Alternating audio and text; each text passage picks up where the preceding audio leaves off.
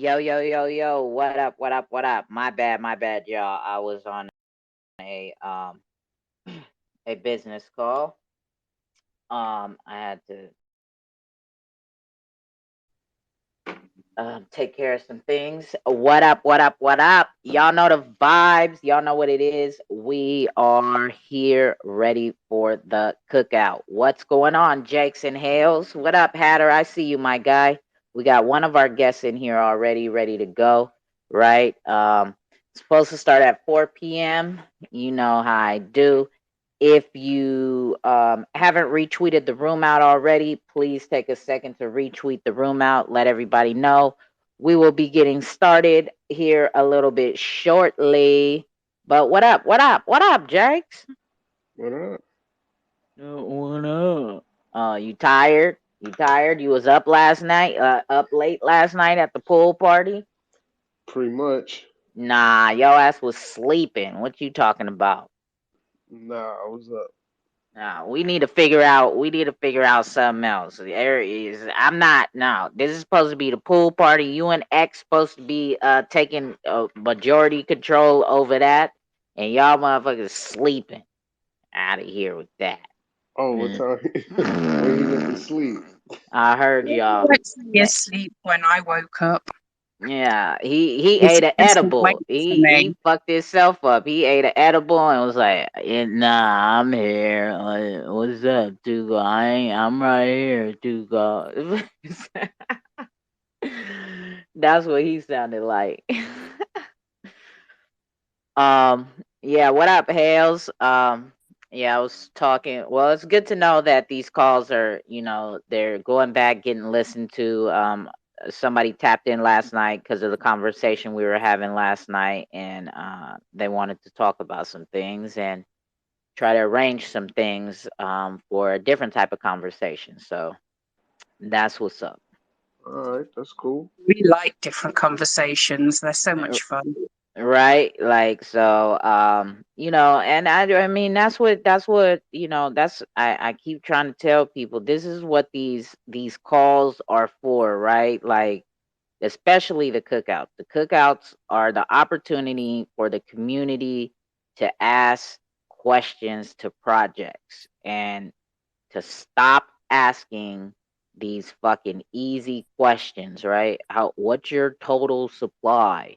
Why did you pick that color for your NFT? Like, who really gives a fuck, right? Like, let's really get down to some nitty-gritties and really kind of understand the project, right? Like, and a lot of people do not take advantage of these cookouts and hit the request button and ask questions. Like, it's, I don't know all the questions in the world to ask, right? But then a lot of things get brought up when we're just chilling in space calls that I end up putting up, after cookouts or after certain topics are discussed on a recorded line. And then when we're just chilling and the line isn't recorded, a lot of conversation comes up. And it's like, why didn't you come to the cookout? You had the opportunity to ask these type of questions to, it may not been the specific project you may want to ask, but that type of question could be asked to any project, and I never thought of that. Like, so, like, I don't know. Yeah, but sometimes some questions come up afterthought. Yeah, that's true too, but I just really hope that people start taking advantage of these situations that we do have, right? Because the difference between, and I say this all the time when people ask me, like, YouTube, 2Cold, like, why don't you do some stuff on YouTube? Because I don't want to. I For one, I'm a bit lazy, and I don't know. I'm not a video editor. I'm not. I'm That's not my lane. I don't want to spend the time trying to edit shit and put nice graphics for the intro and then flip it here to the segue to the next. Like, I'm not doing all of that, right? And then the number one main reason is You don't have a because helmet. Shut up. Not only that, no, because you could do a YouTube, right, without having to show your face too. But it is, the engagement would be completely different, right? The engagement on YouTube would be the community asking questions in a text, right? And if there's enough people in the live call or whatever, the text could be flying and I could miss questions, right? And I'm not really, now I'm focused on reading the screen instead of like talking to the people, and then it's just solely on me, right? I would be hosting an interview, and I'm not. This is what the cookouts are not. The cookouts are not interviews of me interviewing projects. The cookouts are projects coming to talk to us, and I just happen to be hosting a space call. And yes, off of what I hear, since I have the mic and I'm first up, I'll start asking questions.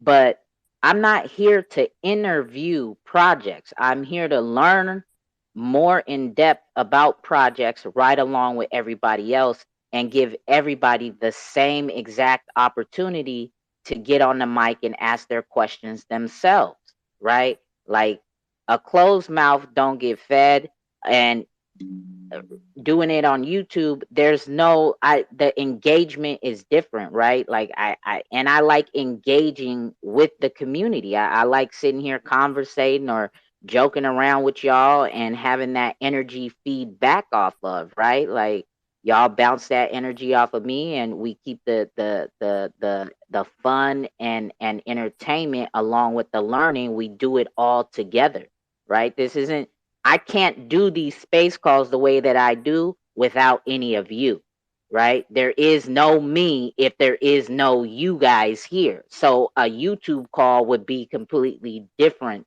to be watching, and that's why I don't fuck with it, right? That's why I just re-record these space calls and throw them right back up on YouTube like that. Go listen to it like a podcast or something. You feel me?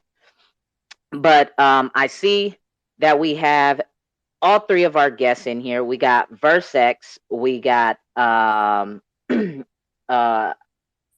XRP Possum, and Qwaken. Is that how you say it? I think it's Qwaken. Quake, or is the Q silent, right? You Or know how Qwaken. the English words be.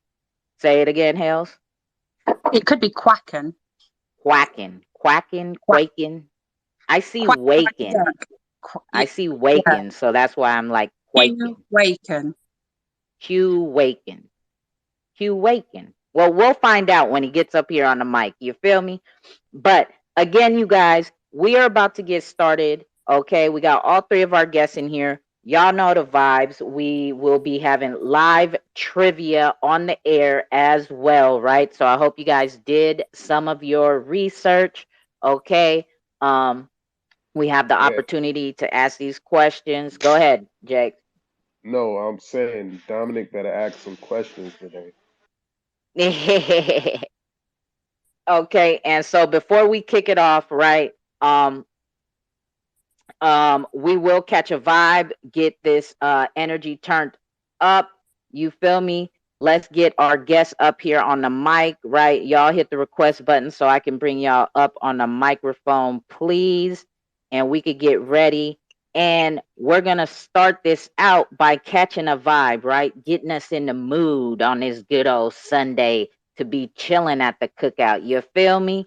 So Is we're it the gonna Two do Cold song? Is it the Two uh, Cold song? Is it the Two it, Cold song? yeah, yeah, you know the vibes. It is the 2Cold theme song that we will be starting this all off with, okay? And while we're catching this vibe and getting ready, do me one solid, y'all. Retweet the room out. Let everybody know on your Twitter page that we are here and we are about to get started with the cookout. All three of our guests have arrived and we will be getting this thing going in a few minutes, right? So let's tap into this 2Cold song and let's get in the mood to be chilling at a cookout. You dig? All right, here we go with the 2Cold theme song, y'all. if my Wi-Fi works, right? It might be broke right now. I don't know. Did I pay my bill? Oh That's shit. okay. You can sing if it doesn't work. You know the words. Oh man, see, my phone won't let me be great. This is some hater stuff. Come on, you gotta be kidding me, bro. That's that. Uh. No music. Right? Well, you know what, Jakes? This is where I'm gonna put you. Fuck out of here. No Toss music. yourselves in the pool. Get your ass in the pool. You feel me? Um, damn, why is this phone not working? Oh my god. I'm about Can to you play break it my through your phone. laptop? I'm about to No, break don't my do that. phone live on the air. I'm Don't telling break y'all the right now. phone. Play it through the laptop. It's all good. Pull up to two. Oh, there we go. Here we go. Where we keep it real, raw, and uncut. You know the phone has been saved. All while getting our learn on. We're all things XRPLs. What's up?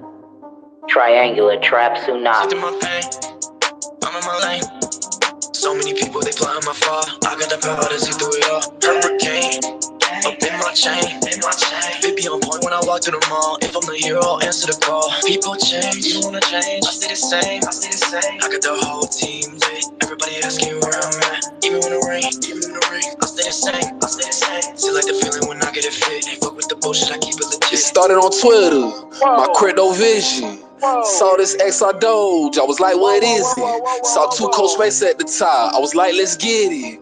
And when I first heard her talk, I thought she was a nigga. She ended up being my nigga. I told her I was a musician, and I can make that XR Doge, whoa, a hit. And that's just what I did. Chillin' shit was lit. And every time my songs came on, she represent. Whoever needed help with XRP, she consent. She was the XR Doge ambassador for a minute. You know that every success story comes a friend that always turn their back, bro. Hoeing, bro. Bitch, that's what they is. I'm in my lane. So many people, they plotting my fall. I got the power to see through it all. Hurricane, up in my chain.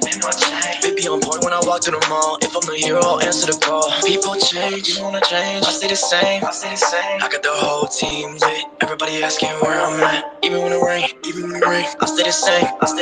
Still like the feeling when I get it fit. Ain't fuck with the bullshit, I keep it legit. Xrp Ledger, shawty is a blessing. She'll bring hell to your ass, but she really came from heaven. Xrp reppin', yeah, we up like 7. She was out for 2 weeks, came back with a few treats. One of them was FKM, so we went back in. X sticks, limb for limb, surgically dissected, wiped out the infection. Warm up the grill, cookout, we resurrected. I'm talking Uncle Neil, X-rated, Becky Coin, the ocean's waving, Sonar Muse, Magneto, a bro ho get in my way, we letting off a torpedo. Triangular trapping so hard, I might rock a speedo. New York ranging to the west coast, just call me Revo. But I'm from the south side, new version of CeeLo. This is 2Cold's song, whoa, my people. We a fan vibe on this ride, learning, laughing, and talking that shit. Not worried about no one else. I stay in my lane. I ain't worried about the numbers, the fortune, or the fame. Cause I ain't a lame. The sun big enough for everybody to shine. Just respect my shine when you see it's my time. She ended up being my nigga. I told her I was a musician, and I can make that XR Doge, whoa, a hit. XRP Ledger, shawty is a blessing. She'll bring hell to your ass, but she really came from heaven. And every time my songs came on, she represent. Whoever needed help with XRP, she consent. She was the XR Doge ambassador for a minute. You know that every success story comes a friend that always turn their back, bro. Hoeing, bro. That's what they is.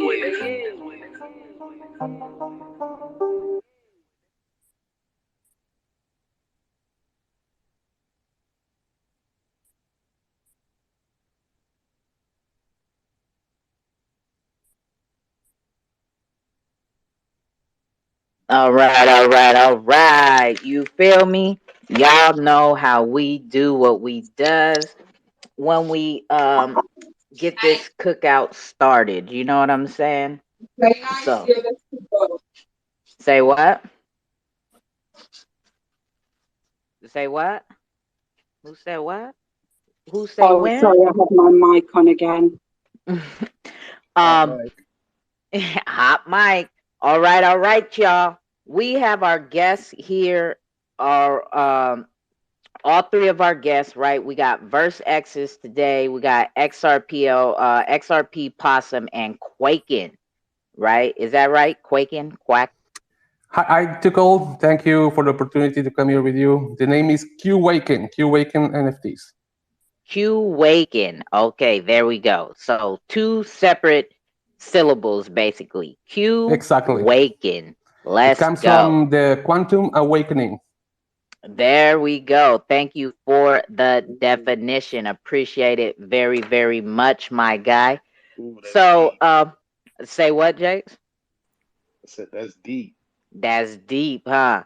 That's All very right. deep. Yeah. The project started very deep, and now it's coming more mainstream. In the last 2 months, we decided to turn it a little bit and to be more mainstream now.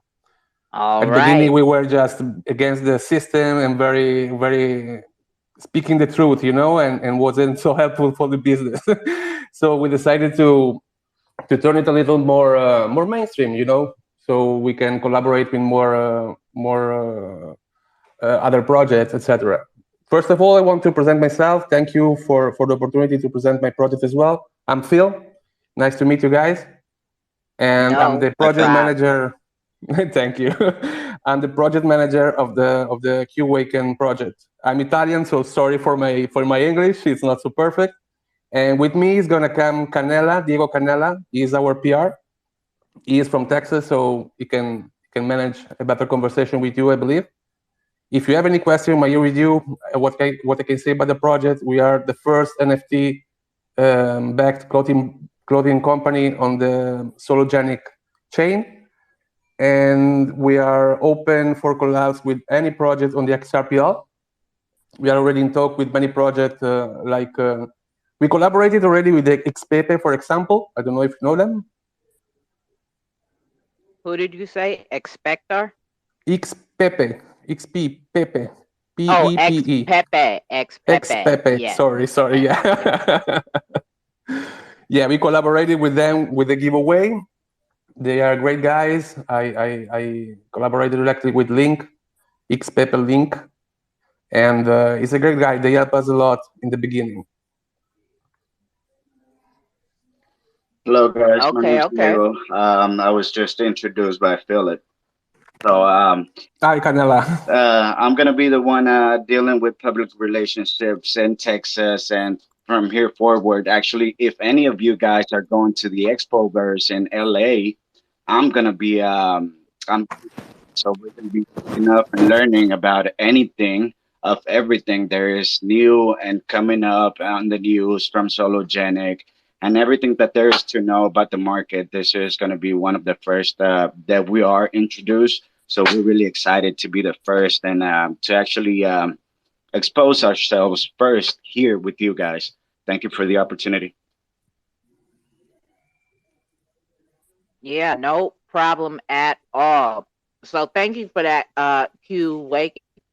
So with that, let's continue, right? So let's get into what Q Waken is. All right. So you guys have never been to a cookout. You guys, I don't recognize you as even just popping in and kind of having an understanding of what it is we do here, right? So at the Right, cookout, this is not an interview and this is not a shill space, meaning there is no time limit, okay? So you don't have to rush through anything. And at the end of it, you know, we open the mic up for the community to ask any and all questions, right? So because we're here to learn about these projects, okay? We don't want to be sold, right? And so there's no rush into it. Like, take your time and educate us on what Q Waken Project is, where it started, where it's at now, and where it's headed. Let us get it. You feel me? Dominic, you better ask questions, Dominic. Gee, thank you, Gorilla. Philip, you want to go ahead and take on, give us the intro of what we're doing? Yeah, absolutely. Let's start with what our NFTs are. Our NFTs are cool hoodies. We are connecting finally the virtual world with the real world. So the first and the main utility you have from our project, it's a real cool hoodie you're gonna receive directly at your home. The second are rewards for holding. If you hold the hoodie, you're gonna receive rewards every month. The rewards are not gonna be disclosed now, but are gonna be very, very juicy. And finally, you're gonna have the access to the Qwaken Club. It's gonna be the place where you're gonna learn about all the things you need in life to be um, to be more self-sustainable, so you can make your own food, for example, how to cook your food as well, and many other things about your business, marketing, your health, etc. So the idea is to create a big community of like-minded people where we can share our ideas and our know-how on how to make our life better first, and share this with the rest of the world maybe soon when they are ready. Who knows? Because it's something really, really, it's for example, I'm Italian. I live really far from home. Since 15 years ago, I decided to move to Mexico. Our company started here in Mexico 4 6 months ago, and now I live in Cancun. It's a big city, and I don't like it anymore. After the pandemic, I understood there was something wrong about the cities. You can't find your own food. You have always to depend on someone else. So, for example, in my life, I'm deciding to move to a small place where I can have a little garden where I grow my own food, for example, my own chickens, etc. And I always work for big companies, for corporation, and this is a big change for me, and for many people, it's something really out of the world. And I believe it's the time to share this knowledge with all of these people, and maybe we can find a way to make understand all the world that there is another way, and we have to follow it. Another thing that the NFT, it's an MP4 about the hoodie. Now we are being minted on the Sologenic network. We are on Xrpl. So we like the visions where they're growing, the type of style. They're bringing artists, they're bringing institutions, they're bringing a lot of value to the market for us not to be a part of them. So we want to take this opportunity and take that big ride, that big learning curve from what the NFT market can do all the way to the metaverse, to real life utilities, and just the whole surrounding idea of what human nature is connected to this digital era. So while Exactly. connected, making money while doing crypto, enjoying what it is and the new quantum financial status and all of this area related to health and how everything connects, we want to use that. We want to jump on board. And one of our main key points, it's actually since we're based in Mexico, we're a club. So we are learning huge by being in Mexico and stepping above, or actually stepping in to the right direction of what freedom is.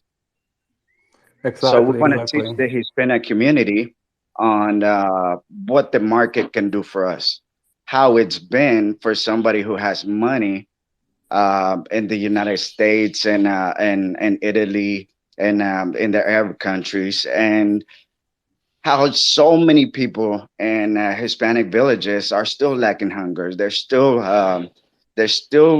so naive to this crypto era, that how can we make that happen? How can we bring that conjunction? How can we access the Spanish community, the very poor community, bring it up to style, and then bring our quality product, bring our NFTs. And actually, too cold, if you don't mind, I sent you the link to the Sologenic network, our profile, and I did send you one of one of the MP4's hoodies NFTs. That way you can get a glance at it and kind of tell us your first expression on what these hoodies NFTs are like. Oh yeah, I seen it. Oh, you know what? Usually I put stuff on the jumbotron, and that's what attracted me to bringing you to the cookout, right? To coming to learn, wanting to learn more about you guys, right? Is I seen the hoodie, right? And I wanted to know, how is this gonna work? Like, it says it's real world and metaverse, right? And we've had a project on here before that said they were the same thing, but at that time they didn't have any images at all of their in life apparel or their metaverse apparel, and we had them on, and unfortunately, right, I off of the hype, I got myself into the play without seeing anything, right? Just off of what I read and what I heard, and the people buzzing in the community, and I invested early, right? And when they did come out with a image, I was personally highly disappointed, right? Because I was like, oh, this is not what I imagined exclusive streetwear, street brand to look like or be, right? So, and that's why I wanted to get you here. It's like, oh, okay, this is going to be kind of the same thing, and I like what I'm seeing right here, right? I And this like is this the type of start hoodie. point. Yeah, there's a hoodie here, and I accidentally I put up next week's guest on the jumbotron. Let me go. I'm gonna go get what you. I'm gonna get one of your tweets off of your page and put it on top of the jumbotron myself too. Um, While you're at it, let me go ahead and tell you about this. Our About a week ago, I think our first hoodie actually arrived to one of our listeners right now. He's DeFi. He's great to the community. He's an early adapter. So you know what happens to early adapters, man. We love to take care of them. And if he doesn't mind coming on board, man, he can actually tell you the type of quality he received. Like I said, he's one of the first investors, the first person who's actually jumped on board. So we are very, very, very, very grateful. And maybe we can hear from him, see what type of quality he received. Oh yeah, let's go for it. yeah, if he wants to come up to the mic, he's more Nah, than he's up. welcome. Oh, He's he's up there. already. Oh, okay, you already took care of it. Go ahead. Yeah, let's Yeah, hear I'm from here. DeFi. Appreciate it, guys. Canela, appreciate that. Got the hoodie in a while back, and it's really great quality. Probably the best quality hoodie I've ever owned, honestly. I believe Qwaken, you said it was made from bamboo, right? Not really. This first release was an all-over print on-demand service with we decided to use because the shipping all over the place is not so easy to find, and the best quality to print on bamboo right now is not what we were looking for. The print is very important for us. It's art first, but we are gonna have bamboo quality clothing very soon in the online store. That's going to be an online store, a fiat store, not a crypto store, and it's going to give benefits to the holder as well. Okay, so let me ask DeFi this. So did you buy the NFT and then got the hoodie, or you got the hoodie and then the NFT? Like, how does Yeah, I that bought work the. as being a consumer or Mhm. investor? Yeah, so the deal is you buy the NFT and hold it for 41 days, 41, 45 days, and then they ship you out the hoodie. Oh, okay. So Nice, nice. so was there is there a token to it, or you just buy the NFT off of Sologenic? Yeah, just the NFT on Sologenic. Okay, okay. So you hold it for 45 days, and then that NFT at some point, will it be able to be used in the metaverse? Now, that's one of the big perks we actually have going on. We love collaborations and we love with first timers. So we are discussing that, and that is on our agenda. Of course, this is really we're still having the conversations fully, so we don't wanna discuss details just yet. But yes, we're open to the collaborations as well. So if anybody else has any other ideas that could go along with this, if anybody else has already seen these designs and like the ideas of what we can do, like you mentioned, if this was going to be its own token, no, we are on the XRPL network, so you can exchange this to solo token, or we will be accepting XRP, but we are on the house of sologenic DEX, so XRPL is going to be the issued token behind Qwaken. Okay, Yeah, okay. I want to add something more. Sorry about the Salogenic. They have been really helpful with us.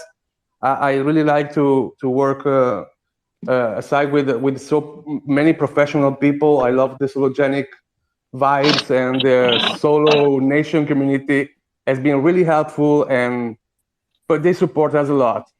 That's very important to say. And thank you guys. Thank you, Solo Nation.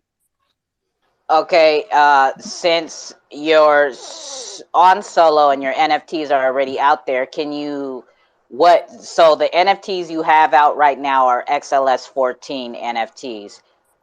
Can you explain to us what that bridge is going to be and how the NFT is going to be converted into XLS 20 once the XLS 20 comes out? Well, we don't really develop the technology, so we don't know yet what we're gonna receive with the XLS20. Our project doesn't need really the XLS20 right now. We're gonna work on it when it is gonna be released. The Sologenic platform is really friendly, so as you can see, the project is really simple right now. You buy your NFT, you receive the physical hoodie, the digital of your heart at home. That's something new for the medium. Come on, it's the Web3 at its most amazing. It's a big vision. Come on, or what you can say about it? It's something different. It's not just a JPG.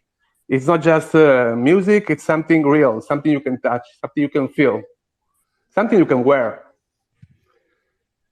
If you got any other hoodie who does that. Yeah, no, I that's 100%, right? But as far as okay, that's the physical aspect, right? And that's great, right? And you have somebody here who has already put their hands on it, who is probably has wore it already and all of that. And like I love to hear that.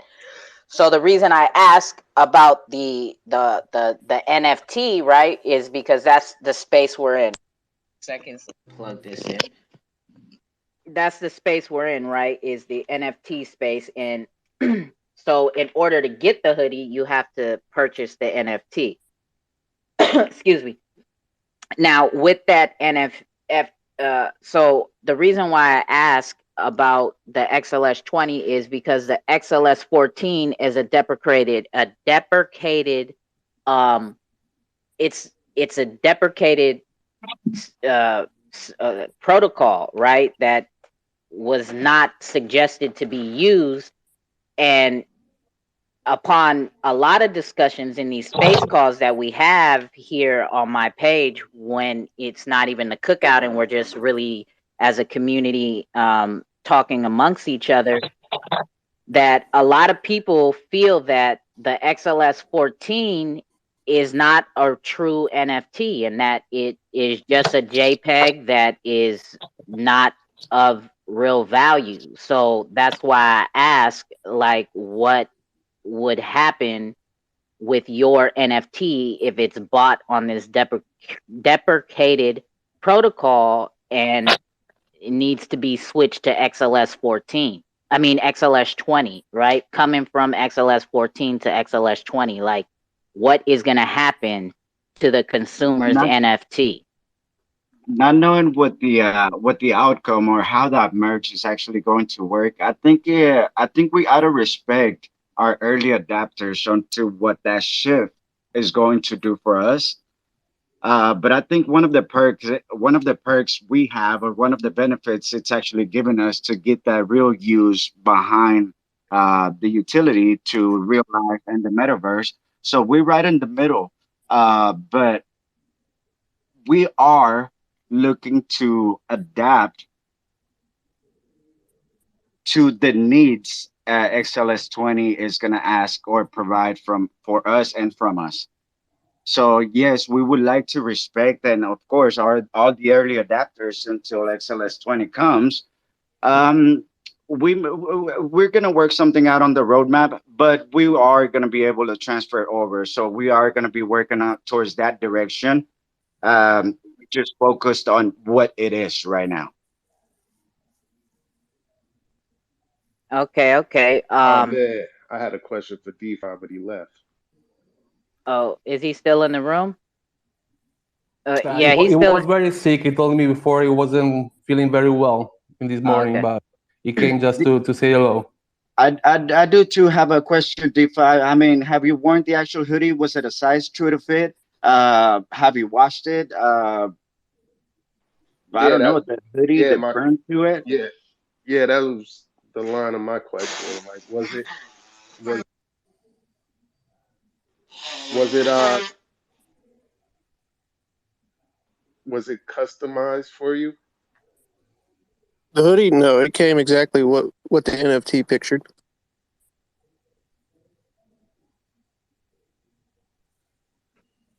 But it's customized. Yeah, there is a number on it, the same number of the NFT. Oh yeah, it's got So the yeah, it's NFT connected. number on the side of the hoodie. See, every of the hoodie it's unique. So we have to choose the best print on demand service to make them. We can make them in bulk. It's something you have to print all over. So it's not so cheap to print as well. It's a good cloth. It's a good garment. You know, it's something you're gonna like. You're gonna want to wear. Yeah, That was like the first idea. We're first of all we are a clothing company. not Okay, so first, okay. Oh, go ahead, Jake. no, I also meant with customized more in terms of sizing. So it was just Yeah. From double XS to double XL, triple XL, okay. So you four And asked four XL. Sorry, four XL. We have the four XL as well. And you okay, know, so there's no worries. I mean, if it doesn't necessarily, or your big size, or you want something extra small, or you want the child sizes, just let us know. Or once you get that going after the 41, 45 days, can you can shoot us an email, you can send a message, and you know what, I changed my mind, I want this color of my actual one, or no, because my NFT character on the metaverse is going to use that same color and I want that same exact hoodie coloring print to it. But being there, and we're going to have that option of, hey, you know what, I want this double XL, or I want mine for my kid, which is going to be yeah, okay, that and that was my concern. Like, do you like reach out, or is it just you know, yeah, So I'll they see you contacted me online. and asked me what Oh, okay, size I needed. Yeah. okay, cool. we do have the Discord already available. We will be updating on our profile. So if you guys want to go ahead and give us a follow, that way you can guide into the Discord chat. And we're still activating channels. We're still in the process of getting to know what Discord is all about and how much potential it can give us for what we're doing. So we're still trying to connect a couple of channels. It's pretty simple right now, but it's a good connected. So come on board. Let us know. Have any more questions? Go ahead. Feel free. yeah, so that's what I wanted to ask. So I heard Qwaken say that so Qwaken is a clothing brand first. So were you guys as a clothing brand in business before stepping into the NFT space, or was it the NFT space that inspired you to make a clothing brand? Can I We answer a started. follow-up question to that before Phil, you get into it? Yes, sir. It's interesting. Yes, Diego. Thank you. I do have now. This is one of the reasons I came on board. I'm freaking excited about what I have. I started working me personally as Diego Canela. I have my own business with 17 Human Nature, taking care of natural products. Now, body soap, shampoo, uh, keratin, hair straightening, styling, for hair salons. So a few perks here and there that I have going on that I've created ever since I had my daughter. So it has a meaning behind of why I created or why I got into the business of the natural, holistic, organic, and all this essential oils style. So I wanted to go ahead and implement everything that I knew into crypto and how can I move that forward with. Now I knew everything. So I found Quantum Awakening and I see everything that they had. I loved it. So we started talking. We had a good conversation, and they brought me on board just because of that. Now I'm dealing with CBD oil, and I'm going to be the first company in Mexico with crypto related assets that carries the best brand of CBD oil. And we're going to try to implement that based on me. Now we have a lot to work, yes, but we're so excited. And that's one of the reasons we are here because I've seen a retail store somewhere in here with you guys. So we're really excited to be in this chat in this space. Thank you for giving me, Diego Canela, the chance to be here with you guys and to Q Awakening for creating this whole idea of the hoodies and the quantum awakening era. So he can tell you a little bit more on the experience, and maybe he did, maybe he didn't have the story. Let's hear it. First of all, we just started with an NFT project. We were a brand before, an online brand. We were really focused on on a little niche of the market, and wasn't going so good, literally bad. So we changed to this new NFT project because we believe a lot in what we were doing, and we wanted to jump on the train. It's something new. It's something we wanted to learn first, and what's best when you can do it.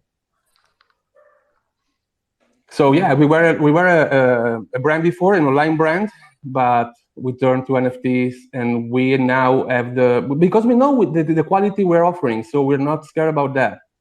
And we had some knowledge about 3D design, and my wife, it's a fashion designer, so everything went really smooth from the beginning. But we just got started 3 months ago, so it's something really new. We are changing things on the road, and I can tell you more about the project, but the project it's just that right now. You can get a really cool hoodie and be part of this community and these projects and help us build it up. Something big is going to come up from this because we are already in talk with big projects on the Sologenic decks and even in Xrpl.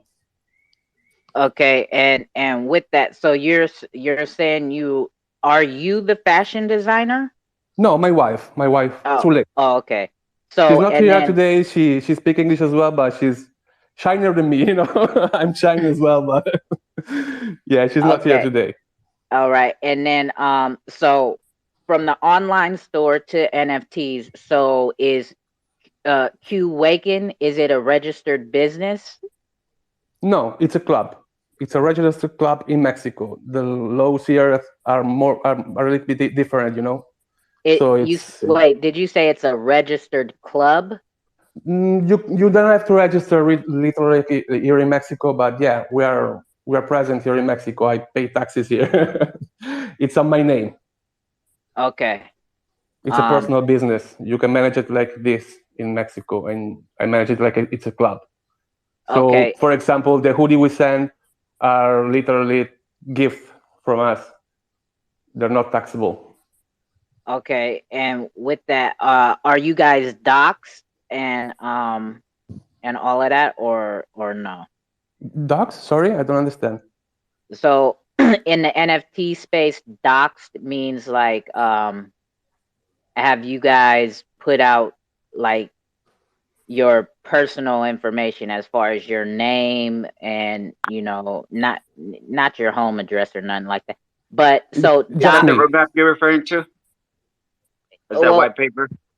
yeah, so the white paper is that's leading, that's what your project is and where it's going, like your milestones and what you intend to do. But Right. being doxxed means like revealing who Ah, you docs. are Sorry. should, Yeah, yeah, yeah, yeah, yeah. doxxed. Yeah, yeah. I'm public on all over the place on social. My real name is on LinkedIn. You can find the link to my LinkedIn in the website under the Feel Q hoodie. And yeah, I'm the only one who's giving the face right now because we live in Mexico. You know, it's better like that right now. Yeah. On the Sologenic network, we did get verified, so we do have to go through all of those phases of getting Yeah. documented. I'm pretty sure that's what you mean, and yes, if we are, you can see that our account on Q Awakening NFT Sologenic network, it is verified.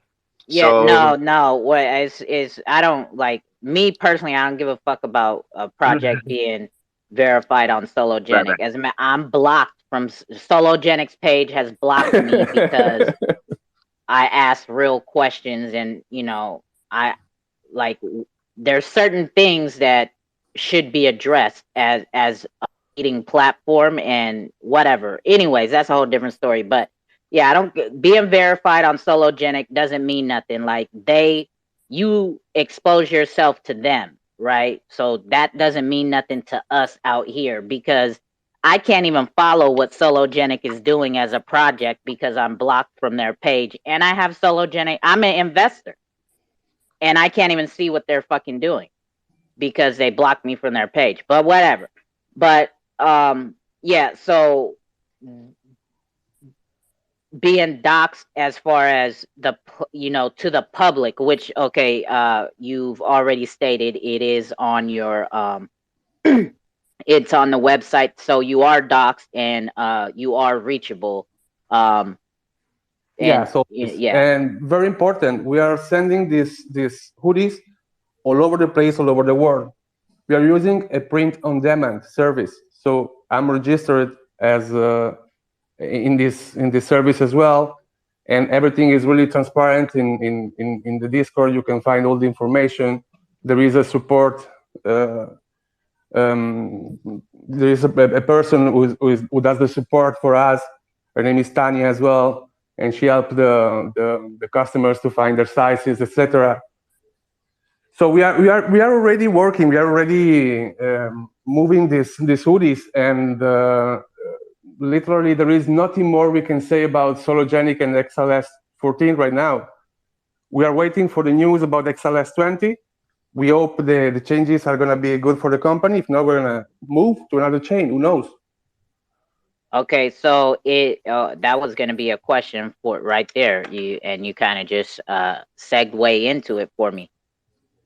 So if XLS 20 doesn't have, is it, if it doesn't happen in a timely manner for you, or I don't know how to ask it. So you guys would look into possibly leaving the whole XRP ledger or multi-chaining? Like, would you guys? Multi-chaining. That's it. That's the word. As far as Multi-chaining. right now, we are really focusing on this project, so we know it's Yeah. going to work. While merging, that's going to be between there and Sologenics era of actually does the merge actually work? Being XLS 14 to the XLS 20, does that work for everybody, or does that work for the music industry, or maybe just video guys, or maybe not NFTs at all? So, Oh, we are looking into options, but one of the reasons of why we want to do this is because we can integrate so early and adapt to any network or any collaboration thereof from both worlds. So whether it exists now or can come up for the real world use or for the metaverse or for retail stores online, um, we are open. As far as right now, we're very focused and we're hard to believe that this is going to work for us. So we do have a good vision, a good roadmap to work and follow along with. Now, Could there be other options? Yes, of course. We would like to consider a lot of them, whether one works or the other one fails. But we're focused on what we're doing, that we know that we are going to make a change on what we want to have with this vision. Now, Okay. is the network going to let us? Hopefully so. Okay, and with that, uh, say XLS20 does drop, are you guys only going to stay on Sologenic, or are you guys looking into other marketplaces on the XRPL as well? Well, Sologenic idea is to be interchain. So we want to stay in Sologenic. We believe a lot on the project, and we believe Sologenic is not going anywhere. And the Xrp is going to be the Phoenix, you know. So we are waiting. We are waiting to this bear market to end and to enter the golden age. Okay, so basically it sounds like you guys don't look like to be looking into other marketplaces on the XRPL, just solely Sologenic. We'd love to collaborate with everybody, all interchange, but I think Sologenic is going to pull through.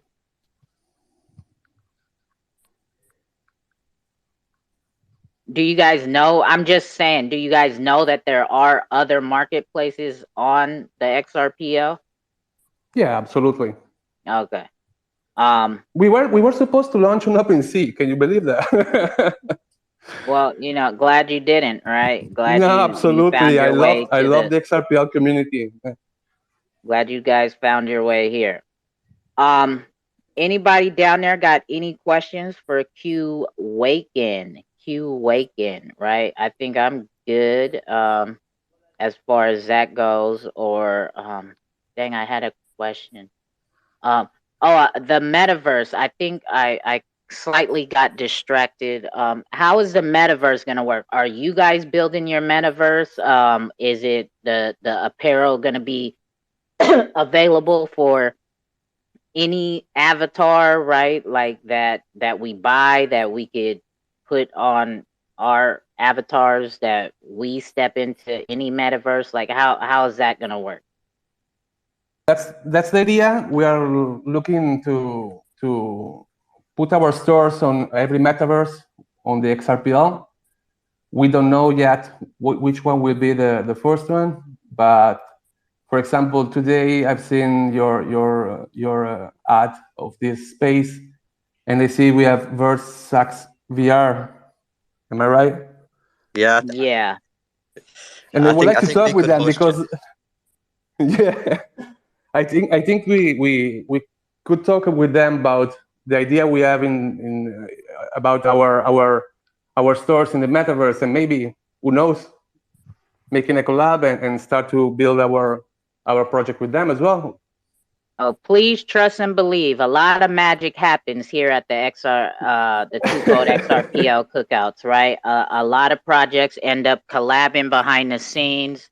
I also know a lot of, you know, I intertwine with a lot of projects every week. So there's definitely a lot of places that I could point you to as well. Well, But thank let's you for get giving these. us a chance. Yeah, I see a couple of hands being raised, so I don't know if they got a question or they're ready to speak up. Yeah. Let's get to these questions. Let's go with Wolf of God, then we'll go to OC, and then Hatter. Yes, hello, and thanks for having me up. I just wanted to say I was looking at the hoodies, and they look amazing. I'm just wondering, do you guys have like a clubhouse also, so you guys can gather in real life and things like that?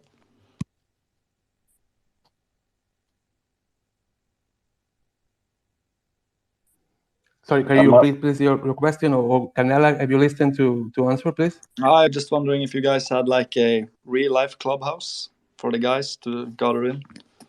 Well, this is a bit of a news, but yeah, we're working on something like that. You guys want to come to Mexico already? Yeah. Maybe on the beach, yeah. As I told you before, I live in Cancun, so we are in a place where it's always holiday, and we're looking for something like that. We are looking to open a real club. That's why I told you the idea is not just a clothing company. Now it's more than a club. It's more than to gather the crypto investor we want to involve with the project, with this new way of life. But yeah, we have the idea to open a proper club on the beach in Yucatan, Mexico. That sounds amazing. Tell him that. All right, let's go to the beach, fellows. Yes, we're getting a couple of lands. So, man, you asked too deep of a question. That's what these cookouts are all about, right? We don't want to know why you picked pink for your color of a hoodie, right? We want to know the nitty gritty of what a project is really doing, right? So let's go That, to OC. that OC, was my really Thanks, guy, go good. That ahead. was really good. thanks to Cold. Thanks, guys. Quick question. I showed up a little late, but I'm really interested in maybe if you can do a quick overview of what your project is about. I'm sure I can have some questions. I'm sure I'll bring them up. Yeah, not a problem. Welcome on board, and we're happy to have you here. We are an NFT club. It's a one-to-one NFT as far as right now on the Sologenic network, meaning you are gonna get an actual real life after holding for 45 days. That way you don't just come in, flip it, and just make your money because this is the project of where we're going, the vision, the roadmap, and white paper is really freaking cool and awesome. Um, so as far as right now, it's gonna be a one-to-one ratio of the NFT on an MP4, and you get to choose what style of hoodie you want. Now we are based on the Sologenic network, so it's XRPL friendly. Cool. And you're integrating these closings into metalware. That's one of the collaborations we're working on. It is on the future map. It is ahead. Of course, we can't disclose who or what collaborations we're doing. But yes, that is going to be one of the options. Oh, okay. So it's not something that's currently being worked on, but it's definitely in the roadmap. How far in the roadmap is this? See, I'm telling you, you got the good audience already asking deep questions. Um, I believe this is going to be after the first 45 days. That way, that's going to give us plenty of time after launch. That way, we can disclose further collaborations. That way, we can start with phase one and two, which is going to be keeping you guys happy with the quality of our product. But when you say the first 45 days, are you saying of XLS 20 dropping? Like, what do you mean the first 45 You days think of the? you think it's going to be after that? Well, can I answer the question? I believe it's going to be next year. We have to see before what the XLS 20 has to offer, and we have to see where we're going to open in the metaverse. We are not going to open on all the metaverse. Right now on the XRPL there is only the Ledger City, I believe, and Equilibrium Games is working on something. I don't know if I'm missing someone else, but there is not so many options. Yeah, the one But that anyway, that's Alex. different because sorry, it's an I believe the file you can use for the metaverse is not really so much connected to that NFT. You know, you can connect it after if you want, and it's something you're going to use there. So it's not so important for us to decide right now. Anyway, this is the second part of the project. Right now, we are focusing on the physical clothing more than NFT. When Okay. we see where the market is going with the metaverse and which one is going to be the first important one, because there are none right now, we're going to focus on that as well. All right, all right. Thank you, OC. Hi, Hatter. Go ahead, my guy. Yeah, hello everyone. You hear me all right? Yeah. Hey, Good. awesome. Yeah, OC actually answered or asked the question I was about to ask pretty well. And then the answer was good, but I'd like to add in that there is another I could say quasi or somewhat metaverse style game that's out there is Xrpcraft, that is also utilizing the Xrp Ledger.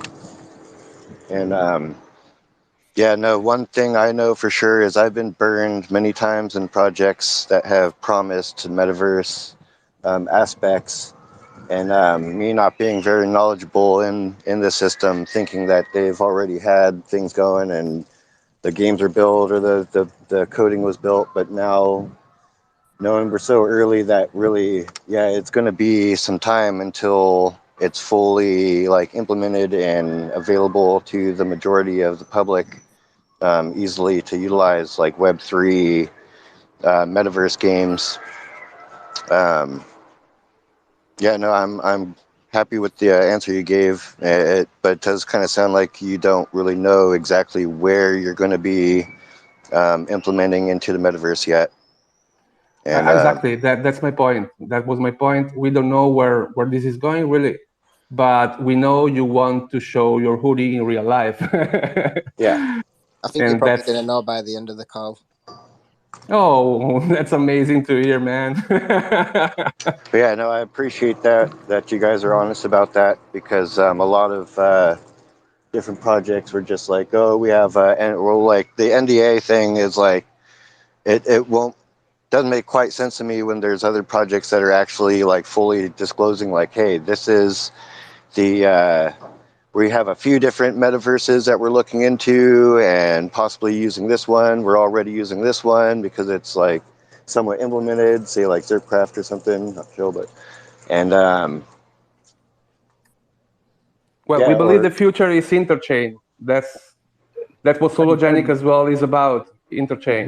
One of the yeah, things there is that interoperability, yeah, exactly.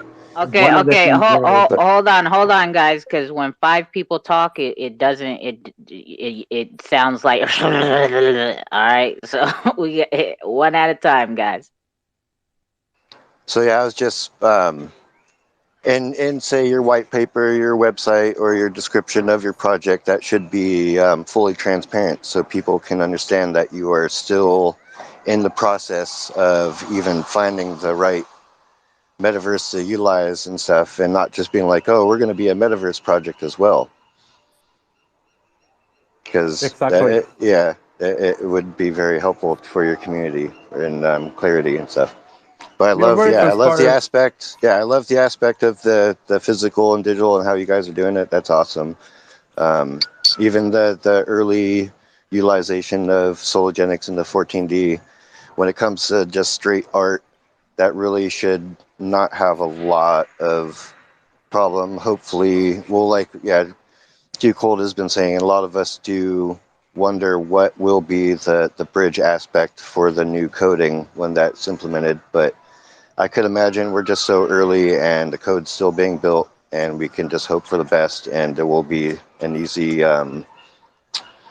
accessible and usable way for us to change over our old NFTs to the new coding.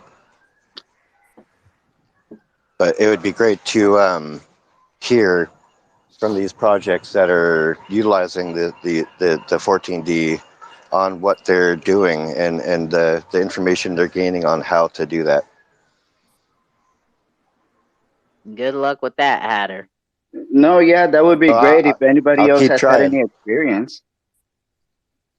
You know what the shifting did for them on ETH, on Cardano, or any other industry that you guys have worked on, or any experience, or maybe you have a different aspect of where we're going and you want to, shoot us a DM.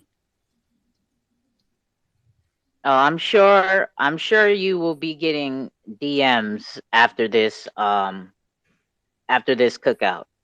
And like I Thank said, you again to a call. Thank lot you. Thank you. a lot of magic happens here, and networking is the name of the game here. So I this question just popped in my head as far as the physical NFT part of it, right? So I get the NFT, hold it for 45 days, I get the hoodie shipped to me. Now, what if I want to flip the NFT, the digital NFT? Like, what happens to the hoodie, and does the future hoodie? I mean, does a future NFT buyer also receive a hoodie? Like, how? What's that? What's that aspect of the part of it? Well, again, we have to wait for the XLS 20 to be released to decide about that. By now, the idea is you're gonna keep the hoodie, and you are gonna be able, if it works like OpenSea, you're gonna be able to sell it, and we're gonna be able to receive a royalty and to send another hoodie to the next holder. That's the idea, but we don't know how it's gonna work, So so it's pretty difficult to explain right now. so Uh, the hoodie is gonna be when somebody mints it the first time. Is the hoodie included? And in the second sale, are you selling the hoodie after the fact, or do the new owners, I guess maybe out of the commission, maybe I don't know, do they get it for free? Exactly, it's out of the commission. That's the idea. Again, we don't know about the XLS 20. If it works like OpenSea, that's the idea. So we're going to receive some royalties from the second sale, and we are going to be able to send the hoodie. oh, okay. So basically, the lifetime of the digital NFT, as many times as it's flipped, is as many hoodies as you'll send out to the Something new like that, owner. but you are not going to want to sell your hoodie, and this is why. You're going to have benefits all over the time, all the time from the club. Your hoodie includes two perks, very important. One, it's a little stake of something like core or something like sologenic, solos, XRPs as well, EQs. So your hoodie is gonna mm, take value with time, you know. We hope so, and you're not gonna want to sell it until you're gonna flip, or you're gonna want to sell to someone else. So you're gonna sell not just the hoodie, not just the project, but your stake as well. It's pretty difficult to explain this part. Sorry, I'm not very familiar with the English, but maybe Canela can be more specific. Okay, thank you for letting me chime in. Um, how convenient or how difficult can that be for one of the buyers? I mean, what would be more respected from you guys, for us to actually take a royalty or just give him another hoodie? Well, the problem is that what if the market price is lower than the production cost of the hoodie? Now you Wow. guys, now you guys are putting out of pocket money to supply a hoodie for, let's say, just talking numbers, it sold for 10 XRP, and it costs 20 XRP to make the shirt. Um, how is that going to be feasible? Sort of what I'm thinking. Now on our back end, that's why we're gonna try to do our best that our investments doesn't become a gain right off the bat. Now we are expected to pull out some of those gains, invest it onto a good movement coin, pull out the profits, enjoy the profits, take care of our customers, take care of our clients, take care of our club, take care of our early investors, the early adapters, everybody who wants to chime in. Of course, they're going to be taken care of. Now, this is going to be based on, can we do it? Have we done the right homework? And is our team actually up for it? And I think Phil has gathered up the right people to take care of just that. So Well, I'm gonna be the in California. I'm gonna be in LA, finding out a lot more details on this Expo verse. So I'm getting a VIP from Sologenic. So this is gonna be a great way to actually have a lot of the answers for you guys. What's the expo verse? NFT Expo verse in California. Ooh, when's that? That's gonna be 29 to the 31st at the end of this month. Are there still tickets available? I'm pretty sure they were, and they were pretty economic. Let me check it out. Thank you about Are, that. are you in California? Yeah, I'm in Orange County. Well, let me know. That way you can actually check out the quality on the hoodies that I'm bringing. Yeah, that'd be dope. I mean, I'm Yeah, definitely go interested. OC and report back to us. Maybe 2Cold can sponsor part of the trip, huh? I'm in for that, man. If you Man, want to put it and chime in too. yeah, I would sponsor part of the trip if the cookout was sponsored and I was being paid, right? Then I could definitely sponsor you. But again, I don't get paid doing this, right? I'm Because it's kidding, what I 2Cold. like I'm to kidding. does. Well, maybe we can make a 2Cold hoodie. Who knows? I'm never opposed to gifts. Trust that. Yeah, let's get the 2 Cold hoodie. Cold ice and cold face emojis. If you want to know what I like, right? When you speak of too cold, those are what represents me. I got my own logo too. If you want it. Awesome, awesome. We're gonna talk about that. Let's DM. Well, thank you. That No, was shit. thank you, guys. That sounds dope, right? So, anybody else down there got any questions for Qwaken? Yeah, it's like I said, I seen the NFTs, I seen the hoodie, and then I was like, how does this work, right? You get the NFT and the hoodie.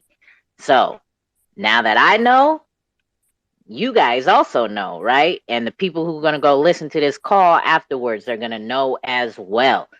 So, again, I find a lot of diamonds in the rough. You feel me? So understand this. You go look on Quaken's page right now. Look at how many followers they have, and remember where you heard them first. Okay? I don't I give a love fuck. it. Thank you for that. Yeah, I don't give a fuck what influencer fucking puts it out afterwards. Y'all gonna start appreciating that I find a lot of diamonds before they become gems to everybody else, okay? So understand that. Again, anybody have any questions down here in the audience, hit the request button, bring you on up. If not, we got to keep moving on along because we still have two other guests. You see the difference between a shilling space and the cookout, right? We don't XRPL want to. awesome had a hand up. I don't know if they had a question. Who? XRPL, Possum? yeah. Oh, Possum. You got your hand up, Possum? Come on, guy. You know the vibes. Hey, about this Expo verse. Wait. You always do that. Hold your freaking horses, OC. Go ahead, Awesome Possum. Yeah, I got a question. How many NFTs are in your collection? Oh, There's that gonna was be a a good total one. of there's gonna be a total of 1717. Now, of course, we are expanding the designs. Which ones did you like right now? Have you seen the profile? I checked out some of them, but yeah, no, I was just wondering, like, are you going to add more NFTs? Are you going to, yeah. Right. We're working, like I said, it's gonna be a clothing. It is a clothing company. So we are gonna. We're revealing too much on this call, man. Cole, you're too cold for it. That's how we like to do it. We like to know what is going on. We get a Just lot of know that the exclusives here. freaking utility that we have for this is fucking awesome, guys. I mean, you guys gotta get on board right now is the time. Let me know what colors you want. Let me know what designs you want. I'm pretty sure we can talk to Phil and say, Phil, hook me up. So, Absolutely, guys. Absolutely. Please DM us and let's have a conversation. Let's have a talk. If you have your own project, please, we want to collaborate with you. I know the Xrpl Possum, and I love them. You are very, very friends with XPEP. XPEP. Yeah? Xpepe, yes, for sure. I They're love those awesome. guys. They're awesome. Yes, and shout out to ex Pepe. Ex Pepe is actually um who pointed me to you guys, right? And I get distracted, right? So ex Pepe did he is the one who put you guys on my radar, right? And then that's when I started digging around. And it took me a while before I reached out to you guys, but That's because I get easily distracted. But when he did DM me, I did start digging around and yeah, noticing the hoodies and all of that. So shout out to Link over there at X Pepe. Pepe Le Pew. All right, OC, go ahead. Interrupt now, my guy. I found my answer. I thought it was like a convention specifically for metaverses, but no, it's just for NFTs. All right, so I got a question. nah, Jake's can't ask no questions. You're banned from asking questions, kid. Yeah. Um. Shoot, you gonna throw me off of my question. Yeah. So, how long before the next edition? I guess. Hoodies. You know. The next release. The next release will be Yeah. the 17th of this month, maybe, because we are in talk with a big collab. And if it goes through, we have to wait a little more to finish the new designs for this collab. We're not gonna mint just 71 like we planned. We're gonna mint maybe many more. I want to answer two more questions. I listened before, and maybe you haven't the answer yet. Well, are just 3 of the design in 9 of the colors. There are gonna be lots more of design and lots more of colors. About the number, only 1,717 hoodies will be proactive. And I don't want to disclose too much about this, but proactive is going to be a huge perk. So proactive is the collection that's out now, basically. So the first collection. Exactly. Okay. Exactly. And the hoodie on fire are proactive. The say that again. The hoodies on fire are proactive. The hoodies on fire are proactive. Energized, with the energized in the. Okay. Wait, I'm lost. So they're very cheap for the perk we are offering, and I can't disclose too much, but it's gonna be the best perk of the project. Okay, so Jakes, if you go to the Sologenic profile, you'll see the hoodies. Like some of them, well, no, they all have like fire around them. That's what he's talking about. Yeah, right now all are proactive. Okay. So once the next release comes, they're not gonna be proactive anymore. Like I don't. They're gonna be mixed. 71 are gonna be proactive again, maybe more, maybe less, and many more will be normal hoodies, normal cool hoodies. Okay, and I guess last question is so like how long before the next release after that? Like are you doing it every season or like? That's the idea, yeah. Making something like 3, 4, 5 seasons more, and when the online store is gonna open, that's gonna be a game changer for us as well, because we all gonna benefit from it. And having all these collabs and all these projects on board with us is gonna be amazing. You're gonna find all the real merch with real art, real design, a real brand behind your own NFT. Yeah, I just want to second that. That is XRPL community is one of the best in my opinion. We're just so together. Everybody's willing to get involved and help, and learn from each other's mistakes as well. So I love the XRPL. Yeah, me too. All right. I think are we good, guys? We good with Qwaken, right? We got that was a lot of information, right? And if you guys didn't just hear what he just said, right? They have revealed a lot more than they planned to right here on the call, right? And that's what comes with asking real questions, right? Not just simple questions. When you dive down and you really want to know what a project is about and what they're really doing, and you ask real questions, you get real information that can possibly, they end up revealing a little bit more than they plan to, right? Like, because it goes along with a hard, real question, right? And these are the type of things we as a community want to know, right? So, Wait, Dominic didn't ask no questions, so yeah. we take a So, yes. That's one strike. yeah. So, yeah, thank you very much. And again, if you guys don't know, there is no Qwaken token, okay? Excuse me. There is no Qwaken token. They're not utilizing their own token, right? You can go on Sologenic and buy the NFT with your XRPZ. You feel me? And that says kind of a lot, right, about this project that's new to the ecosystem, and that's kind of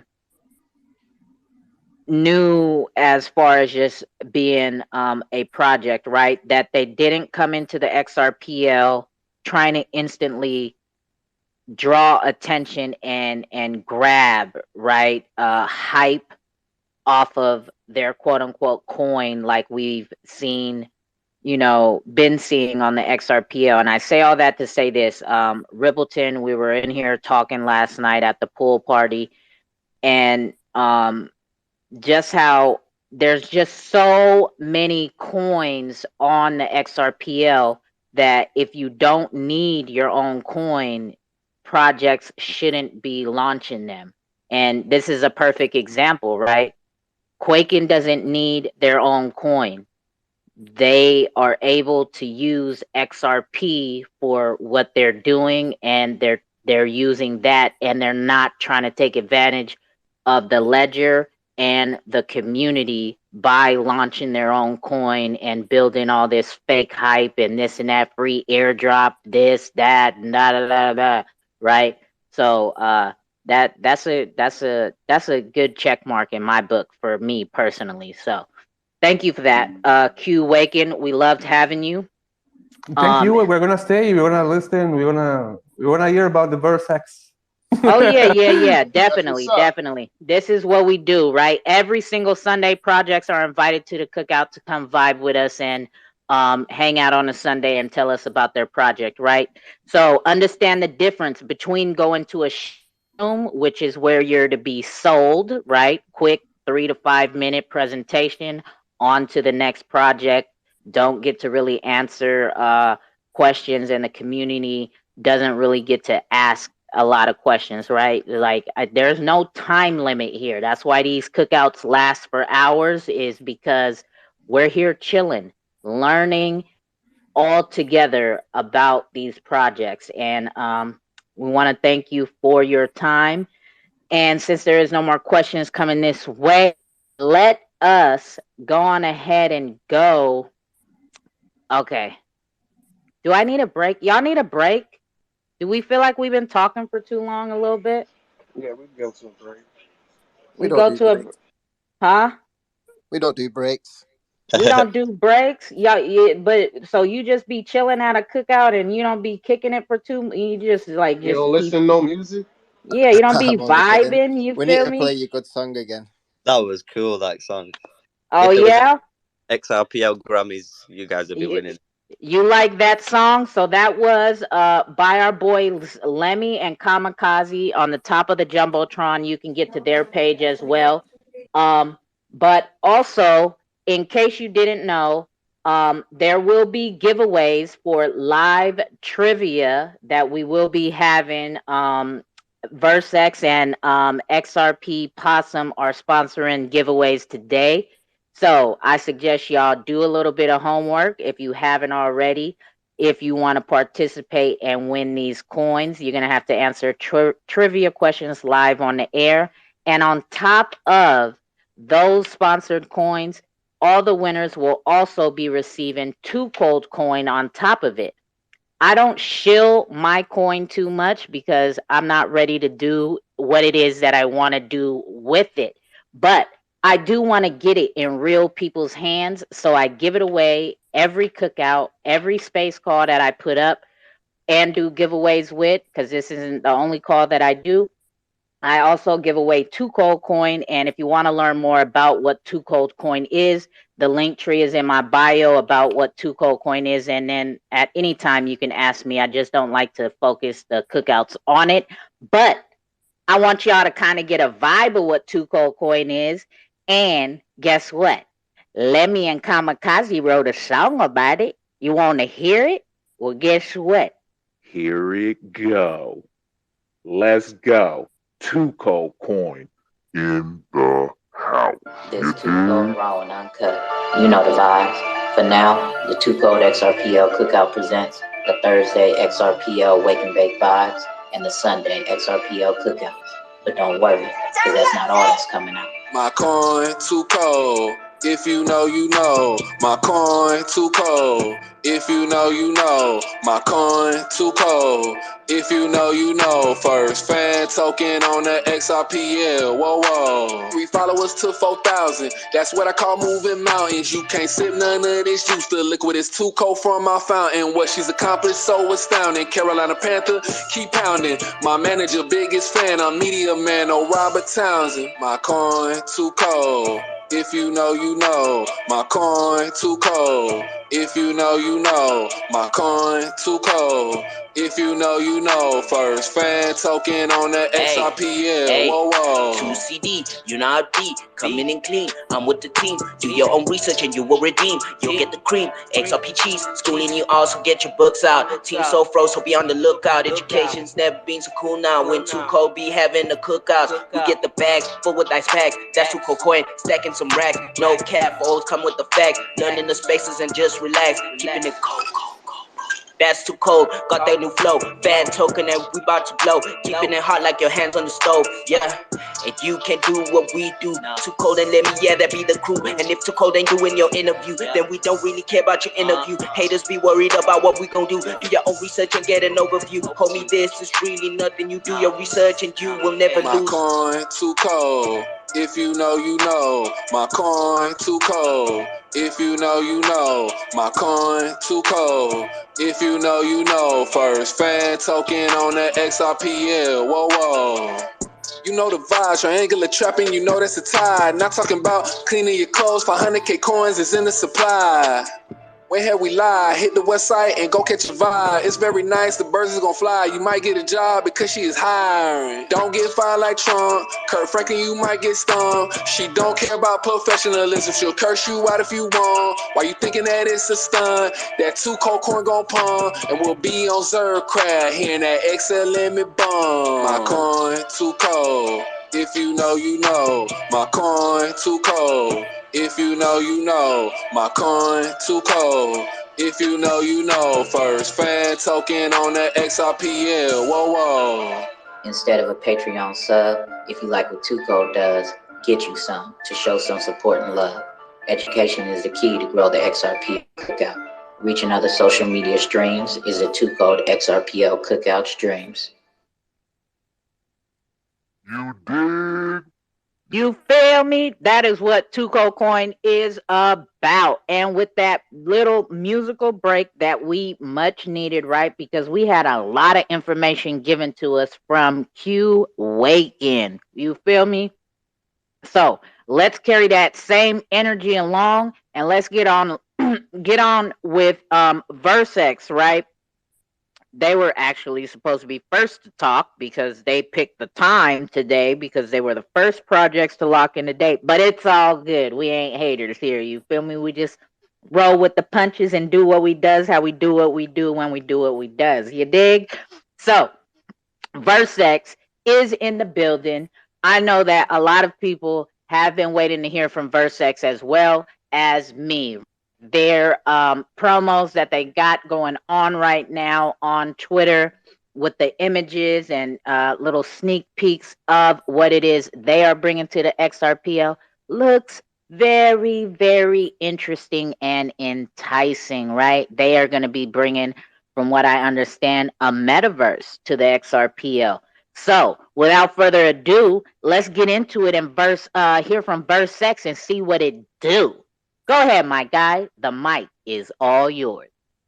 Hey, 2Cold, thank you for having us here, and thank you for Qwaken. That was a great presentation. I want to say your project seems really promising, and obviously we will DM you back later on partnership opportunities as well. Obviously, we'll have to find out a bit more about your project and a few other things, and then we'll be able to discuss that. But yeah, I'm the founder of Versex. My name's Zaid. I'll introduce Versex a little bit so you guys kind of know what's going on. So Versex is an open world PC game set in a futuristic metaverse. So it'll be based in 2050. So it'll be, 30 years ahead of time now. Ooh, Probably so like the we Jetsons, basically. Like we're gonna really be playing with Jetsons type stuff in the metaverse. well, there's going to be some really cool stuff, but you're going to find out soon anyway. It's probably a bit more advanced in 2050, but that was the date that we set at the beginning, but we've kind of progressed a lot further than that because of our minds. So yeah, the Versex, it'll be based on NFTs and minting on the XLS 20.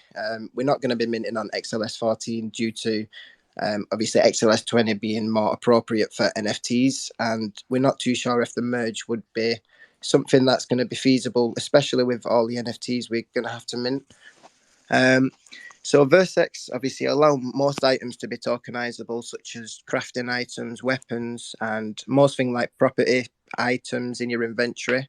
So you can either sell them on the marketplace or trade them or rent them, sell them to another player. Obviously, we do have a native token, which is XVR. So that will be used as our whole in-game currency. That will be used pretty much as our whole across our whole ecosystem.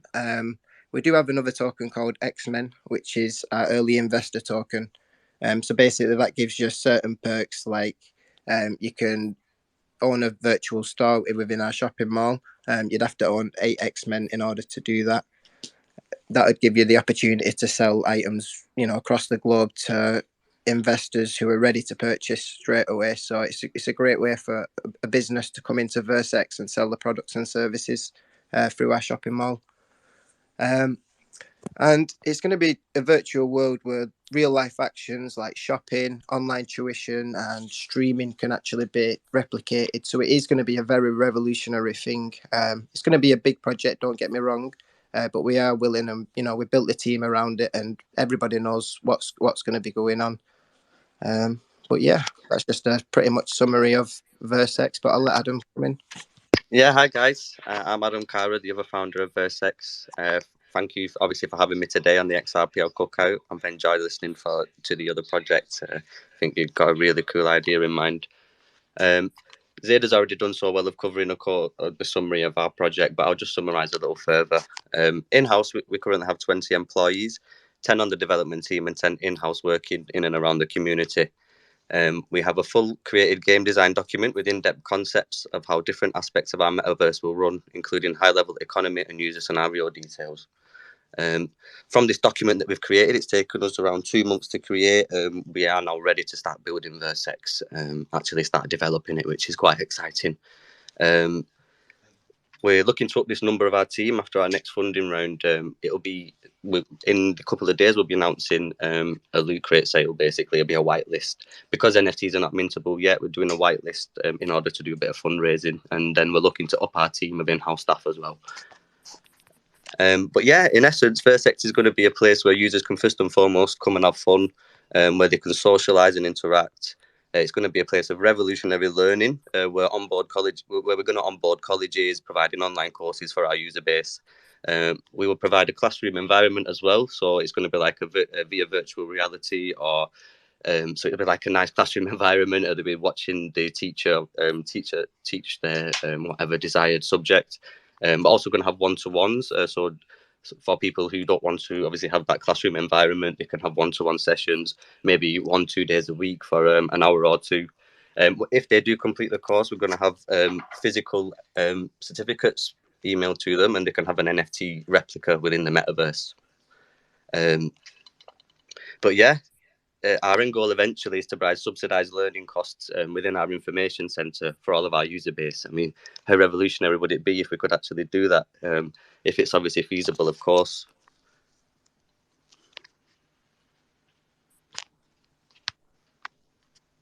But yeah, that's it for the summary, really, for now. Okay. So with the metaverse, with the NFTs, are the NFTs like the characters? Because I see characters, right? Like kind of like the expectar characters in a sense. So are those the type of NFTs that the Versex is minting? So what you have to understand within Vertex is there's going to be many NFTs with many different utilities. The characters are kind of your entry into Vertex.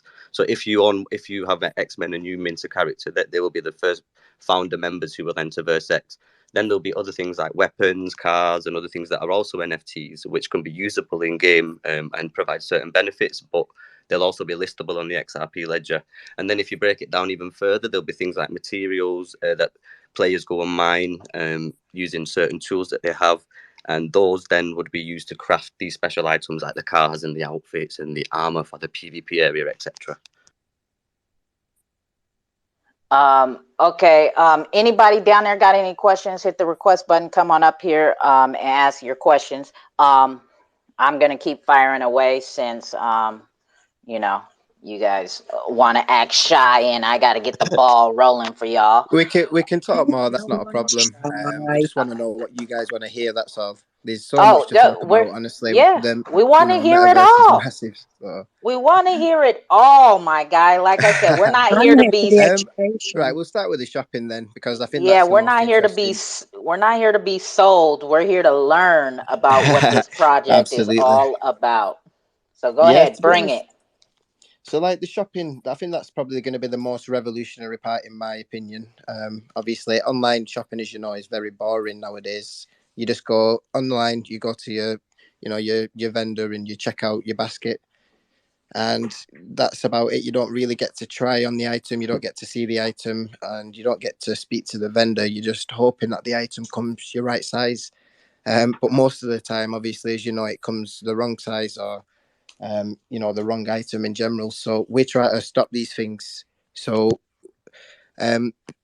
yeah, we're looking to implement some form of technology that where the user enters their height, size, and then they'll be able to pick through a couple of body sizes depending on their physique. And then once obviously it knows their physique, then it can give them the desired size and show them how it would fit on that mannequin. So you can actually see it basically fitted to your size.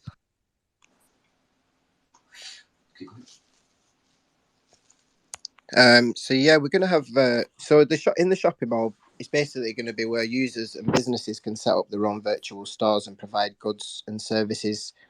So pretty much you can sell whatever you like, as long as the 3D model can be updated to the Vertex engine.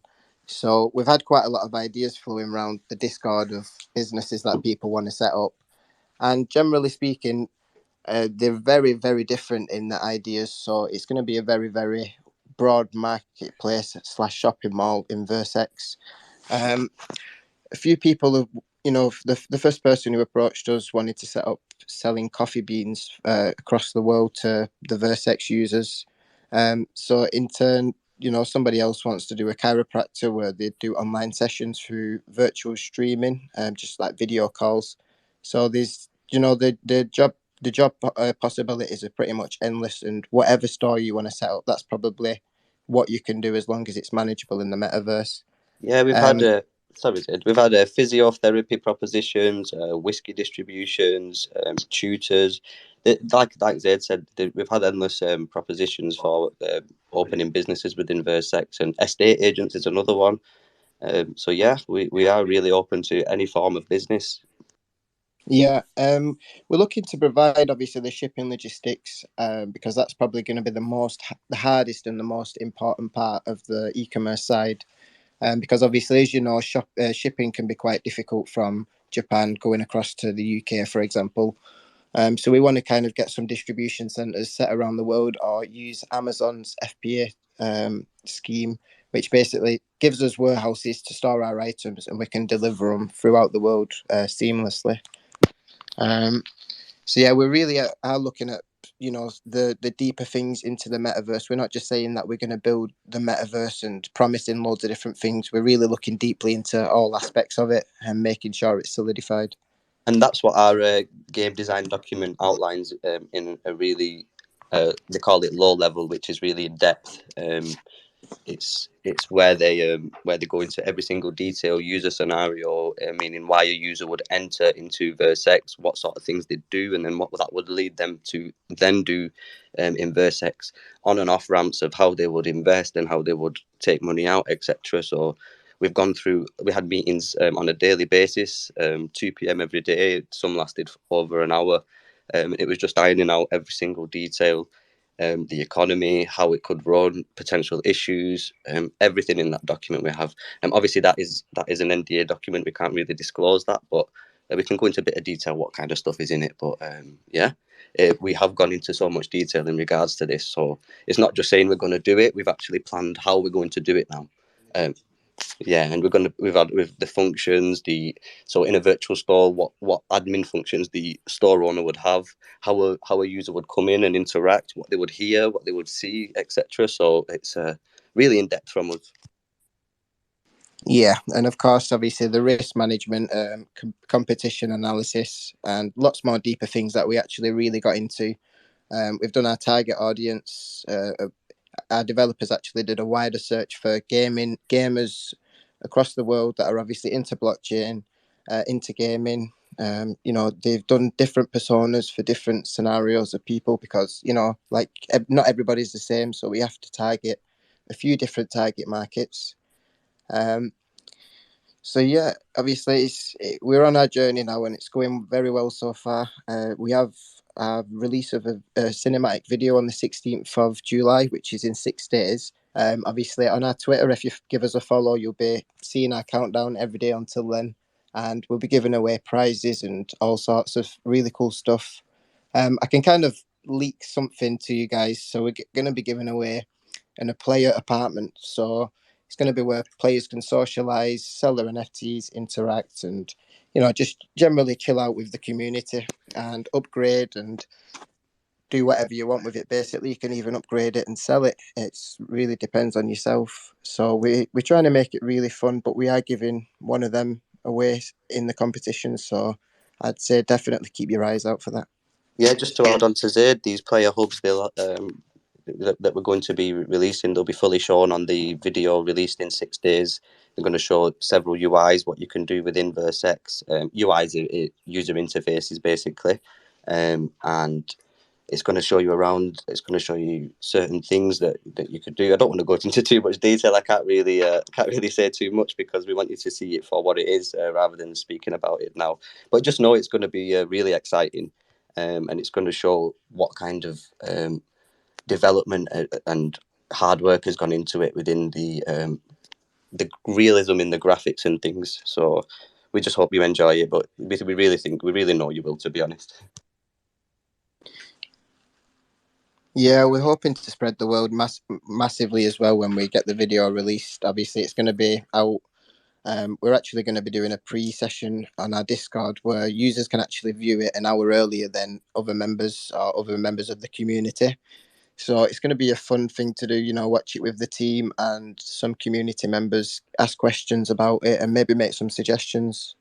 So it's going to be quite fun. Just join our Discord if you're interested in that, and join this Saturday at 6 p.m. English time. UTC. We deal with so many time zones. As 2Cold's knows, I actually thought the AMA was on Friday, but it was today. But we're ready at all times anyway, so that's not to matter. But yeah, just to probably go into a bit more detail, VerseX is going to be a place where users can where they can socialize and interact. It's going to be There's going to be competitive gaming and bounties for rewards. There will be tournaments and leaderboards in this.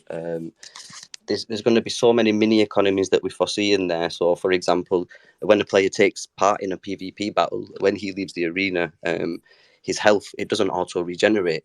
So with the core tools, there'll be players that would be gathering fish, and these fish, as soon as you receive them in your wallet, they'll be NFTs, so you can list them. We're going to let the economy decide the price of everything as well. It's not going to be anything pushed from our side. So we had to kind of foresee a split within the economy. So we're going to get some sort of like fishmongerers, for example, who just come in the game to use their fishing rod to collect fish to sell to the PvP players who they need it because there's no other way for them to replenish their health apart from waiting 24 hours or unless they've gained a power up in previous times. But so there's so much that depth going into it. We're trying to make all different parts of the economy interlink. So we're trying to provide all use cases for our items. So the NFTs are not just going to sit in someone's wallet and be stagnant. For example, they're going to be fluid. The economy is going to be fluid. People are going to want to get rid of their items and in turn use their XVR. So this is essentially the play and earn economy, which is inverse X. So users will come on, they'll use their core tools, level up their core tools, and in turn they'll be able to mine for better items, and these better items in turn will provide better benefits for the user. Whether they use it or they sell it, it's going to provide better benefits because the tier is higher ranked. So it's not just going to be a metaverse, it's going to be fun to play. People are going to come just for the play to earn. Some people are going to come just for the e-commerce. People are just going to come to learn, but we're trying to make each individual aspect fun to play. But if you want to embrace it as a whole, you can do, and you can come and you can craft and earn, and you can use your items in the PvP area, earn some XVR, go to the shopping mall and buy some stuff. So in that situation, 3 people have benefited with XVR: the person who's selling the fish, the people who's won the bounty, and the vendor who is in the shopping mall who's received the XVR. 2 people have received a physical item or a digital item that they've bought, and the store owner has made 2 sales as well.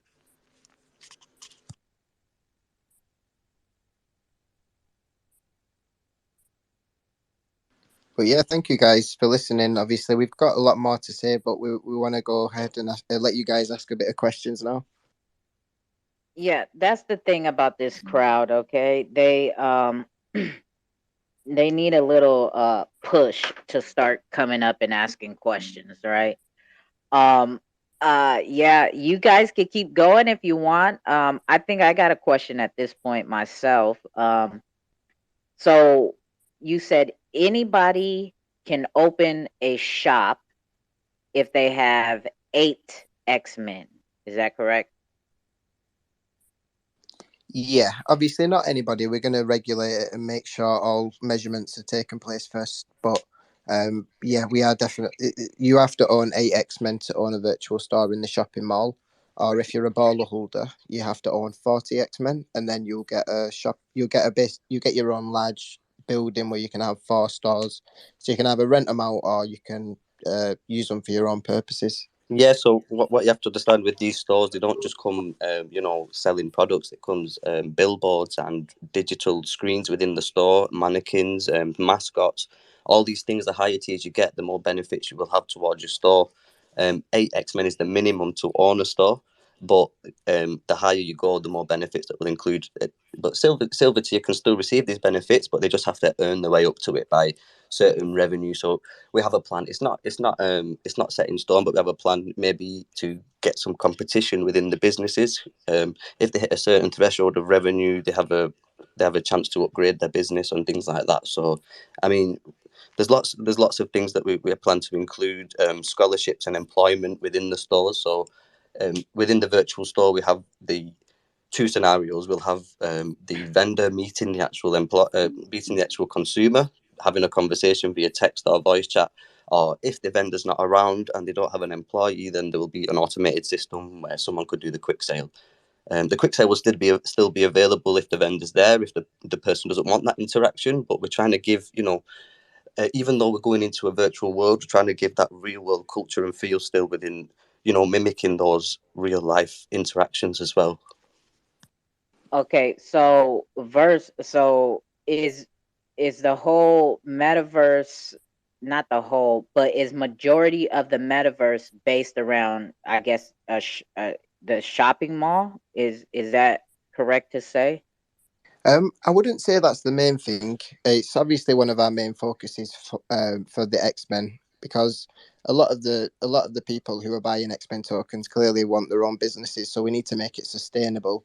and we need to, attract people from all different angles. That's why we're adding the crafting mechanism, the university. We've added so many different aspects to attract users from all different scenarios to create one sustainable world. Obviously, the shopping mall is going to be so self-sustainable because we're going to have gamers who are actually playing the game and making money on the game. So it's just going to be the whole sustainable world, basically. Our Okay. ideal end goal would be to have these larger brands within our metaverse, within our shopping mall. Using our advertisements and things like that. Um, that is our end goal, but that's just one of our main elements. We see ourselves as having a couple of main elements. So the information center, like Zaid said, the mall, the PvP area, crafting. We want all these to interlink. So, like we said, it intertwine. The user would craft. Then they'd be able to do the PvP battle. If they didn't want to do the PvP battle, they could sell their crafted items, claim the XVR, go to the shopping mall, etc. So we try, even though they're all good in their own aspects, some users might just come to go to the shopping mall. They just want to shop. They don't want to take part in gaming. They have no interest in that.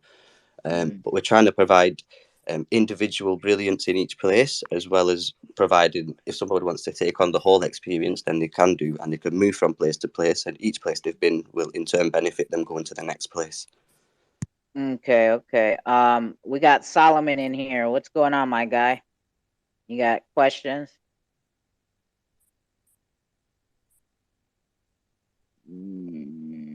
Oh, sorry. Sorry. I was on Versex's website.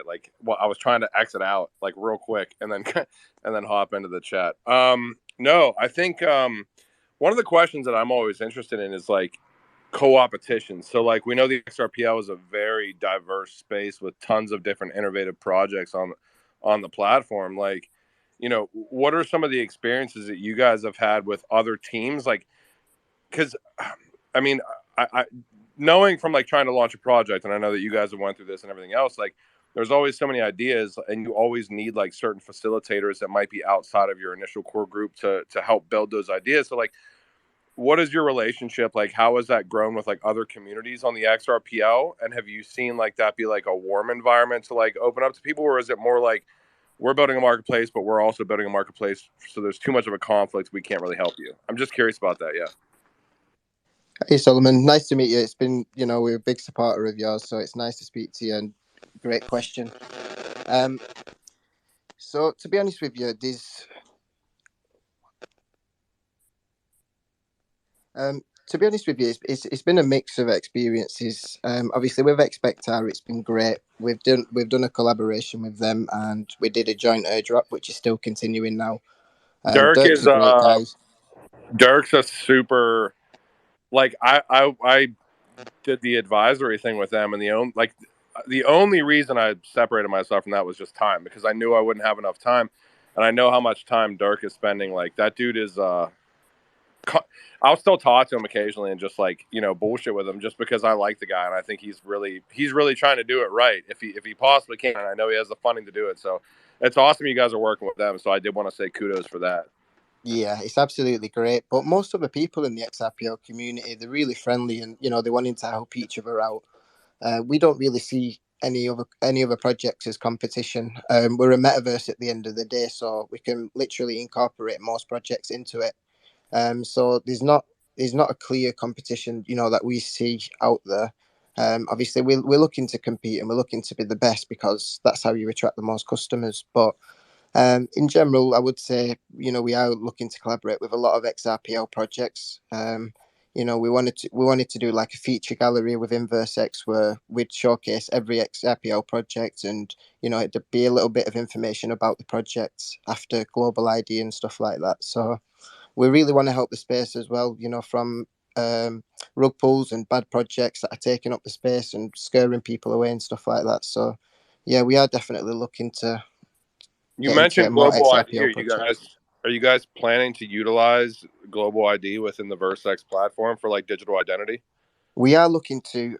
Russ, a member from our team's actually been in contact with global ID, so we are looking at that aspects as well for verification. It's awesome. Because Okay. obviously it can be bad what can happen in the metaverse. You've heard so much FUD and so many bad stories about what could happen about child this and child that. So it's something that we really want to take care of and make sure we're not getting targeted for being that sort of metaverse. Yep. I think it's about keeping people engaged while also trying to do things the right way, which becomes that really is kind of the question, isn't it? Keeping people or keeping the community engaged while trying to make sure that you're doing things in a safe way. So, yeah, thank you for answering. Appreciate it. Absolutely. Thank you for asking. Yeah. Thank you, Solomon, for asking your questions. Now also with the so I'm sitting here listening and thinking, and I hear a lot of in-game play and shopping mall and buying and this and that. Will there be real estate in there as well, like houses, apartments, things of that nature, art galleries, and all that stuff? Like, to say somebody didn't have a shop, a physical shop or material shop, and they just had NFT collections. Is there places for art galleries, like NFT galleries and all that? So yeah, we plan to incorporate a little mini That NFT was going to gallery be my question. where they can, where they can showcase to their friends their NFTs on the XRPL. So um, even if the transaction hasn't taken place in Versex, we want to be able to import those into their player hubs and things like that. So yeah, in regards to the NFTs, we plan to showcase them there. In regards to the real estate, we don't plan to link it to the real world as such, where I think that's more Expectar's expertise. But we do plan to have plots of land in the game, player apartments. The plots of land wouldn't be so. Yes, they could be where a large company wants to purchase a whole district and sell the plots of land themselves. These plots of lands, they have various use cases. Some would have homes, some would have mining abilities. So you'd have like a couple of trees, a couple of rocks and stuff where the player would get extra materials from their land. So it would benefit them in the crafting area. Some would be like an armory where the players could every so often add materials in, and they'd get a special bit of armor back, and that's only exclusive to their piece of land, etc. So we have a lot of ideas, and each thing that someone will buy, we want to reiterate that it'll have so much utility, and that a player, even if they don't want to do one thing with it, there'll always be something else that they could do with it. So we don't want players to feel like they've got assets that are locked and they can't use. We always want to give a utility for our currency, our in-game items, and also our materials. Oh, a lot of moving parts. A lot of moving parts. Anybody hit the request button? Go ahead, Hales. Yes, so you were talking about having distribution centers for real world products. So lots of people like the idea of setting up businesses, especially new people who don't quite understand how everything works in terms of paying tax and VAT and how to properly set up a functioning business. Would you be providing that kind of information for users, or is it just anyone can come and set up a business in the metaverse and they have to kind of figure their own way around it all? Thank you for your question.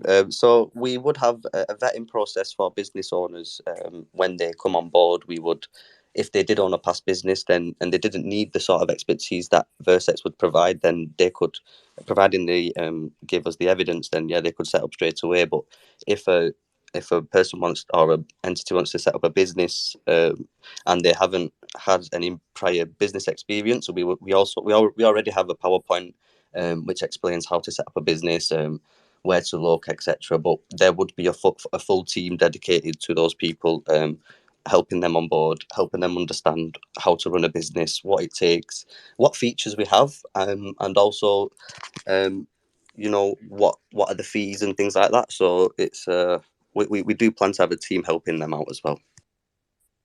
So in essence, you've got a team of business advisors who could talk people through the right tax they should be paying, VAT on if they're exporting and importing? I would say that's you'd have to do your own due diligence for that sort of stuff, because we can't really do tax jurisdiction. It's tax regulations in at different jurisdictions, because it'd be quite hard.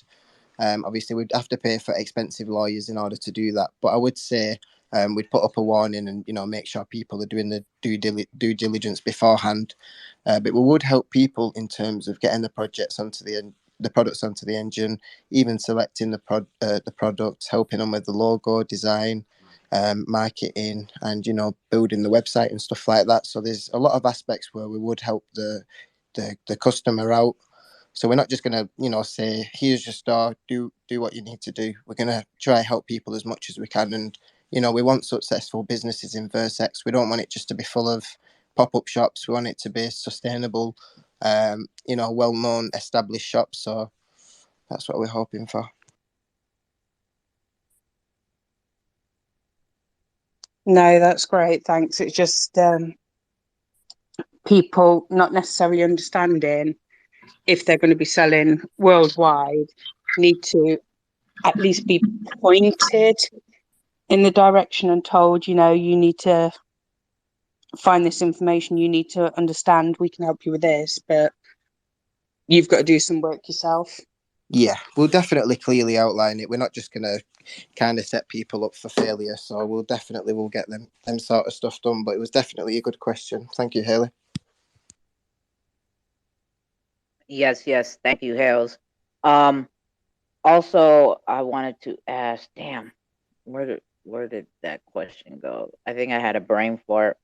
Oh, so the X-Men is your X-Men coin is the NFT is one of the NFTs that we can mint, right? So an X-Men coin is one NFT. Now with the XRV coin, can you buy NFTs with uh can you buy X-Men NFTs with the XRV coin? So it's XVR coin. So basically, it's going to be the NFT that you purchase with X-Men is going to be only exclusive to X-Men. So the tiers you can't get elsewhere, because it'd be pointless having the token X-Men. So basically XVR is going to be the just in-game token, and the X-Men is going to be the tier holders. Obviously, the XVR does have benefits as well, but it's not going to have the same benefits as X-Men to cross over. We want it to keep it separate. So if you look at X-Men as our early investors token, these will be given certain, like we said, the tiers that will have certain benefits. The benefits will only be, as soon as the game is released, those benefits will no longer be they'll no longer be accessible by any of the users. They'll be locked to that NFT.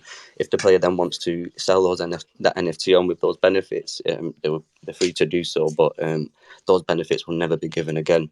The XVR benefits as well. They will the tiers will be locked at the MVP start phase. So that basically it's an incentive for players to hold our token and to have faith in us and invest. We're very, very transparent in our Discord. We're always relaying information. In the future, when game development starts, we plan to have an event every week where the development team, they'll put a presentation together and people can come in the Discord, join the live event and watch the presentation from the developers, so you can actually see what's going on and how it's been developed. And we think that will be a great incentive for the investors, to keep them engaged, not just the investors, the community as well. They can see what's going on, and that's what we want. We want transparency, and we believe Xrpl, it offers that transparency because every transaction will be done in XVR, which is reflected on the Xrp Ledger. So anything that goes, any malice or misconduct, we can always track, especially with global ID and KYC.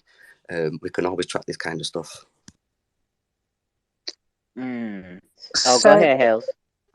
So with all the moving parts you've got and the potential number of transactions that are going to be happening, do you have a validator node, or is it something you're planning to do or rent? Or Yeah, we're definitely going to be getting a validator node once we start minting NFTs. Obviously, it's not something we're not overusing the ledger at the moment, so it's we do want to contribute to the ledger. We're all for that. We're not just wanting to take from it. We are planning to run quite a few. As many as sustainable for us. Obviously, it'll help the community out, and we don't want to just be overloading the blockchain. With uploading NFTs and not being able to give anything back for it. We want to save some XRPL for everyone else as well. I should hope so. Yeah, that was a good question, Hills. I was gonna get right to that. I was gonna ask that as well. Now, Sorry, beat you also, to it. yeah, that's all right. That's what this is all about, right? Also, Yeah, with this. oh, Sorry, huh, I go was going ahead. to say, it's quite expensive to run a validator node, so it's not something that every project can just do straight away. You'd have to, plan for it and fundraise for it accordingly. To be honest with you. Yeah, I Yeah, think. Sorry, forget.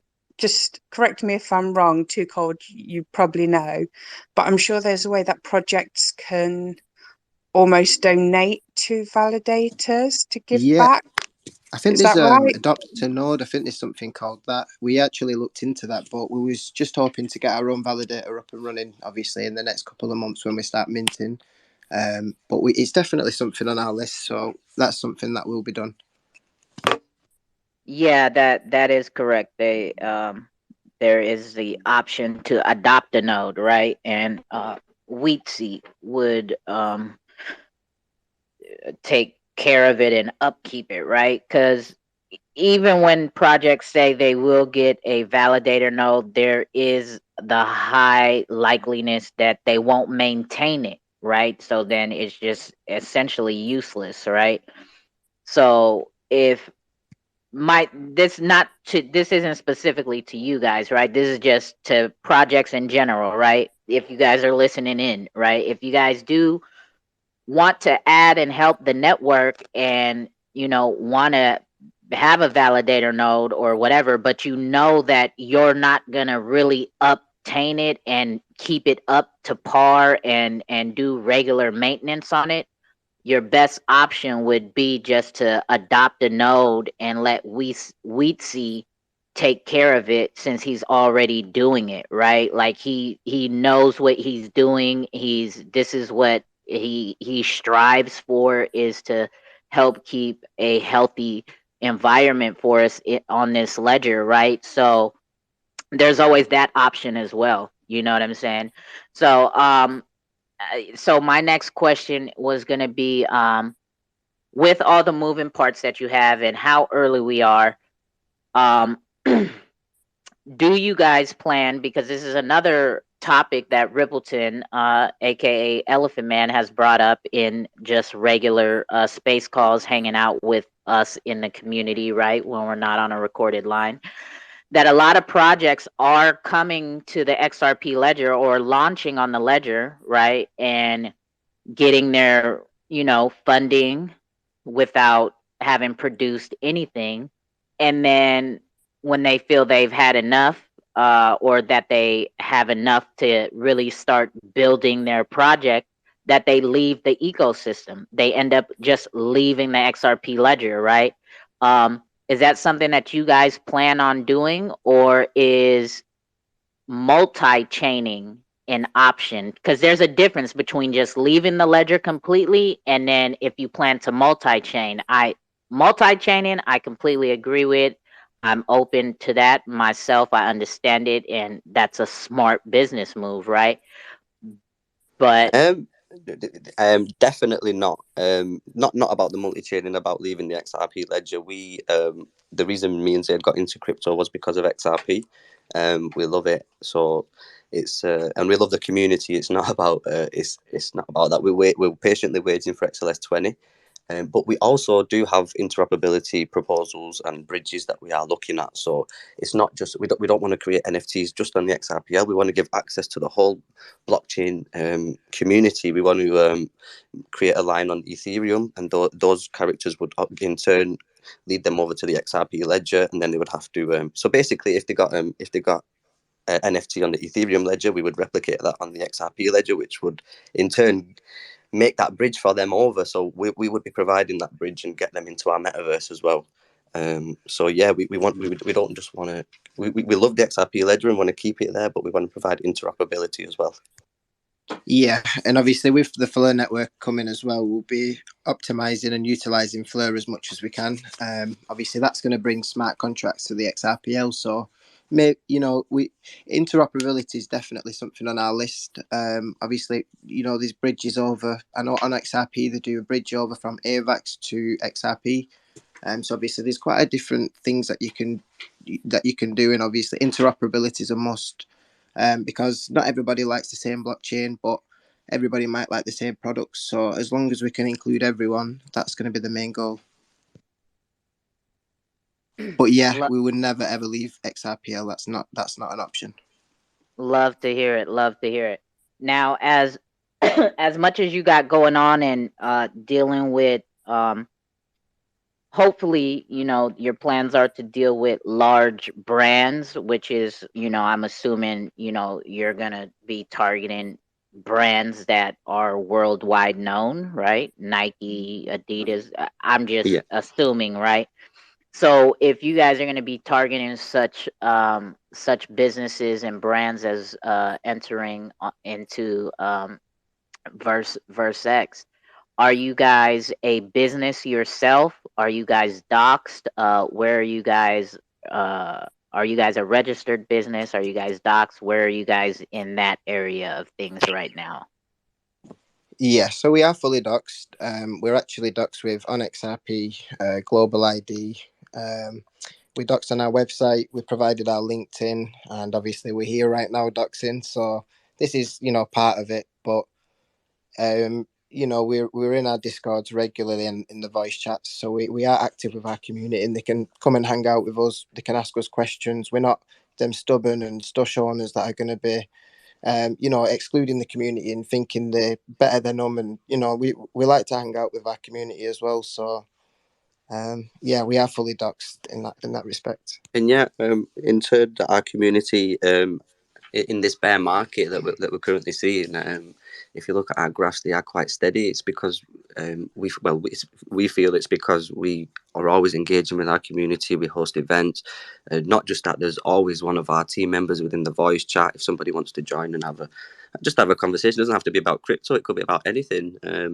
Our team are always there. I mean, I know one of our CEO Phil, he loves Star Wars. I can't get my head around it, but he loves it. Yeah, so there's a lot of conversation about Star Wars sometimes. So yeah, we're just here to speak, and we're just here to educate people about our project. So if you feel we've not covered anything, or you don't really want to ask a question, just come in our Discord and ask us. So we're definitely willing to answer.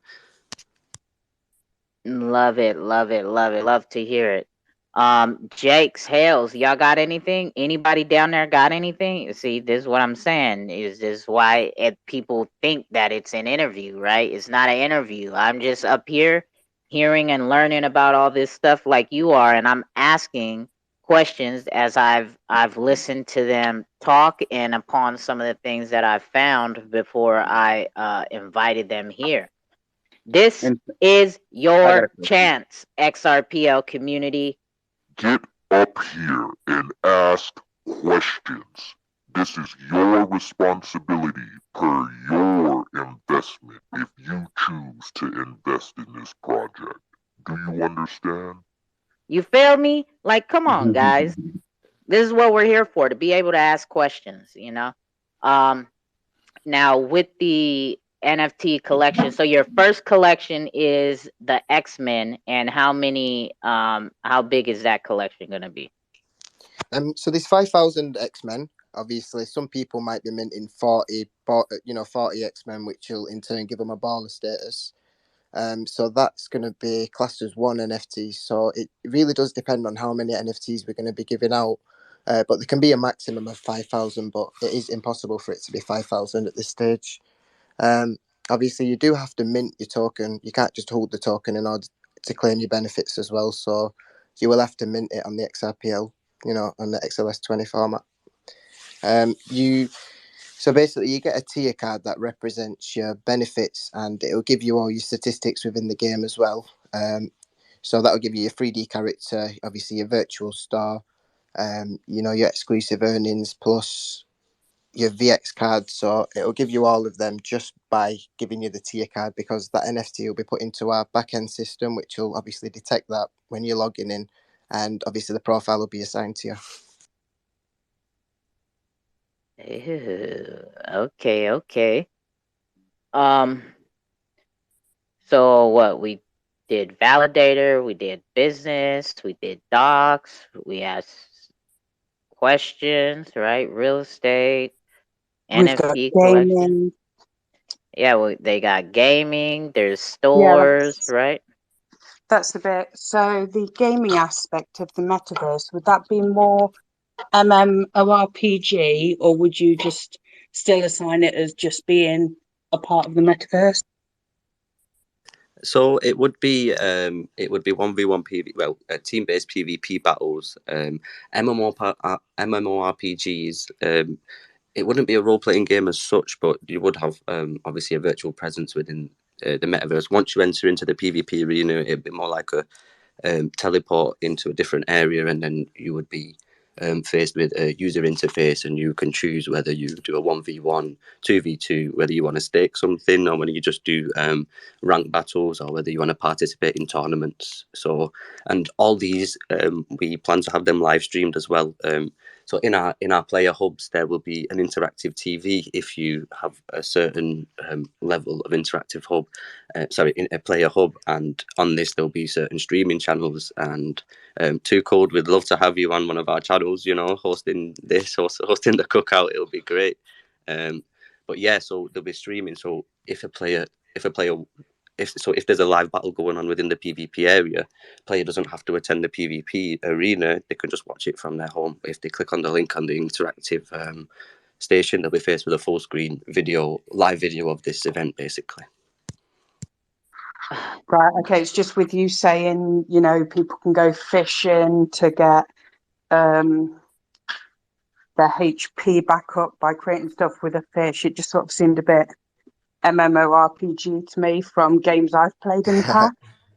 Yeah, we did want to put that aspect into it, because that's what people enjoy. If they were just going to be shopping or just going to be minting NFTs, or just a gallery, it's not really interesting, and it's not going to keep users participating and active. We wanted to create something that's going to be sustainable and some sort of we want it to be its own world where everything's needed within the metaverse. We don't want no useless items where they're just going to be taking up your inventory for nothing. Everything's going to be having a purpose. And we wanted to make it so it's fun, but obviously we wanted to keep to our business class aspect as well. And with with the NFT technology, you can provide different utilities when XLS20 is out. So you don't each NFT will have its own utility as well. Even though like someone might be in the crafting area and they've crafted an item, because it's an NFT and in their wallet and it has certain abilities, a player can enter a different area and use them abilities in that area as well.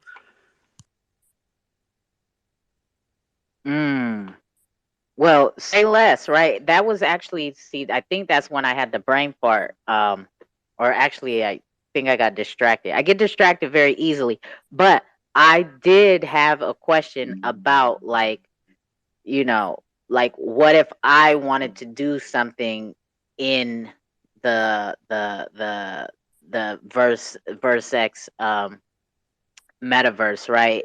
Like the cookout or host events or hold events there. So yeah, because when you were talking about the university and all of those things, that was a question in my head and it just slipped out of my way. So yeah, It's funny you speak about that. Me and Adam actually spoke about the call because we've listened to quite a few of your cookouts now, and we know they're fun, interactive with people, and people in the community love you. So it'd be great to probably have you in, our newsroom where it teaches the XRPL community about the news for half an hour or an hour a day. We have Crypto Talks currently who are going to be hosting podcasts within the metaverse.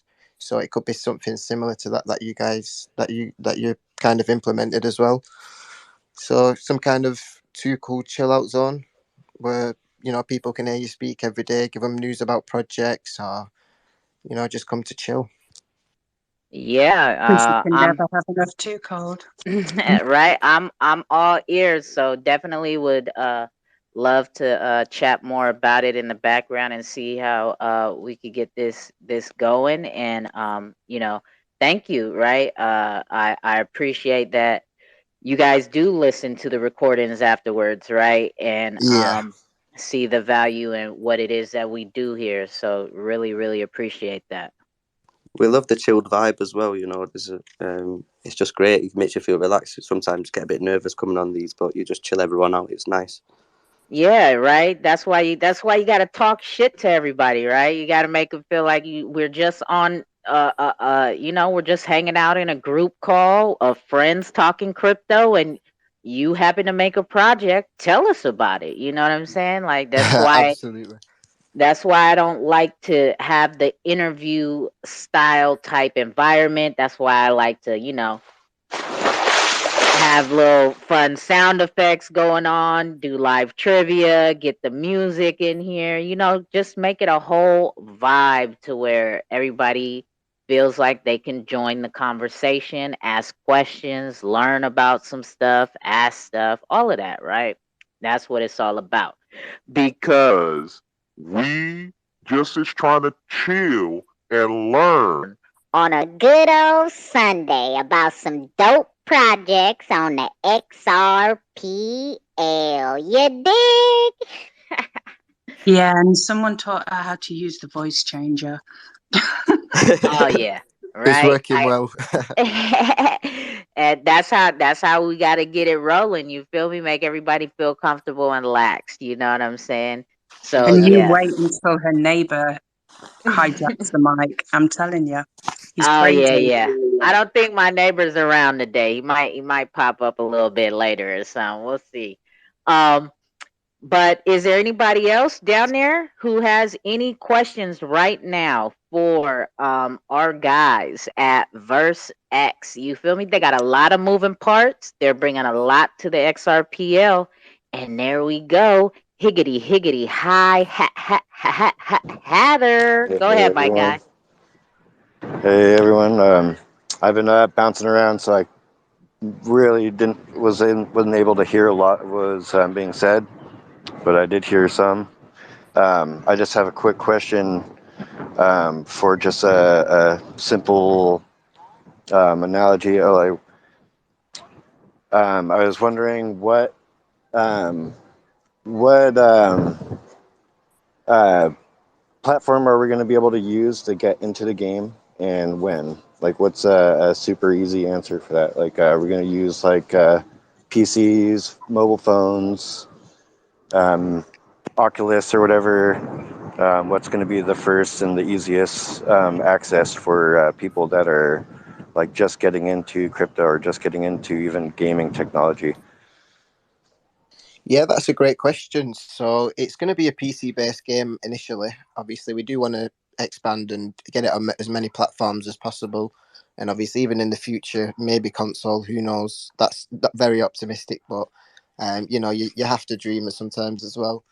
So we would. You'd have to just have a basic i5 computer, which is it's your average computer, which most people probably have. It's not going to be something substantial where you're going to have to pay £1,000 for the machine just to play Versex.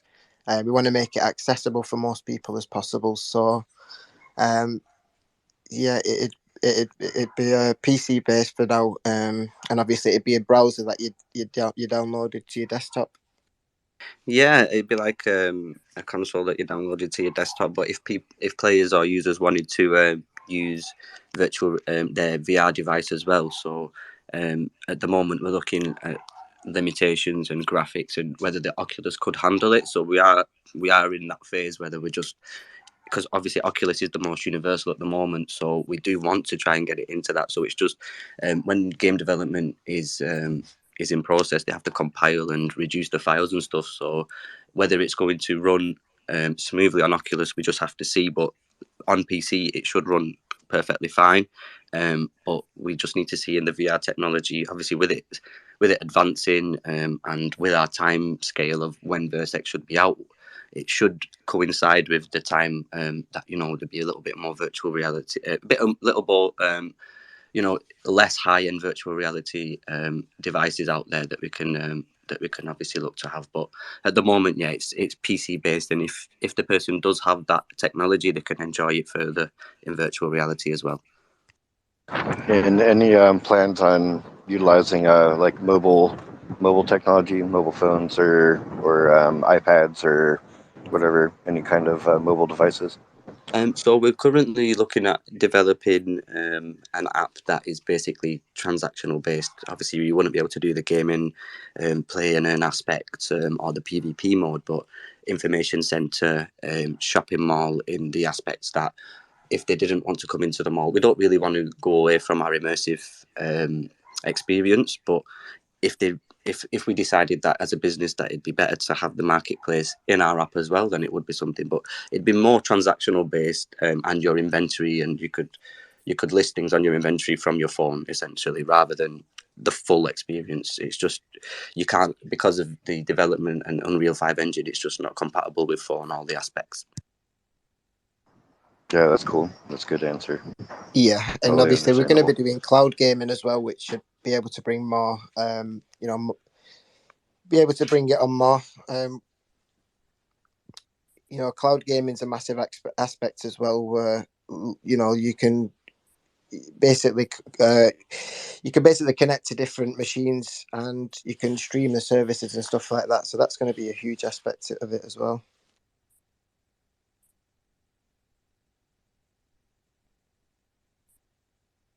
Oh, sorry. We have, where did he go? Patrick. Go ahead, Patrick, my guy. Yo, what's going on, everybody? Sorry, I showed up late. I was with my kids at the pool. And I don't know if you guys talked about this, but I was kind of curious. I know that the X-Men token is more for like governance and your different tiers of of what you can do in your metaverse, and the XVR or the Xverse token is like your currency and things like that. But I was more wondering, like, when you get those characters and the 3D NFT characters that are playable in the game, like, are they purchasable with that XVR? And do you keep any of the like royalties or anything like that of those NFTs, or is it like completely owner owned? Yeah, I think it's a great question, mate. I think it's best to look at our NFT characters in two sections: the X-Men and then the regular consumer. So the X-Men are the early investor tokens that players would collect before the mint. On the mint date, once they mint those tokens, however many they have, they'll be assigned a character according to that, and those benefits that character has will be locked to that character. If that player wants to then list that character on the NFT on our NFT marketplace, then so be it. But those benefits will go with that NFT as well.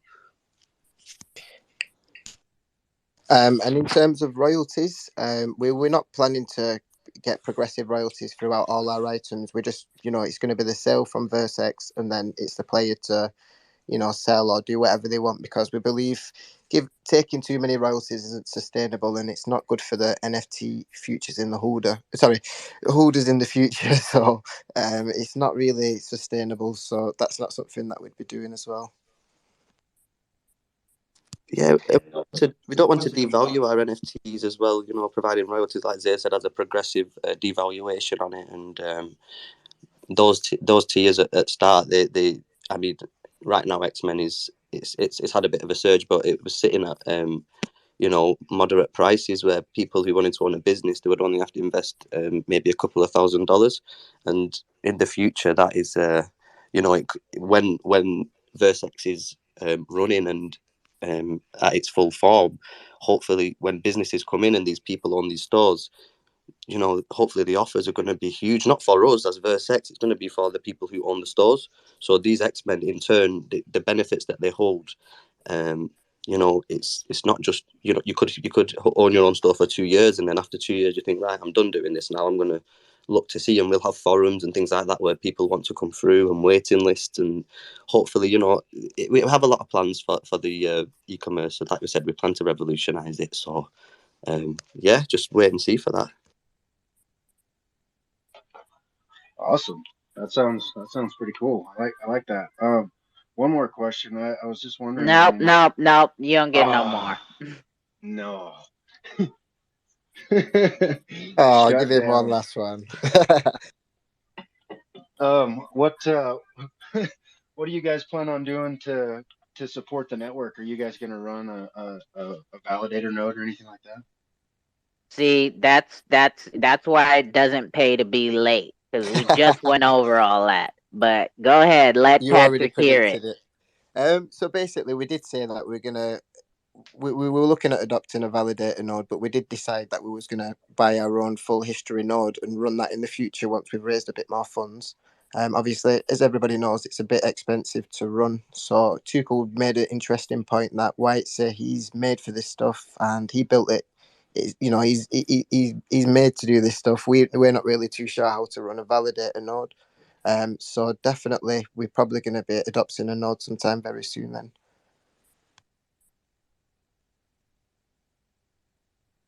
You see what conversation with 2Cold does? It makes magic happen. You feel me? Because when you look at the broader aspect of things, projects are here to run projects, right? And I'm not the one who came up with this. I think it was conversations with like Chris and probably Vet and some other of the techie dev type people that be chilling here throughout the weekend when we're just hanging out, right? And we've talked about this and they've brought it up, right? Like projects are projects that are building, right? And so their focus is on building and getting their project up and running. And yeah, when you ask them if they're going to get a validator node and run a validator node, okay, yeah, they say yeah, but then majority 90% of them are not going to keep them up to, they're not going to keep maintenance on it. So it's just actually useless for them to have a node.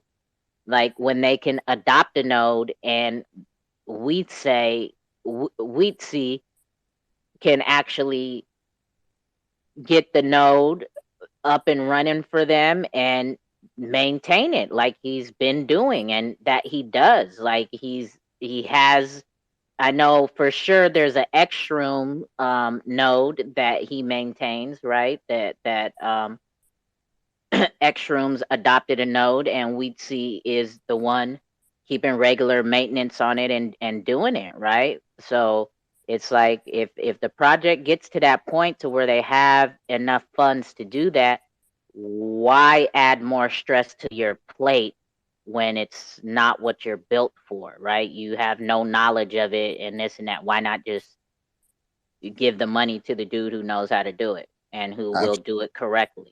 Yeah, that makes total sense. In all honesty, I like the way you put it out there as well, and I think a lot more projects should know that because obviously it is expensive to get one, and you know it's even harder to run it. So it just makes sense to leave it to the professionals. Exactly. So I'm glad that it was brought up here and that it's not about persuasion, right? I'm not ever trying to shill something, have people buy stuff or Wheatsy doesn't pay me for this or whatever. It's just I mean, 2 + 2 makes 2, right? When you get your project going as a project, if you are not an artist and you can't even draw stick people, what do? You go and you hire Yeah. the person for the right job. So if you as a whole project and nobody on your team knows how to run a validator node or what it takes to maintain it, why would you do it yourself when you can hire the right person to do the job? And Wheatsy is that guy just by adopting a node. Give him whatever it costs to adopt a node and he'll do the job. I totally agree. With our scope, yeah, it's so big as you can see, and a lot of moving parts. Like it's been previously stated, but we're trying to take it one phase at a time, you know. So because we believe if we try and do everything all at once, it's just going to eat up the funds. So we're going phase by phase. But definitely, when needed, we would have a meeting about that and discuss what the best option to take would be in regards to that validator. Oh yeah, exactly. And as a project should, right? Just phase by phase, step by step, right? Just not everything all at once. Like, right? That's kind of what a business plan is. That's how you're supposed to lay things out and shit. Mark them off your checklist, your roadmap, right? Step by step, phase by phase. So, you know, shout out to you guys, you know, and being open minded enough to receive the information and see that, you know, that's possibly a better aspect for you guys. So glad that the conversation was had. Damn, I had another thingy that I wanted to say and I got a brain fart. I can't think of it right now. So let's go. Patrick, Hales, anybody got any more questions for Versex right here, right? It looks like it's going to be you know, something that's going to be a massive project, right? They got a lot of moving parts. They're bringing a lot of things. And you said Unreal Engine 5 is where you're building the verse, right? Absolutely, yeah. We believe that's the best option going forward. It's the most advanced and it's got the best graphics, so that's one that we kind of stuck our guns on and going to go with. Okay, yep. Sounds Yeah. good. Sounds good. We can't wait for you guys to see on the 16th anyway, which is only 6 days away. You'll again be able to see the player apartments, which have been furnished, so it'll be fun. And yeah, view it as a benchmark as what's to come in the future. The graphic, the graphic design, the depth that's gone into it. So yeah, think of it as a benchmark of things to come. Perfect, perfect. And with that, again, oh, there we go. Go ahead, Patrick. So I was curious, like with working with Unreal Engine 5 and stuff like that, did you, and I know there's like six of you guys on your team, like the base team or whatever. Are you guys doing it out of your own pocket, or do you guys use like the sale of some of the tokens, or did you get funding from someone? So in total honesty, we did a fundraising event which was a pre-sale for the XVR token. We sold 2 million in our pre-sale event, which in turn raised 250,000 XRP. So we used them funds to build the game from the and we're gonna be doing NFT sales to fund the rest of the game hopefully, and obviously land sales and X-Men sales and stuff like that will all come into play as well in helping build Versex. So we kind of want to make NFT sales our most way to fundraise as such, because I think if we oversell our token, then there's going to be a massive, sorry, this is a word I'm looking for. I can't find it, but it's going to be a lot of tokens on the market. It's going to be very diluted. Overpopulated, I think. Yeah. Yeah. But yeah, just to reiterate in regards to that, the player hubs and the quality on Unreal Engine 5, it's honestly, we can't believe our eyes sometimes. I think if you ever look at our website, you go and look at our virtual stores, we've had some comments saying that how real they look. They can't tell the difference between a picture on the internet and that. So and that's from one of our artists, Pamela. She's great. We love her work. And her fella, Rad, he's another great artist as well. Some of the stuff they've produced that we just can't wait to show you guys. But in regards to the fundraising, the funds that we used, we wanted to fully invest it in the projects. We didn't want to shill and try and get more funds from that initial fundraising. What we've done is we put money into the game design document, the depth, the theory. So now, even though we're in line for our next fundraising event, we have a full theory of how the game should run, but not just the theory, the functionalities, the platform it's going to run on, the software we're going to use, the amount of people it's going to need, the amount of time it's going to take. We have all that now. I won't go into too much detail, but yeah. So what we thought, instead of trying to shill and things like that, we thought the community would more appreciate results from the funding that they've provided us. So that's the way we went. Sounds good. Sounds good. Now with the NFTs, with your first collections that's going to be coming out, have you guys decided where you're going to be? Where would the community be expecting to pick up some Versex NFTs, some X-Men NFTs? The IOU tokens are obviously already available at the moment, but the NFT is going to be mintable on XLS 20. So whenever that is, we're not really too sure. But we are going to be doing a whitelist for our loot crates, which are going to be claimable on the MVP release of our game.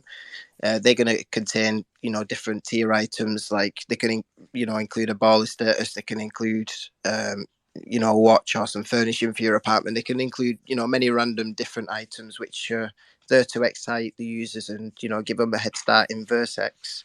So that's probably going to be the first NFTs that you'll see. That'll be the loot crates. But yeah, just to clarify as well, these loot crates, they might provide the player an advancement, but we want to keep the way as far as possible away from pay to win.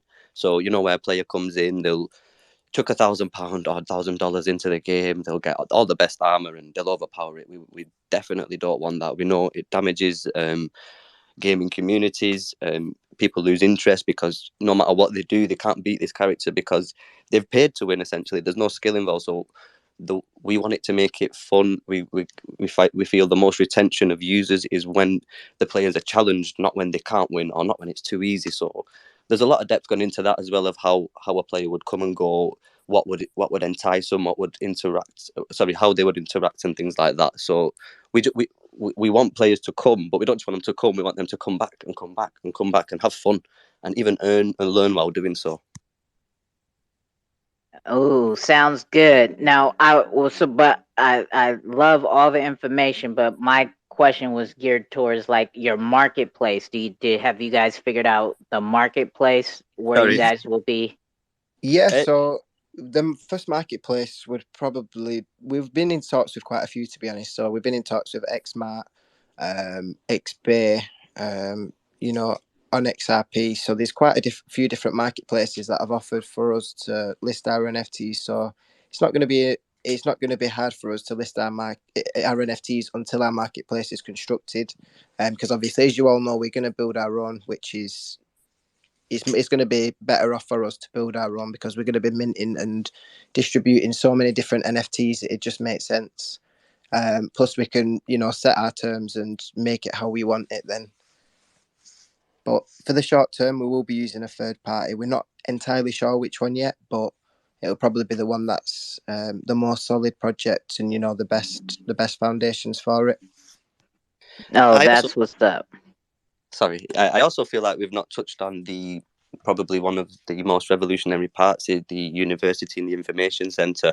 I know we give a brief summary, but I just want to reiterate how revolutionary this could be for the user base. Somebody coming in virtual reality or even via their PC and their camera, etc. It's with COVID and the adoption of working from home and things like this, we feel it's going to be something revolutionary for people to stay at home, learn online via a tutor and a live tutor, and then in return receive a certificate for this.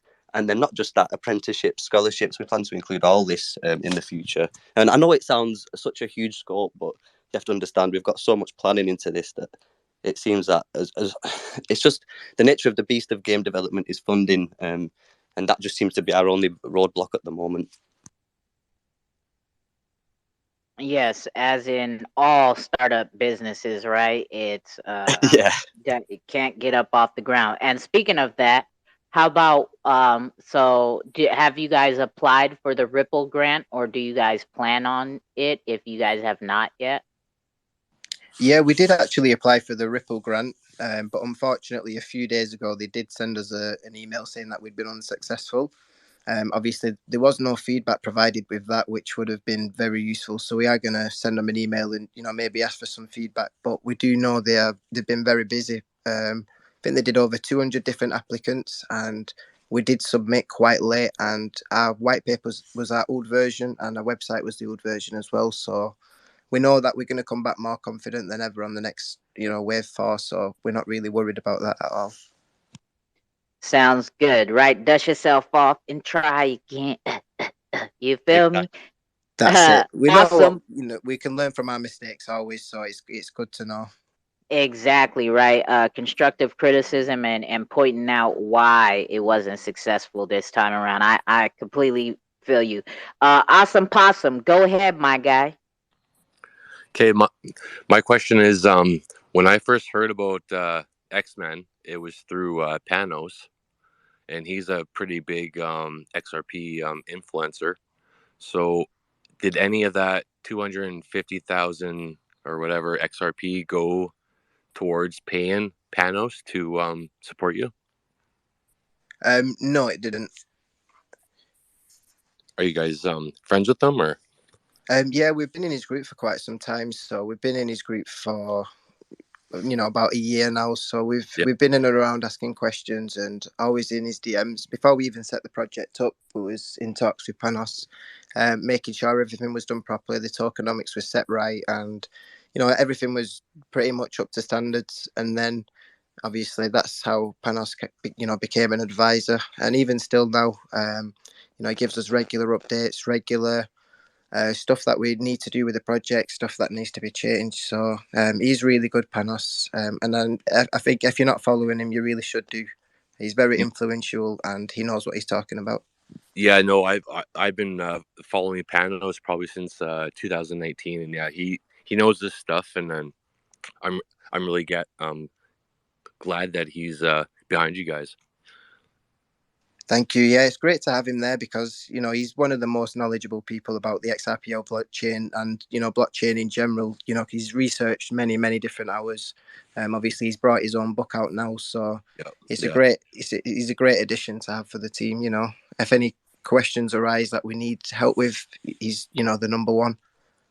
Awesome, thanks, guys. Yeah. Shit, a lot of good information in here today, right? Damn, I had another question. I think I slipped away. Jeez, I keep forgetting.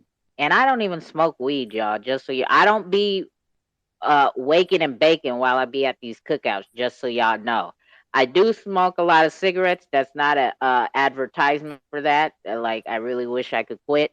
So don't smoke cigarettes, kids and adults, right? Don't do it.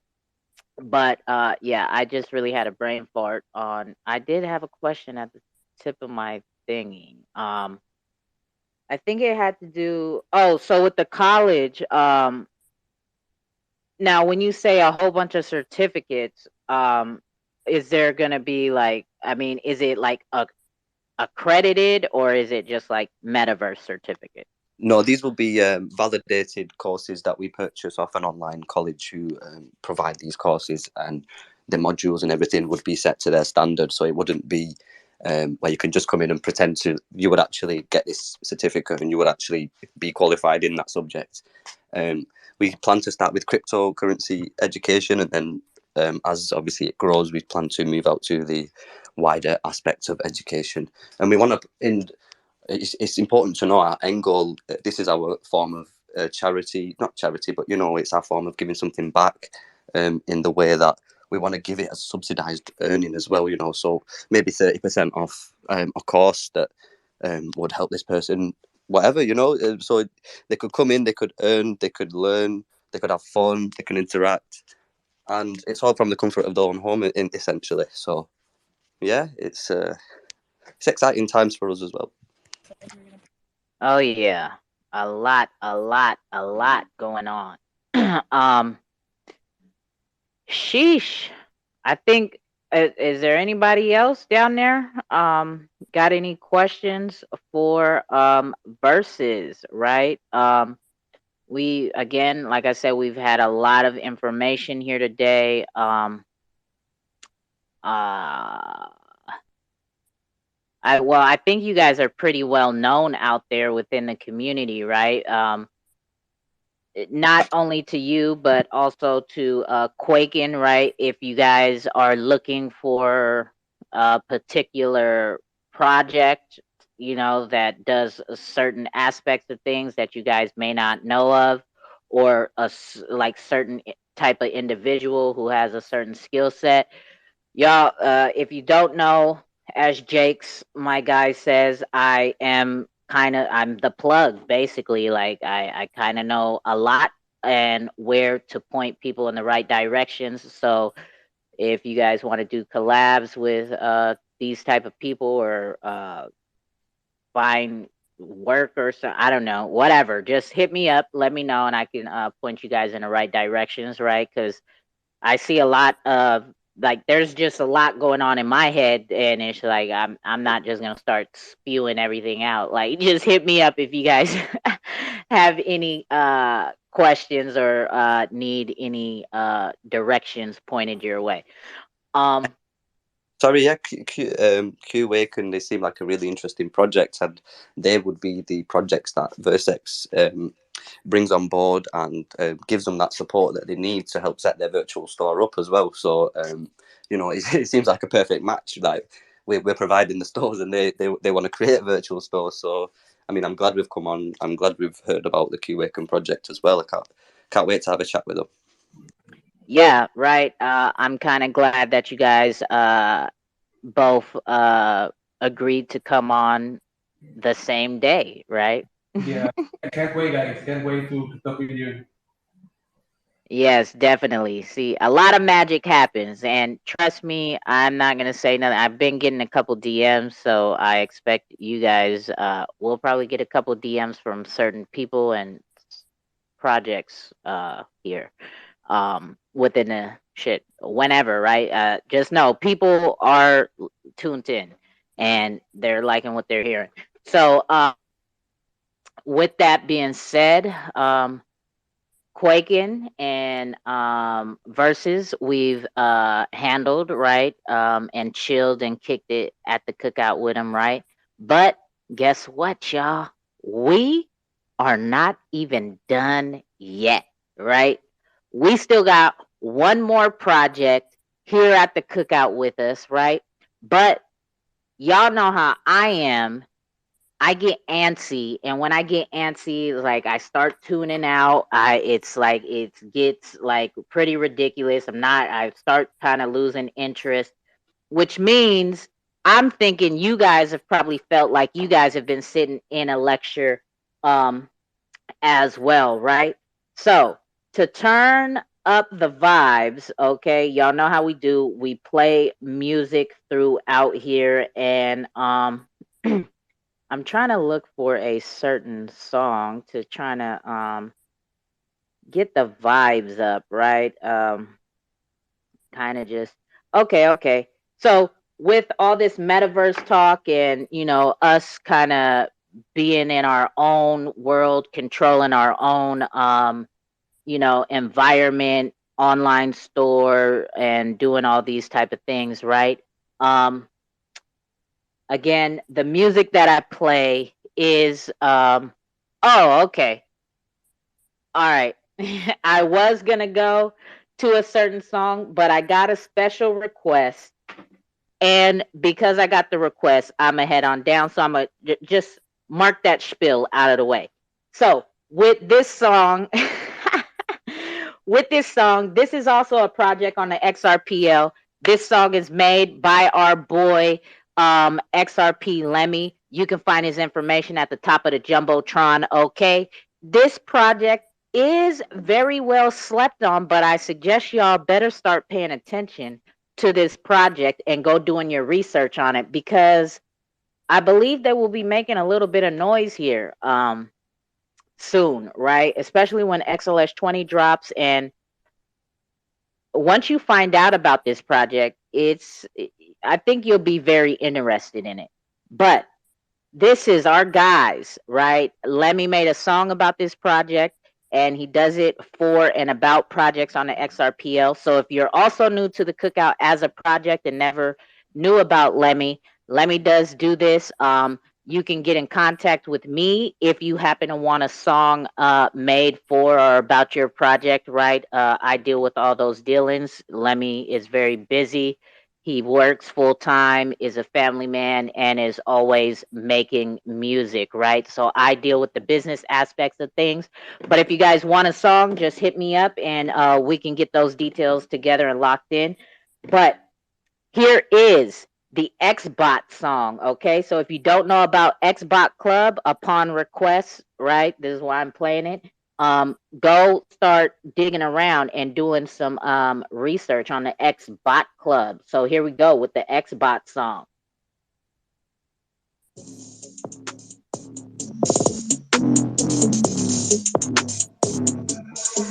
I was in Xbot way before I had an Xbox. Bots like real thoughts, real cops. Whoa, the block is real hot. XRPL, my chill spot. I'm in X, not a robot. On the Discord, not TikTok. Watch for scams, don't get got. Loyalty, no flip flop. XRP, the real rock. Artificial intelligence. Watch out for the psyop. Revolutionize the world with AI. To live quality with NFTs, that's just the way we get by. It's so exquisite, non-explicit. The one on fire, so terrific. I'm like MacGyver in the white paper, looking at the mission. Forget your isms and your schism. Botmo got you in a prison, mental, emotional, physically. Xbot will deliver thee to the XRPL. A kid again, no Sally Seashells. Them NFTs, check out the details. Now tell me you don't want to prevail.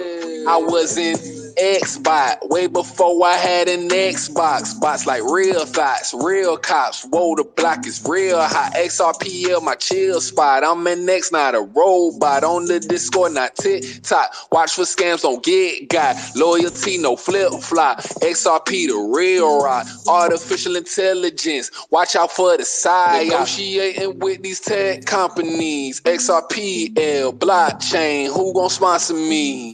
With a vision like this, you got to honor me. And if the truth hurt, then I'm giving it to you honestly. Collaboration with XAs. They said I'm Homo sapien, but I'm from another galaxy. A big old constellation. Big dog on Canis Major. Big clocks on my own time. I might just flavor digital now with paper. On ice like hockey skaters. Wayne Gretzky on a hater. Ballin' Malik Monk. Xbox like Daft Punk. I was in Xbot way before I had an Xbox. Bots like real thoughts, real cops. Whoa, the block is real hot. XRPL, my chill spot. I'm in X, not a robot. On the Discord, not TikTok. Watch for scams, don't get got. Loyalty, no flip flop. XRP, the real rock. Artificial intelligence. Watch out for the psyop. Investing with Mr. Xbot, not Dr. Robotnik.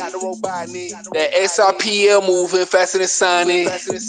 Illustrating fast and furious bots with Vin. Forget our COVID with Xbot, we gon' win. Computer science grooving on with Yuki. In these crypto streets when I'm with Reese. Xbot, I had to get my piece. I'll be in Xbot for Halloween. Paper, diamond hash, trick or treat. A real bot we gon' have to defeat. I told the real bot about XRP. 3 to 5 seconds with the speed. And it got no gas fees. They said that they want Xbot. I told them follow me. 5K on the XRPL is made for innovation and the future of robotics. If you DYOR, you'll see Xbox is exclusive and you won't have to think about it. Triangular trap tsunami. Hey, if you didn't know about Xbox, you know now, you feel me? And that was upon request from our guys at XRP Possum. You dig? Because XRP Possum knows that Lemmy gets down on a microphone, right? He has lots and lots of XRPL music about and for projects on the XRPL. So that was a good request, my guy. So without further ado, thank you, Qwaken. Thank you, Versus. You don't have to leave, but we are going to move on to the next project at hand since there are no more questions. Just because they are the last speakers does not mean that they are the least, right? But they have been patiently waiting, and they do a lot in the community. And we have fun in Xrpcraft and all of this stuff as well, right? And they're pretty cool guys, right? From my understanding, is this team is made up of real life brothers, is what if I believe I got the information correct. And without further ado, let's hear from our guys from the XRP Possum crew. Thanks, 2Cold. Thank you so much, man. Sorry it's taking me so long to actually come onto your show. It's all good. You explained what the issue was. I respect it, right? And it's all about just getting comfortable. So I'm glad that you've made it here now, right? Speaking in front of public isn't for everybody, and you let me know that, and there's no pressure, right? And the fact that you're here now lets me know that I've kind of done my job with you, right? I've made you feel comfortable. You've come, you hang out in the space calls, you listen all the time, you don't ever talk, but sometimes you get on here and say one or two words and then you drop right back down. But you're comfortable enough here that you feel at home and ready to talk to us about the project. We're chilling today. Exactly, right? You already know the vibes. We're chilling at the Cookout, about to learn about the XRP Possum project. So let's get it. It actually feels like a wake and bake Thursday for me. I heard that. No, first of all, like with Awesome Possum NFT, like we're pretty much like for the community, transparency, standards, and trust. Like that's what we're about, and that's what we're doing. And pretty much I'm Jason.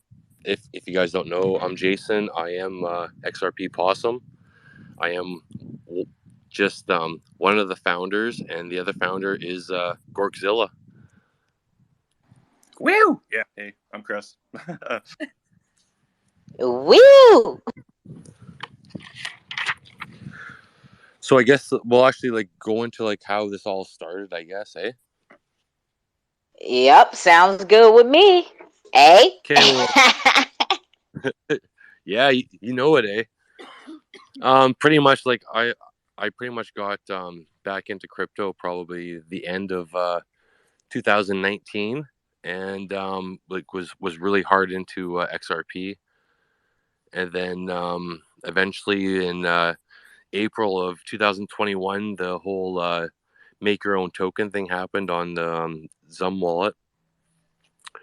And ever since like April, like I've been like trying to figure out how I could actually actually help the XRPL and support the XRPL and all that stuff since April. And once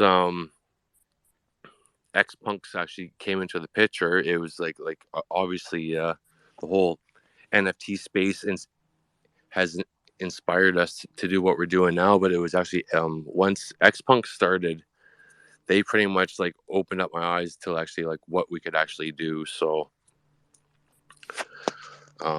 once they started, then I pretty much I watched them. I seen what they were doing, and I knew that like from my love of crypto and art and my brother's love of art, I knew that we could do something here. So that's how everything pretty much started. Chris, do you want to go on to that?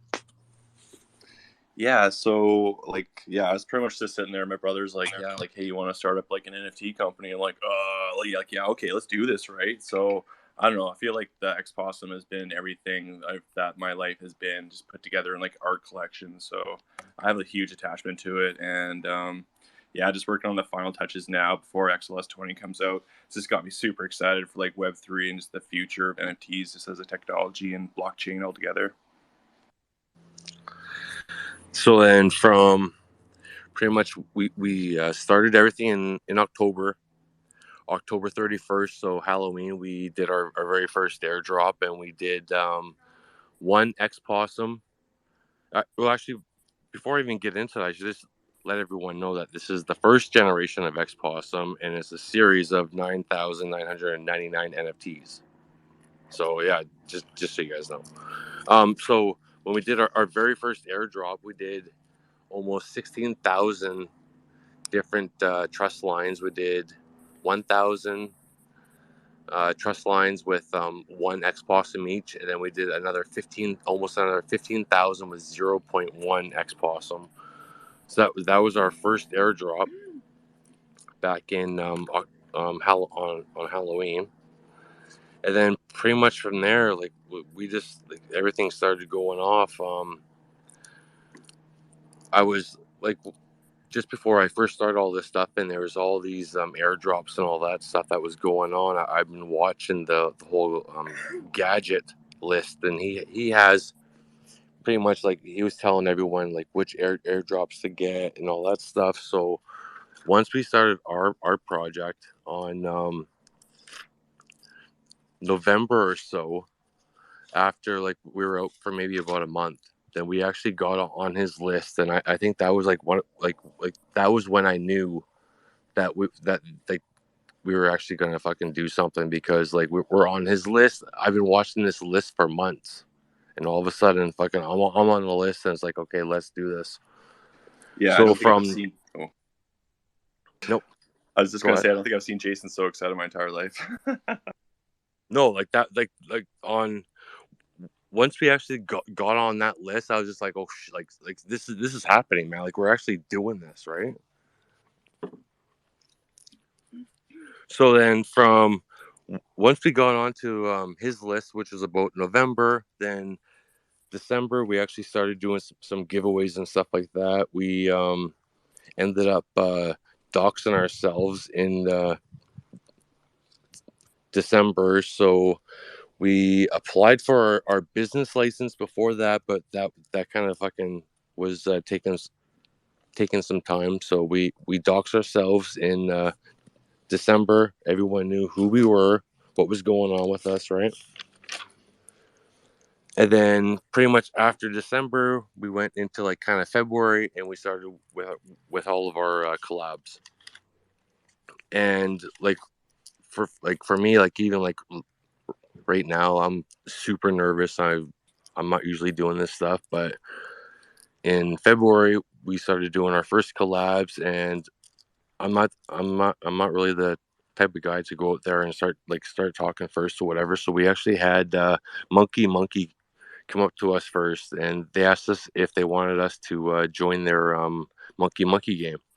And obviously we're just like super excited. So once we started with Monkey, everything kind of just started rolling from there. So like up to date now, I think we have about, I think it's like 17 or 18 different collabs. Like we've done Monkey, we've done Gorilla X, we've done X Dreams, Ripple Reef, Yoniverse, X Aliens, X Bot, obviously they're wicked, X Shrooms, they're awesome, Dragonites, X Chibi, X Chameleons, the Calorie Token, X Lions, Happy Cats, X Peppy, X Nux, and Moshi Donuts. So we've done a lot of collabs like in February. And I think it was once we started in February with our collabs, we ended up getting our full business license. So our full like business name is XRPL Awesome Possum. And I know that like this might be confusing for some people, because there's XRLP Awesome Possum, there's XRP Possum, which is our Twitter, there's X Possum, and then there's like Awesome Possum NFT. So our official like business name is XRPL Awesome Possum, and like what our name is Awesome Possum NFT. With the X Possum, that's our first gen NFT that we have going now. That's gonna be our X Possum. Like when we first started this, everyone has it's all their X this, X that. We went with X Possum, and me and Chris decided that let's make our possum into an X. So when 4 years down the road, 8 years down the road, whenever it is, people are going, okay, like let's check out these like NFTs. Well, X, like we have an X possum. Like we turn a possum into an X. So that was kind of our whole main goal. And after all the collabs and all that stuff, then I think it was like middle of February. And once our business license was through, we had all of our numbers. I gave all the information to Gadget, and then we actually had the Awesome Possum name on the Gadget list at a rating of 10. And that was probably from like October until February. That was my whole, like that's what was my whole goal, was just trying to get that 10 rating, just so everyone knew that, okay, if we're gonna invest in this project, then it's like there's something solid there. So February was collabs, getting that rating 10, and then I think the next month after that was like March, and then we got pretty heavy into Xrpcraft. Xrpcraft came along, and with Chris, like Chris has been into Minecraft for a long time. So like Chris, do you want to go into like some of the Xrpcraft stuff, or should I? Yeah, I can go through it. Okay. Yeah, so getting the Xrpcraft and everything, we partnered up with them, so we're able to actually put some of our NFTs inside the game, like linking up with the coding and whatnot. So that was just super cool. So just being able to jump into like our first kind of metaverse and get it going, kind of thing, right? Because Xrpcraft are the first people to do it, and then it's also paired up with Minecraft, which I'm totally familiar with, just growing up playing and stuff like that. So it's a really cool pair up, and I really like that. And it just gets me excited for like other metaverses where we'll be able to actually like get our like NFT hash to get bonuses and stuff like that. And I feel like, you know, this is the start of all of it, kind of thing. So with Xrpcraft, they actually have the Elite Realism team, and we actually paid them to build us out this the Techno drone from the Teenage Mutant Ninja Turtles. So it's all like you can walk through it, check out like the warp room and like the eyeball at the top and stuff. So it's really retro and kind of nerdy. So it really fits with us and stuff. So yeah, it's just, I don't know, the possibilities are endless with Minecraft. It's like whatever you can think of, you can build it, right? So it's really cool to see other people's ideas come together and like one big giant world. So yeah. Okay. Well then, yeah, with like, so we got into Xrpcraft around March. We did. Chris also did some images for the Dragonite game. So the Dragonite game is another video game. So you can actually pick like our avatar, Awesome Possum, for that game. So there's that. And pretty much like with our roadmap and everything, like our roadmap and everything that we've promised so far, like we've pretty much promised everything that we've said that we were going to do. We haven't over promised. We haven't done nothing like that. Like we just want. I'm like I've been a collector since I was like a small little kid. I've been collecting comic books, hockey cards, like you name it. I've collected it, and that's kind of where I wanted like this to be so far, was just like I wanted to make my own little like collectible. But like since I've started it, it's kind of gone beyond what I thought we could actually do, because now if we go, well, I don't want to go too much into the future yet. I still want to stick with what's going on, but like we're able now to like add utility to our possum and all that stuff. But before I get into that, I'll just stick with what we've just went through the second quarter. So if you're looking at our roadmap, we pretty much promised that we would have more partnerships, collabs, which we did. We also promised rewards to our holders, and which we did. I promised that since the very beginning, since October, and I was able to keep that promise, and I was able to give all the loyal holders their extra X possums last Friday, which was actually last Saturday, but everyone got everything that I promised for that. So that's the second quarter, like the last 3 months have pretty much gone exactly like what we wanted. We definitely want to see XLS 20 like approved as soon as possible, because that's pretty much what we're focusing on now. Like if we're going to talk about now, is that's what we're focusing on now. We're focusing on getting the XLS 20 approved, and that all going. Like until that is approved, then we're just going to keep on working on our X Possum. We're not veering off to do our second gen yet or nothing like that. We want to stick with the X Possum. Like even as we were listening today, Chris was able to make another one of one, and then he added 2 more attributes to our collection. So like we're not going to stop adding to our collection. We're just going to keep on adding until XLS 20 is ready to go. And like I came up with like 10 new ideas last night. Chris came up with like another 15 like last weekend. Like there's until that's right, until we're actually ready to mint, like we're just going to keep on adding to our collection. But then so that's what we're doing now. And so for the third quarter, we're praying that XLS 20 does get approved, and then we can actually start minting. Because like as of now, everything that we've done, everything has been like we haven't made one XRP, we haven't made 1 cent. We're this is like for the love of crypto and art. Like we're not. I could give 2 shits about me making money. This is not about me making money. This is about making sure that the people that invest in us, they make money. But with me personally, it's not. I can give 2 shits. Doesn't matter. Hey, no cussing. No, what the fuck is that shit? You're just over here Hey, cussing up a 2Cold's. storm and shit? That's why I came here, buddy. Come on. You know the vibes. You know the fucking vibe.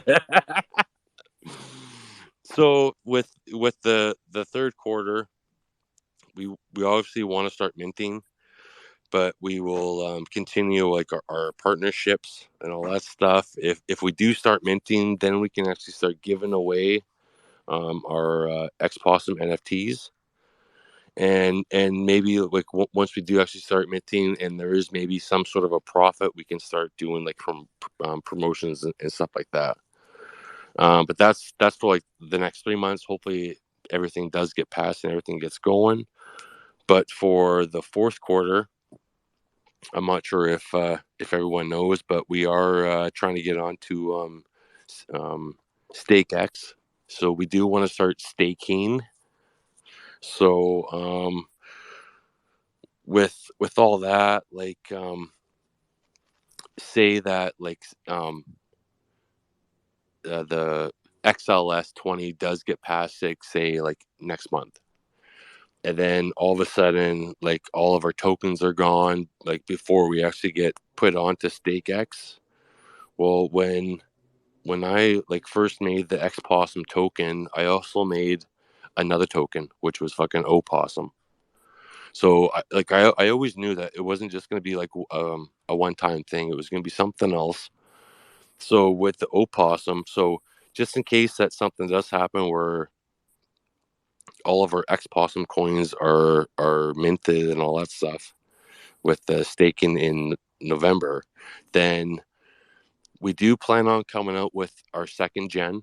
So we're not sure if that's going to be like a hand-drawn 3D animation. We're not sure exactly what our second gen is going to be yet. But if all of the X Possum tokens are gone, then we'll probably use our Opossum tokens for the staking. So then that way, as like we're not going to be able to finish the second gen right away. So if that's the case, then people will be able to make Opossum tokens for our second gen as we're getting the second gen ready. And like I'm not sure how long that's going to take. We're not worried about the second gen yet. We're focused on the X Possum, but there is there is plans for the 2nd gen, the 3rd gen. Like we don't, like we're here for the long term. We're not going nowhere.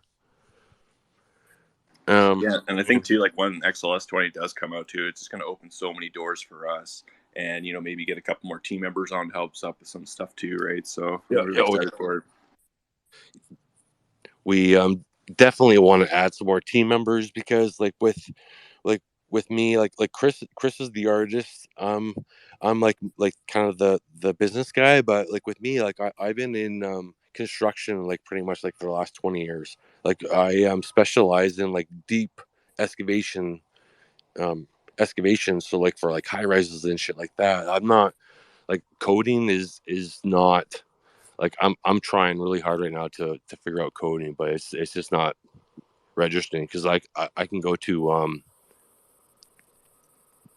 GitHub or whatever it is there, and it might as well be like French or Chinese or something because I don't know what's going on. So in the 4th quarter, we're definitely gonna have to add some people to the team that know how to code, that know how to do like everything that we need to do because like I can't do that, Chris can't do that. So that's like right now we're just focused on Possum, and we're gonna get that out. We'll make sure everyone gets everything that they want, everything that we promised, and then we'll look forward to the 2nd gen and go from there. But everything that like me and Chris were actually talking, I think it was last week or the week before, what we want to do because we want to bring value to the XRPL.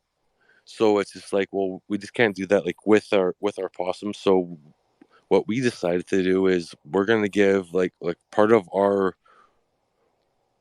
royalties, whatever we get for royalties, we'll like cut it in half or whatever we decide, and half of that will go to adopt the node. So like even if this keeps on going and we buy one node or adopt one node and things just keep on piling up, we'll just keep on adopting nodes like with this one project. Hey bro. Hell yeah, man. So is that what else is there? Like Xrpl is nuts. Like that's like our metaverse. And yesterday, because like I think like I had my 4 or 5 NFT spaces bought up or whatever. I didn't realize that Gorkzilla only had 4. So yesterday he actually went and bought a pretty nice chunk of land next to what was it? Escape, bro? Yeah, Escape NFTs. Yeah. So we're close to Crypto Survivor and stuff. Yeah, that's so awesome. I had no idea. I haven't been on in like a week.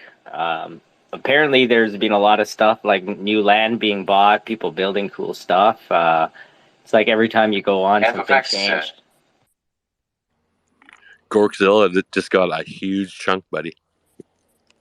Did you guys get that island that's right on the water there? Kind of like curves around the water. Yeah, you got it. Yeah, like nah, that's sweet. But yeah, also too, I know like this Sunday we got the Cookout, and then next Sunday is going to be the XBot tournament games. They're going to be playing Fall Guys, I believe. So I think there's a Twitter for that if you guys want to check that out as well. I know we're participating to donate some Possums as well. And then I think next Sunday after that as well, there's the Park X Room boat games or whatever too. So that's going to be a lot of fun. That's going to be in Xrpl. Definitely. And then with like the total of the whole Possums, as the date, like there was 5,000 Possum made total. As the date now, we've given out 2,949 Possum. So we've given out everything. We haven't made 1 with cent. some So right now we got. giveaways today too. So then we only got 2,051 Possum in our wallet, and I know like with our tokenomics, it said something like it was like 56% for airdrops and giveaways and stuff like that. So we definitely have to adjust that on our website right now, because that's obviously not what we're going to do. It's going to be a lot more giveaways. The founders definitely don't need 11% of the X Possums. I know that much, so that won't happen. So we're definitely going to have to tweak that up.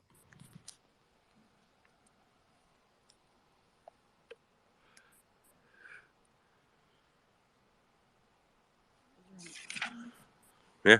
Any questions? Come on. Okay. So awesome possum. All right. Let's start off with we got brave souls here now, right? That have approached the stage before I start throwing questions out. So let's start with them first, right? And then so let's go to Russ and then Rippleton, the elephant man. Oh, I get to beat Rippleton. All right, so, sorry in advance. This may be a on the dot question.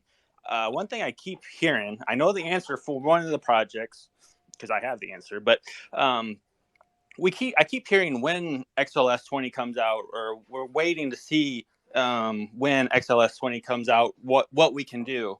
XLS 20 is out on testnet, right? So have you guys thought about bringing up your environment that you'd like to do things with on testnet? Because that's really where we should all be testing everything that we're wanting to bring to production. So we don't really have to wait for that to happen. Just your thoughts on that? Yeah, I can answer that one. With the testnet stuff, yeah, like right now I'm getting used to like just the coding and stuff and getting all ready for just the mint itself. But I think more of it just coming out is for us because we haven't really made any money from this yet. But once it comes out and the minting process started, that's when we can start getting some revenue to build the teams up to kind of push our vision farther. I can actually add on to that too. It's like we know it's out. There is the testnet. Like I said, like I'm definitely not a coder. That's definitely not yet anyways. So we have been talking to some other people that are willing to help us like figure that part out. So it's not that we don't know. Like we do know what we're doing, because at first we were gonna go with on xrp.com. Like that was our pretty much our first choice, and we were going to go that way. So then they were going to figure it all out, but we've talked to other people, and we just found out some other stuff that we should think about more. So there are other avenues that we're looking at. We just don't know exactly which one we're going with yet. I got you. Know, I understand. Have you guys? Oh, sorry. Have you guys applied or want to apply for the Creator Fund? You don't need any technical experience to apply for that. We did apply for that. We applied for that. I think it was before Christmas, and they said that unfortunately that they can help us out at this time, but to reapply. And I think the reapply is like either like now or soon.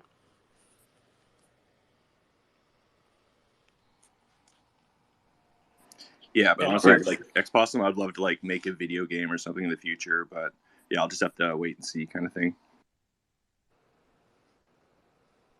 Did that answer your question, Russ? Yeah, for you guys, definitely. Yep.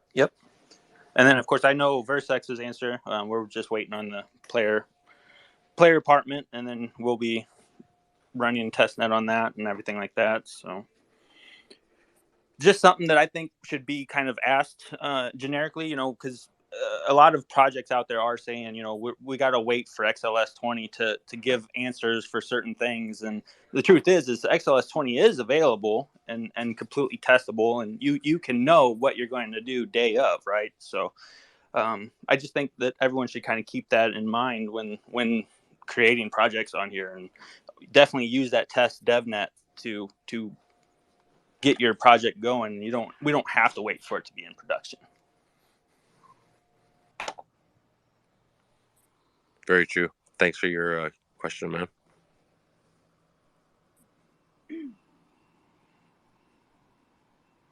All right, all right. Thank you for that, Russ. Let's go to Elephant Man. Yo, g'day. Hear me okay? Good day, mate. Aye, all the way down under New Zealand, eh? Foster's Australian for beer. Now I'm starting to sweat. Don't sweat. Don't sweat. Hey, look, a couple of things. Really good point raised there by Russ, about the test net is that anyone who's sitting in the background saying we're waiting for XLS20, it's there. It's there to be running and testing, and you should be ready with your project to launch on day one, not then to begin starting to work out how you're going to do it. That's the most important thing. And the other thing with it, using the test net and abusing it, is you're going to find the errors, because if there's no point in waiting until it launches on the mainnet for you then to find the errors that your project doesn't fit into the criteria that's actually there. So, yeah, get out there, test it, abuse it, find the faults. XLS20 is, from a validator's point of view, we're going to be most likely pulling all the current amendments. That's the main amendment and the two fixes that are proposed, and merging them all into one. So 1.9.2, you'll probably see just one amendment, which encompasses the main amendment and the fixes. And then people will just vote on those, that one amendment, and most of those who've already voted for the fixes will then apply their votes to the main one amendment to get done. So I wouldn't expect it to be too long. There's plenty of information out there to suggest that it's working. But getting back to your project, a couple of things that you mentioned, that and you keep talking about bringing value into the Xrp Ledger. Yep. And I come back to this one thing that everyone does. Everyone launches new tokens and brings tokens onto the Xrp Ledger. Yep. They're not doing anything for the Xrp Ledger in itself. Whilst you're using the ledger, the underlying value of the Xrp Ledger itself is being undermined by virtue of all the tokens. Yep. And I'm sure you can understand that. If you have a big pool of water and you drain it into all the little pools, you're starting to value in it. So that's one of the issues that we talk about, or we don't talk about enough, is how you maintain the value in the Xrp Ledger. And from my point of view, and a lot of others, you keep the value in the Xrp Ledger by using the Xrp token. So when it comes to such things as staking, as I'll loosely refer to that term, or a rewards program, to use a token to reward that has zero value, you're not only removing value from the Xrp Ledger, but you're also removing value from the people who've bought your token initially, especially when you're using a second token. All right, so the rewarding programs has cost zero to produce. There is no work being done to provide that reward, right? So where does the value come from? It comes from your project, from the other token, and what people have paid for. So you're undermining their value. And so that's something that you need to be cognizant of, is when you're giving out free, because there is no such thing as free. Because the minute you give something that has no value and you move value into it, that value has to come from somewhere. And the only two places that can come from are your existing project and its users, or the Xrp or XRP. So just bear that in mind when you talk about maintaining value in the Xrp Ledger.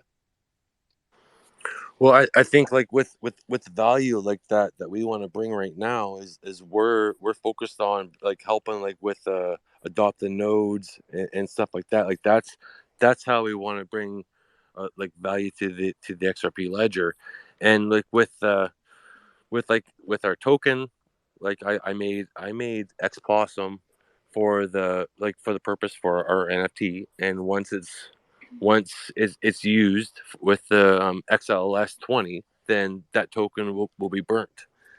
Like I also made the Possum token because I didn't know what was going to go on. So I did make my second token, which we um I'll fucking end up probably using.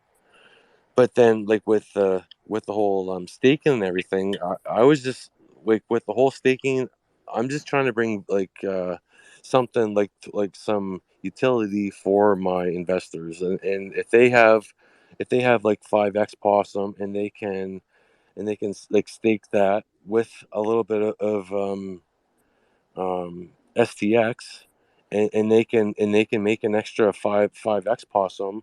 Like that's what, like, we were thinking about that. Like I'm not like I want people to like add Yeah, utility, obviously, and like right now, because I'm not a coder, I'm not all this other stuff. I can't just like promise everything, but I know if with their help, I know that I could at least give them something. You know? yeah, and that's fine, and that's great. But where you need to, if you're going to reward somebody, right, you need to derive value in that reward to give somebody. Because currently, if you give them opossum token, it Yep. costs you nothing to make, right? Yep. It costs you zero to make. So if Yes. you give them a token that's worth zero, where do they derive the value from? They sell it. True. So where does the money come from that's been sold? So you're not giving them the reward. Well, Somebody else is giving them the reward. but I if could it pop in if here. it if Chris, hey, wait, Chris. But if it was the opossum, the value would be from that the artwork. Like, wouldn't it be from like that next Yep. token? Like that's where it's coming from. Yeah. I So it's feel But like, not. yeah, there is value created by you, ex Possum. You put value from your creativity into making that art, and you inject it into the token. And like you said, it will be burnt and then traded in XRP. But I understand what Rippleton is saying 100% about the devaluing of the XRP itself. definitely. Like Oh, that and makes your total project. sense. Yeah, it Yeah. makes sense. And you. Like, there's so Yeah. many tokens that don't need a token, but at the same time there was this like explosion that came to the XRPL, and this is like the actual results. So it's like, how do we work with it? How do we help people to achieve their goals? Because ultimately, like, we all want to bring more people to the XRPL to use it in the right way, correct? Right? So it can grow, Yes. so it can start to thrive. And it's like projects like the Possums, who have no technical experience, who bring creativity, their passion and stuff like that. And I truly feel like that's where the value lies, is in Yep. what people bring, and what they can create and imagine, and what people are interested in. Like, essentially, like, yeah, it's a worthless token. I could create a million tokens today, but can I create something that people are going to be interested in, and assign that to that at the same time, and keep them interested over Yep. time? And then when it Yeah. comes to like the giving out free rewards, it's like, the truth is, some people don't realize, but not all the projects release all their tokens at once. So what happens is, as they start to release more and more and more, that worthless token actually becomes more and more less valuable in terms of XRP. So people become upset, and really the only thing that happens is you get more tokens, but the XRP value stays the same. Like, I had once 10x Possum. They were worth, let's say, example, 80 XRP. Now I have 20x Possum. They're still worth 80 XRP, right? Yeah. So I don't know. I see both points. I just really think that we should focus on more so, like, how do we help? Like, let's help everyone, and let's help them achieve their goals ethically in the right way.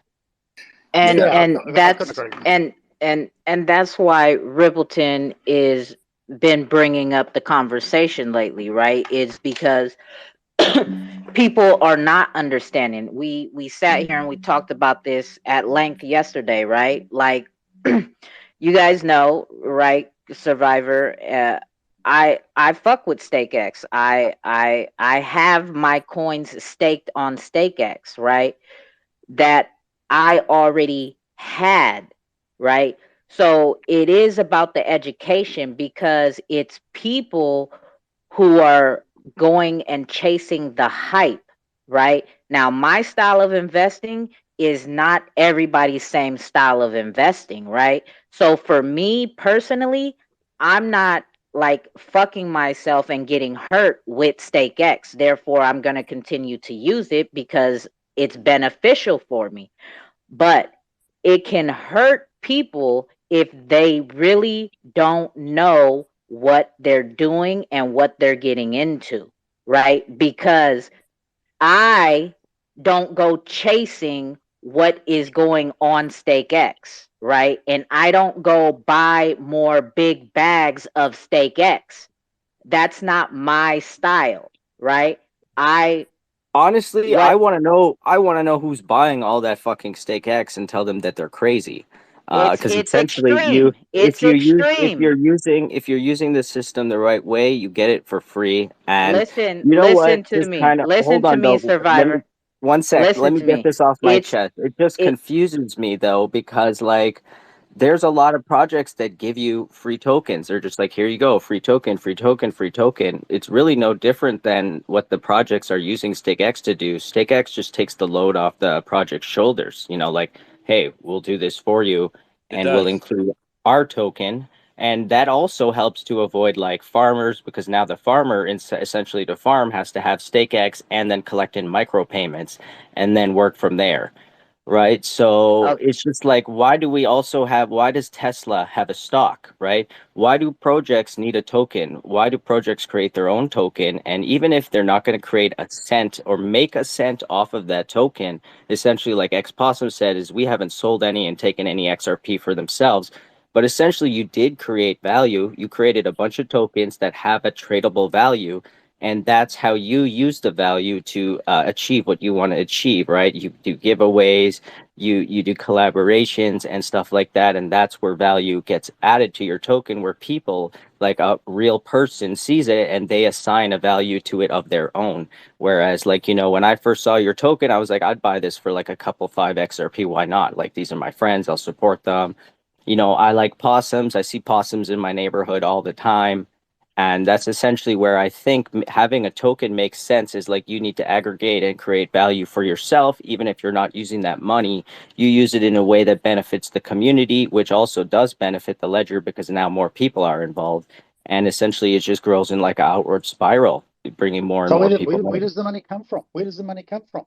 You keep talking, Exactly. That's a yeah, $1 million question. I wish I knew. I like I where can does tell it you where it all? comes from. I can tell Yeah, you where it comes please. from. It comes from you. You know, at the end of the day, if you create 1,000 tokens that cost you $0, right, and you walk away from the ledger with $1,000 in your pocket after selling them, who gave you that money?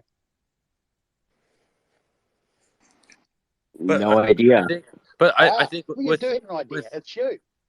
hey, If somebody, if you know, and I don't want to take away from the project that we're talking about, and because you know, I was talking about their opossum token, not the NFT token, but the new one they got sitting on the sidelines.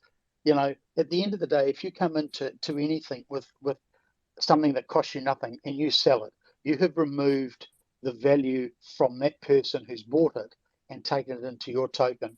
So now you now have what was one token that held a value, you've now got two tokens that hold value. And so you know it is the money But has to come from somewhere. So when you that cannot. person buys it, aren't they like, let's say when I buy that token and I devalue that, I'm doing that consciously, like knowing like this is, I want to buy this because I like this. You know, it's kind of like I'm virtually shopping for something that I think is cool. So I bought it. You know, I know a lot Yeah, of that people buy yeah it that's to that. scalp it but and steal from it. You know, I know that's a huge problem. Yeah, can I say hang on. one? Just Can I say yeah, one thing? go for it. Yeah, go for it. But you guys are acting like we've already used our second token. Like our second token is just No, there no, no, no, no. Possum, possum, for a possum, backup. possum, possum, possum. Don't take it personal. No, no, I'm not. Rippleton's not talking specifically about you. He's talking about the problem that is on the ledger. So Yeah. don't take offense to it. It's just general conversation now. I know we did start off Absolutely. with you. We did start off with your second token, but now the conversation is in general, right? So Okay. I just want you to know that and just understand nobody's trying to attack your project. We're because this is, if you guys were in here last night, this is a big, when you really take the time and look at the bigger aspect and come at it from a different perspective, you have to look you can't help but realize that there is a bit of a problem here, right? And like oh yeah, go ahead. So I did you know, seen what Rippleton said like last night, and then I'm reading that, and then I'm going because I respect everything that he says and everything that you do because you do so much for the XRPL, and like I respect everything. But then when I seen that last night and this morning, it's just like, well, tokens are like devaluing the XRP. It's just like, well, that's not what our project is about. We don't want to fucking devaluate anything. We want to bring no. value to the XRP. And Okay, like, so you do bring value to the XRP ledger by virtue of your project. Okay, but what I'm saying, if your project is reliant on XLS20, which you say it is, right? Why yep, don't you use XRP as your token? You can still sell your NFT for for XRP, right? So why choose another token to do that? Because I tell you why I talk about this, and the easiest way for me to describe it is that I've often talked about swimming pools, right?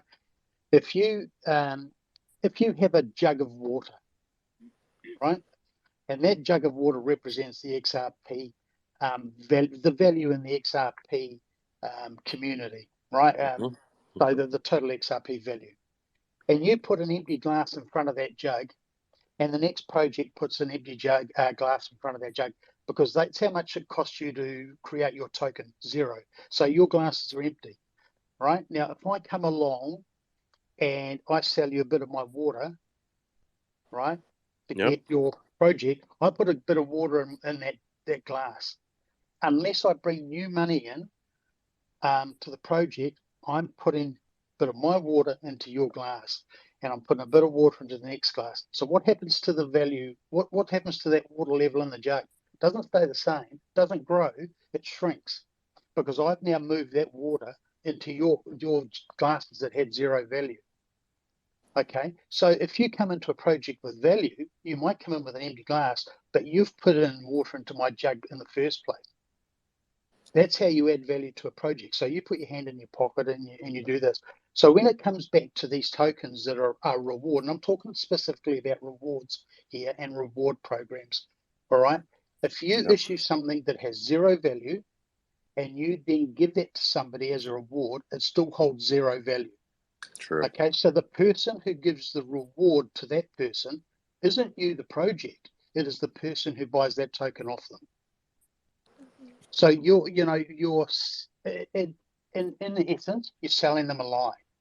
There is no reward from you, the project. The reward is from somebody else, and that somebody else is somebody who has to dip into their pocket and buy it.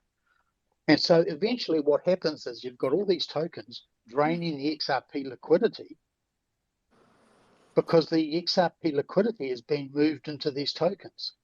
So whilst you're sitting there saying, I'm giving all these rewards, what you're doing is you're giving a token that somebody needs to exchange for the reward that you don't have to pay.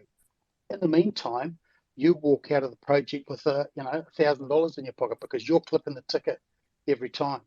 And that's what StakeX does. StakeX clips a ticket. They're no different than somebody, and I'll talk about any staking program, not just StakeX, this across the board. They are the person who sits at a store door and says, what would you like, sir? I'll go and buy it on your behalf, right? They walk into the shop and they buy something, a packet of cigarettes for $1. And they come back out to the guy and say, that'll be $1.10, thanks. And that's exactly what they do. There's absolutely, there is no way of doing work for rewards on the XRP ledger. And so on that basis, the only way you can make money to give money is by doing something, whether it's whether you're getting paid for insurances, whether you're paid for a product, which you are with your main token. But when it comes down to a straight out reward swap and staking, or these yield programs on the XRP ledger, they are just selling a lie. There is no reward. They are getting you, the customer, they're prompting you to get their rewards and say, well, you keep buying our tokens, and we'll give you a reward for that. So, but what they do is, what they don't tell you is that for every dollar you spend, they will only ever give you back 85%, for example, as the rewards in total over a period of time, because they're going to clip the ticket and walk out with 15%. So, and that's why I say what projects need to realise is whilst they can do that, what they're doing is they're cutting the value of the XRP ledger, because as soon as you and in essence their projects as well, because your pool to do with your NFT is also paying and contributing to that pool of money. All right, so the people who hold your tokens are being devalued as well. So every project is being diluted on the XRP ledger for every token that comes in and doesn't pay anything or contribute anything to the XRP ledger itself. And Is So there that's what, let me is there any XRP project, like any NFT project right now on the XRP ledger that just has XRP yep. and not a token? So yeah, okay, Who? perfect example. Let me Combat Kanga, okay? Combat Kanga has 2 NFTs, right? They haven't started selling the second. So they launched Combat Kanga months ago, whenever they first launched, right? They had the Combat Kanga coin, the IOU token, right? And a couple weeks ago, they released images of their dingoes, right? Yep. And as I keep speaking, that he is in the works of updating the website, right? And adding his marketplace. And in this new marketplace, this is going to be live within the next week or two. Okay, so this is going to be more than likely before XLS20 goes live, right? Because we're not expecting XLS20 to go live in a week or two. Nope. So the Combat Kanga new website will be, there is the Kanga coin that's out there right now, right? You can buy the coin and then go exchange it and pre-mint right now. Now, when this website goes live, when the update goes live in a week or two, the dingoes will be available to pre-mint as well. But he's not releasing coins for dingoes, and we will still be able to pre-mint and still see which dingo we're taking off the market and is going to be ours. And we're going to be able to pre-mint by using XRP. He's not going to issue a dingo coin at all. So that's what Rippleton is saying. And on top of it, right? Like I said earlier, I fuck with StakeX, right? It's been valuable and beneficial to me, right? Because I know how I'm applying my strategy, right? I'm not chasing anything that's going on to StakeX, right? Everything I have on StakeX, before it made it on StakeX, I already had it in my wallet. It Me was too. already there, right? You And don't gotta feel like you had it before and now all this happened and now you feel bad. I mean, like, no, what no, I no, no, don't no. understand It's is not it's there's not all that this I. liquidity that is actually going to StakeX, But and I feel like listen. it's Hold people on, hold on. conscious. Yeah, yeah, sorry. Go ahead. Yeah, Let me go for it. finish, right? Let me finish, because before I started the cookout today, I was in talks with I was I was talking to somebody who is behind the scenes, right, and has contact with a couple of projects, and it was told to me that there is a project out there that is taking full advantage of this StakeX situation. And it is because you need votes to get on StakeX. And as a StakeX holder, your StakeX, however many StakeX you hold, counts as a vote, correct? Correct. There is a certain project and their community who are taking advantage of projects and DMing projects that they see are applying to get on StakeX and telling them, hey, we have enough votes for StakeX. that we can guarantee that if you pay us this, whatever the amount is, there was no amount said, but it's if you pay us, I can guarantee you will get on StakeX. That is really taking advantage of the situation and the community and the projects trying to get on StakeX. Like, that's really There was fucked up. That is fucked up, and there was even a project that said that they were onboarding with StakeX and did a tweet announcement and everything. And then as soon as their token sold out, I think they sold Yeah, 700,000 X-War. Yeah, X-War. I X4. And seen it. then as soon as they sold out, they pulled out and said they're launching elsewhere. Yep. And that's pretty much they use them for exposure. And X4, I don't know, I've never looked into that project, but it doesn't seem all And that great. But it's and like there are people taking advantage everywhere, left, right, and center. Like yes, yes, it's and absolutely disgusting. But what can you that's actually why do in this sort of but environment? that's Like how why do you it's stop that? That's important. like saying how do I stop But organized crime? Like can but we instill RICO laws on the XRP ledger? Obviously but not. that's why it's important to be able to have these type of conversations without people getting mad and upset, right? I'm not fudding StakeX. I still have my shit on StakeX, but I can see where it is kind of creating a problem for people unlike me who don't really know what they're getting into and they go chase shit. I'm not chasing nothing, right? As I was saying, this is what I started with. I started with when StakeX launched, I started with 0.5 X Blade. Okay, I staked that, and in return, I got StakeX dropped to me. Perfect. And 3 days later, they opened the pool for StakeX. StakeX, now I could stake what was dropped to me for free. And I had the option to do on-chain whales and StakeX in return for staking my StakeX. So to me, it's just a whole cycle of rewards because I'm in early enough, right? So Can I say one now thing? that hold on, Possum, my guy. So now that I'm getting StakeX dropped to me daily, the most StakeX I've bought is 20 StakeX. When I was helping my bro Jakes get on StakeX to stake his X ring.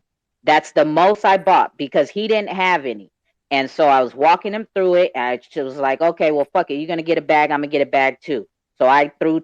This is the most And that's the investment. beauty of it. You don't even need a lot of XRP to even try it. You do with 5 XRP and just let Exactly. it sit. And But it's this is literally the value comes from the actual people who use it because they consciously spend their XRP knowing what they're doing, knowing that this is their goal, whether it be but that's on-chain where whales that's that you wanted, right? that's They the see this difference is the is the way. uneducated start chasing, right? Yeah. They let's I make see, one let's correction. let's say crypto Crypto's survivors. crazy. Yeah, crypto survivors coin is gonna be up for vote to get on StakeX, right? Survivor coin, and then everybody starts chasing survivor coin, right? I'll And say it then they're right like, now. oh I'll shit. say it. Hold on. I'll say it right now. I will never have a coin ever. However, I am working on NFTs with my girlfriend, and they will be sold in XRP. And Can I So make one yeah, that's what Rippleton is saying, right? Is if you don't need a coin, you shouldn't make a coin. But let me finish. So Survivor Coin is going on StakeX, and boom, Survivor Coin wins. Okay, so now everybody's chasing Survivor Coin, right? The people who chase moonshots, okay, and then they have the basic understanding that they have is, okay, I have Survivor Coin and now I need to go get StakeX. So then they start chasing StakeX. So this is where the hurt comes in, is when these type of people start chasing shit like that. Like I was trying to say, I don't chase anything that gets put on StakeX. It's already in my wallet. I'm comfortable at my accumulation. I'm perfectly fine with what I have. If I do decide to buy any more of anything that I already have, it is because that's what I want to do at that time. It is not And you because know, it's not because of a vote, or it's getting hyped up, or none of that. This is why I it's have one very question important. though. I have one question. And you know, at any time, you could wake up one morning and the stake X is actually worth zero because Gone. that it was, right? You know that. Yes, yeah, Right? exactly. And that's the problem is how do you educate the entire crypto community, the entire world of this, right? One person or the group of us, or No, this no, is no. We knowledge that can't. We people need to because seek this out. They need to it's like not. learn for themselves. Yes, Maybe we should yes, stake for our debt. but it's also a collective, right? Like when you hear, just like how this whole shit started with Rippleton, right? He started bringing up, there is no staking on XRP. This is what has brought up all this shit all this past week, 2 weeks. You already know. I've been seeing it, right? I see everything, right? And I watched the whole conversation, and people started feeling attacked, right? The StakeX community I and think the strongholders. Rippleton is the only one who came at it correctly. Like that's all I'm gonna say. Really is like if Rippleton is here doing his audit thing and you know putting his 2 cents in whatever, we all want to hear what he says and what he thinks. But there were other people you know who were kind of taking it like to the next level. It was really nice to see Bias Goose step in and you know just kind of tamper things down and be like, hey, you know, like. But Yeah, and like but you know what what? was Like Rippleton doing? Rippleton did Rippleton nothing was wrong. trying. He did No, but nothing this is what wrong. I'm trying to He's here say. to protect us all. So This is what I'm trying essentially, to say is we were happy that he spoke up and you know took over that whatever was happening because it wasn't him in the beginning. In the beginning, it was different people who were talking about certain things that you know definitely were have concern behind them, but then it would go in a different direction other than a positive, like how do we work together and fix this or make it better. And then when Rippleton came, it was like, okay, you know what, like this is something that should be addressed now the way he actually came at it correctly. So we like the guys at Stake X are nothing but grateful to Rippleton because you know he could but eventually yeah, save their but ass in the future. it's not just a stake X problem, right? The education, right? Just like we had this conversation last weekend when somebody brought up Michael Jordan is bringing NFTs to the XRP Ledger. That's the wrong fucking information, right? And it's when people point out the right information, it's like, right? Rippleton brought up the point. He wasn't saying whatever, this is a scam project or none of that. He was saying, you guys are saying it's staking, and it's really not. And that it blew up, and it's okay. He's really going in depth of the terminology. But that's the whole point of us being this early, right? Is we're here to learn all together, and we're also all here to learn to pass on the correct information. Because what if a new investor comes to the XRPL, gets on StakeX, and is like, this is what staking is. Now I let me think go to Songbird, and let me go to the Songbird network and go stake on the fucking Oracle swap, and it's a whole different situation, and they fucked themselves because they thought what they were doing on the XRPL was staking, and they thought they were going to get the same results in a real staking situation, right? So it's not it's we have to be able to have these type of conversations without people getting all mad, right? Just because your opinion is different. Just like I said, I fuck with StakeX. I have it, but I can see where people can get damaged and where people can get hurt. But me myself, I am personally in a position where no matter what happens with StakeX, as long as StakeX doesn't go to zero, I'm always going to be ahead because I'm never going to chase anything that gets put on StakeX. And I'm never going to follow the hype that a certain project. You guys got to pay attention.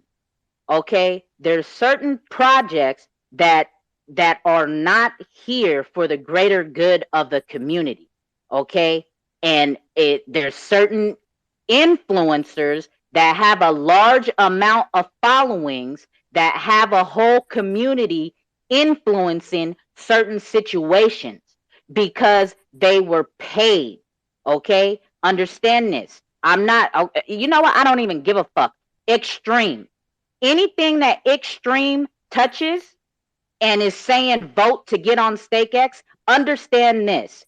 They have been more than likely paid by the project that they are promoting to get on StakeX, which means they are like triple, dipple, quadruple dipping on everybody on the XRP ledger.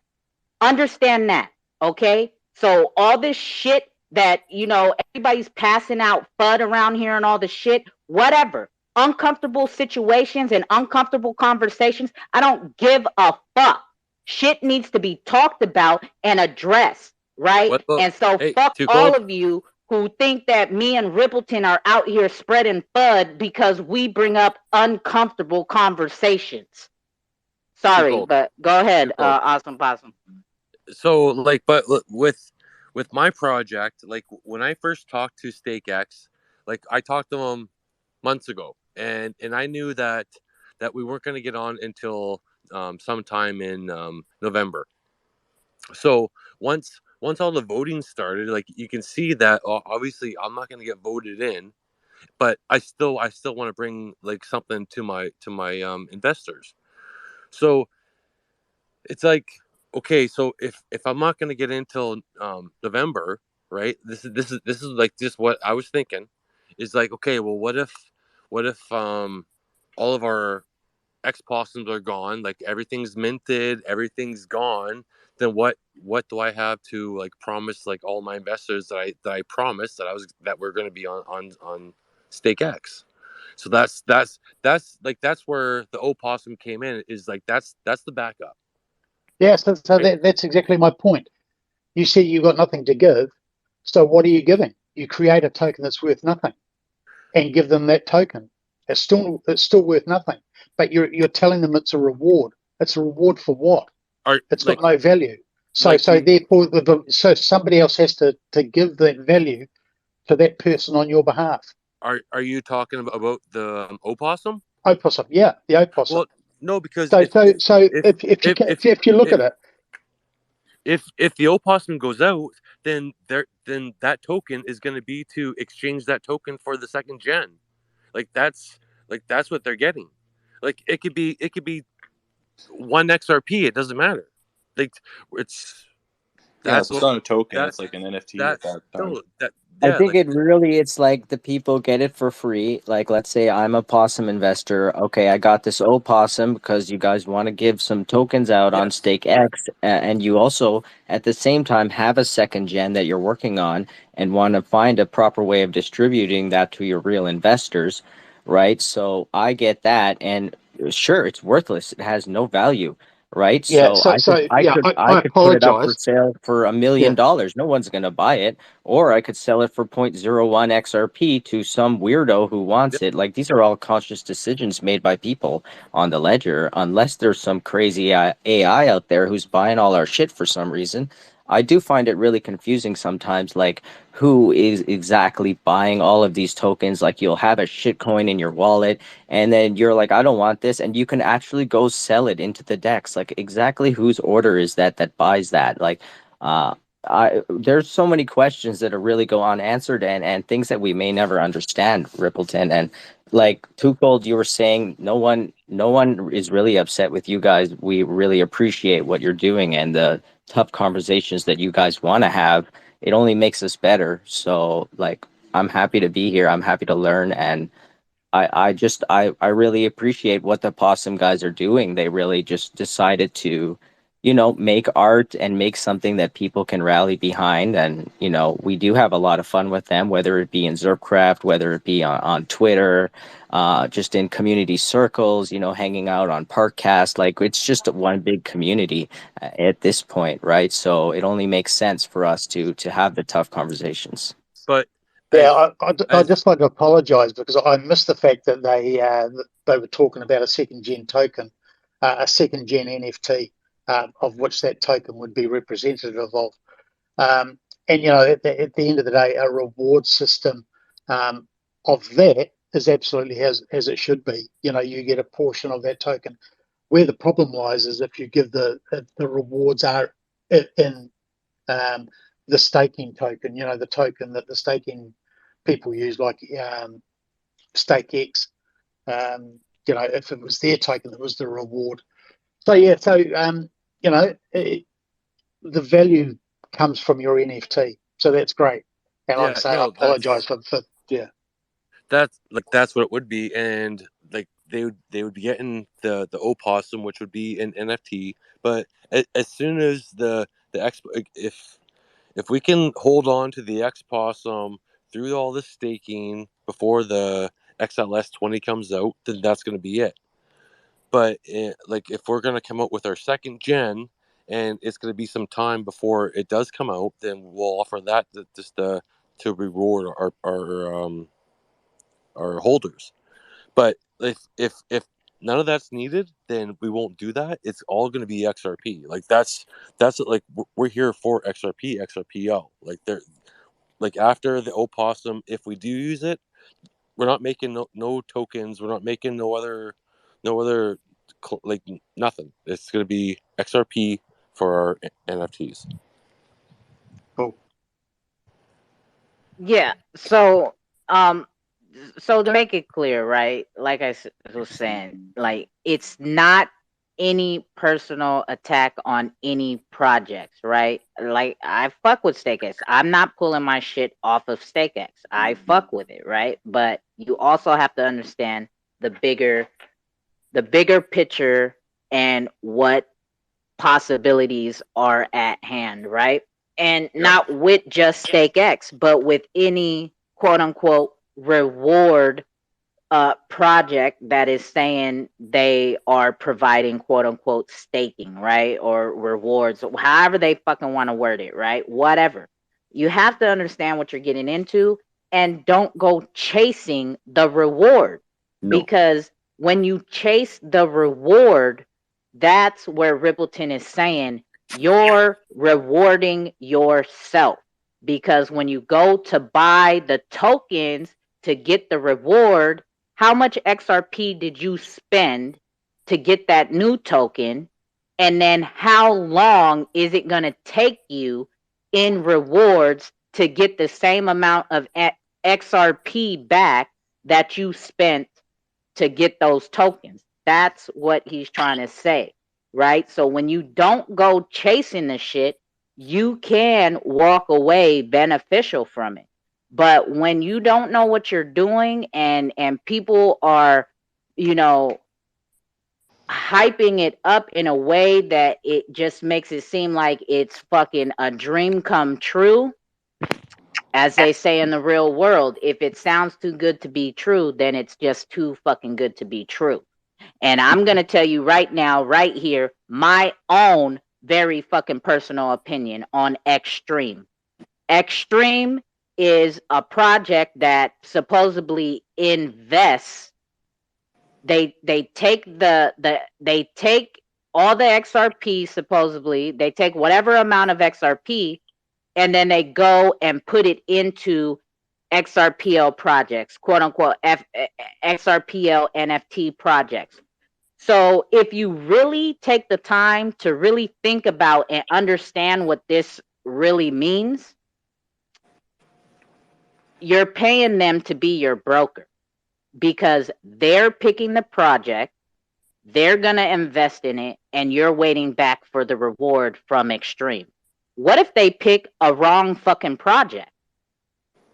You've just paid this broker and then you won't have no reward to come back to.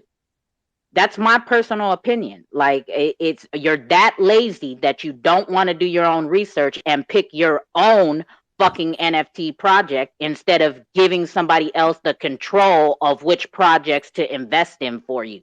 That makes absolutely no fucking sense to me. But that's just my personal opinion. But So hey, you know, I think there's It's just a new problem coming in. You know, there's certain projects, and if we want to name them, we can, that take your XRP and they put it in yield farms, right? Like they either put in Nexo or whatever. You guys don't have to buy these other tokens to yield your own yield. You know, you can take your own name token. it, drop it, I name the mean, project.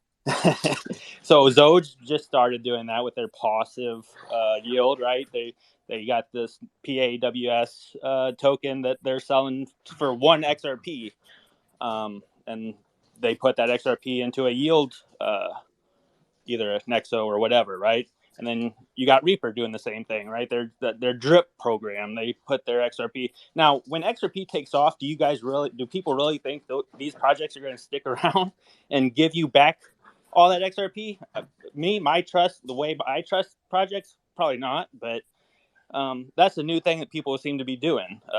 Give me your XRP, I'll put some yield on it, and then maybe I'll give you a little bit back every now and then.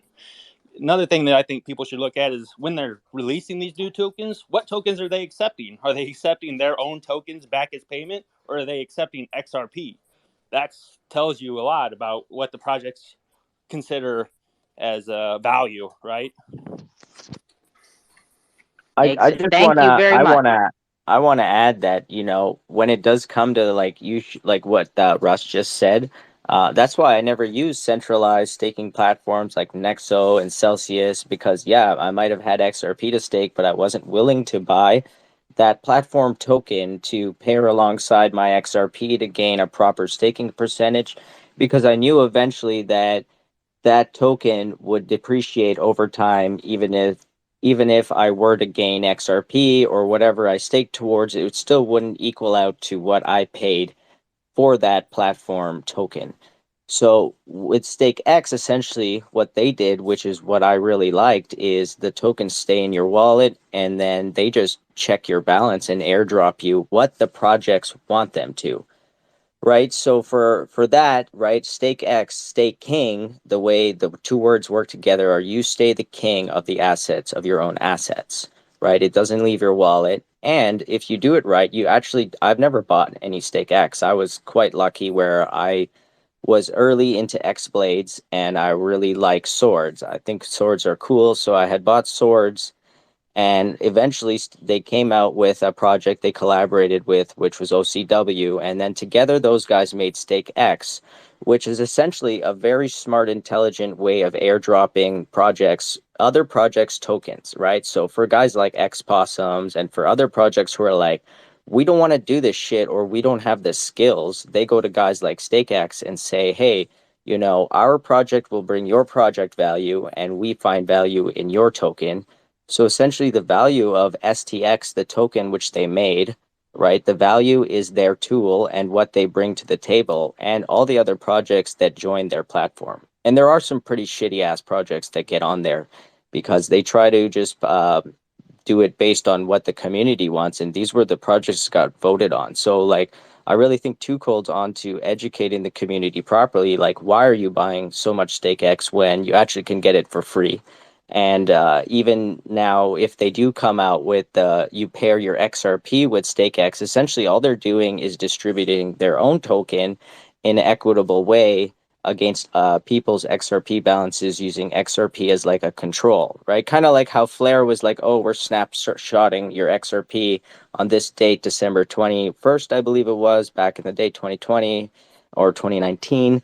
And then they'll give you all your Spark tokens, which we never got, right? Because like, no one can really pull off this whole reward or yield farming thing correctly. Nothing is actually sustainable. Like it's just like the way StakeX did it is, yeah, all of these tokens are realistically worthless. They have zero value. They're created on the ledger and they're all valued in XRP. And essentially everyone actually wants XRP and they buy the tokens just to get more XRP. But the value is actually just from the people behind the tokens, right? And what they're bringing to the table. It's the value that the users assign, and people consciously do these transactions. That's I think that's So the here's a actual. question for you. Here's a question Yeah. for you, right? StakeX, I'll use them as an example. We were talking, and this relates to any project that does and I say this loosely, staking on the Xrp Ledger. You got a number of guys who've given up their day jobs to run this project, right? They issue a token with zero value, absolutely zero, and they then reward people with this project. So everything's free at this stage, right? How do they earn an income? How do they support themselves as their day job by paying them a wage out of that business? If everything's free, how do they earn an income? So I would like to say, at least for StakeX, they did not give up their day jobs. They still have day jobs, but they don't. I mean, I haven't followed every wallet to say. But irrelevant whether they gave up their day jobs. How do they make money? How do they derive an income? If their token was worth zero, right, and they're rewarding people by giving it away because of somebody holding a certain amount of tokens, how do they earn an income? That's a very simple question. You know, Like an very simple. actual income, So are you like thinking? So would we like think any income? Would we like go off the for assumption that themselves? they're selling their StakeX? Is that what we're trying to? The project. How does the project make money? Okay, well, I'm pretty sure the project, right? So there's a lot of guys behind the project because it's two projects combined together: Escape NFT Official, and OCW. So those two guys came together. So I'm pretty sure Shen he does do everything full time, and that's his gig. But all the other guys, I'm pretty sure they're in school or they have jobs. I know Dan Madfly. He works full time as an accountant, and he actually pays for a lot of this stuff himself. Like they set up a validator node. He took care of those costs, I believe. All of the artwork and stuff and artists he hires, he pays for all of that with his salary. Stuff like his Xrpcraft build and stuff like that, he uses like how projects when they create their pie chart and like we're using this amount to giveaways and this amount for collaborations, and we're like essentially they gave away most of their tokens in the beginning. And the way they actually fund everything is not by selling their tokens and stuff. I believe they recently started selling STX only in a There you certain go. way. Yeah. So there But you go. That's the yeah, answer. That is the answer because that is the only way that project can make money is to sell their token. So I'm the yes. only project. So I'm the only project that bought STX straight from them to create a pool so far. And how's that working? How's that working for you? Which project is this again? Sorry, Russ. So this is XVR. XVR. Okay, yeah, Verse. Xverse. I've seen that floating around these days. It looks pretty interesting. Yeah. So, sorry. Go ahead, man. So yeah, I was just saying that the other projects aren't paying, right? They're not giving money to StakeX. So I mean, it's a legit question on how they're funding it. My thoughts would be they're probably funding it from their other projects that they collaborated with, X Blades and OCW Whales. That those NFTs are going to have value. They're not solely creating. They did not solely create StakeX to get rich off of or become their only resource for funding. That's something that they collaborated with each other to bring something to the community because from my perspective, they seen airdrops being an issue with farming accounts, stuff like that. So they collaborated. And that's fine. That's fine. But then if we talk about then funding this reward scheme, right, from their projects, then they're removing value from those projects that you may own to pay somebody else. So like if Expector came along, for example, right, and was using their staking program and they're giving away StakeX tokens because of the Expector, so therefore the OC Blades and their other project are supplementing and providing rewards for Expector. So it comes down to. You wouldn't receive STX. You wouldn't receive STX from that. You would just get more Xspector, and it would be like, yeah. Why do you need STX? If you're getting Expector, what is the STX token for? because Expector decided that they wanted to use they wanted to use stake X to get their tokens out to the community. I guess, like, why do the projects make these decisions? I mean, I don't know. Personally, So I would the question airdrop. is, If I was a project, I would airdrop individually to just my holders. But like a lot of projects, they want to get even more holders and reach a larger base of holders. So they're like, hey, if I put it here, maybe other people who aren't in my token will stake towards it and become a holder, right? So it's like a way to get your tokens very widely distributed. But I hear what you're saying, man. yeah, it's And just, yeah, and and this is the problem, is that everyone comes to the point where they say, I don't know. And because they get to that point, all they're saying is, I don't really want to tell the answer, because if they know what the answer is, they know that the answer is that it's the end user who's paying. So the To be rewards fair, program, has been paid by the people who've been rewarded. We don't have anyone on StakeX here to answer how they're funding things, right? To be fair. So Yeah, but they're here I'm talking now. broad spectrum. I'm They're talking here. broad spectrum. Yeah, I'm talking they're broad here. spectrum. It's not necessarily just StakeX. I'm just talking about all these reward programs. You know, when we talk about staking per se on the in blockchain, it is a reward program based on some work that you do. Okay, you go and validate a transaction, and you get paid for validating that transaction. All right, so you've done some work. Somebody's paid for that work to be done, and you've reaped the rewards of that. But when you don't have any, when you give somebody a reward for having something in their wallet, if I put my wallet on the bench and there's $100 in it, and I come out tomorrow morning, there's $200 in it, I think, fuck, how did that happen? And that's exactly the thing, where does this magical money come from? And the only people that it can come from is the person who went up to my bedroom and took $100 out of my drawer and put it into my wallet. Because that's exactly what happens. They are redistributing the wealth of people who indulge in the system, and it doesn't cost them anything to do. It costs them nothing to create the token. The reward they're giving them is worth zero, right?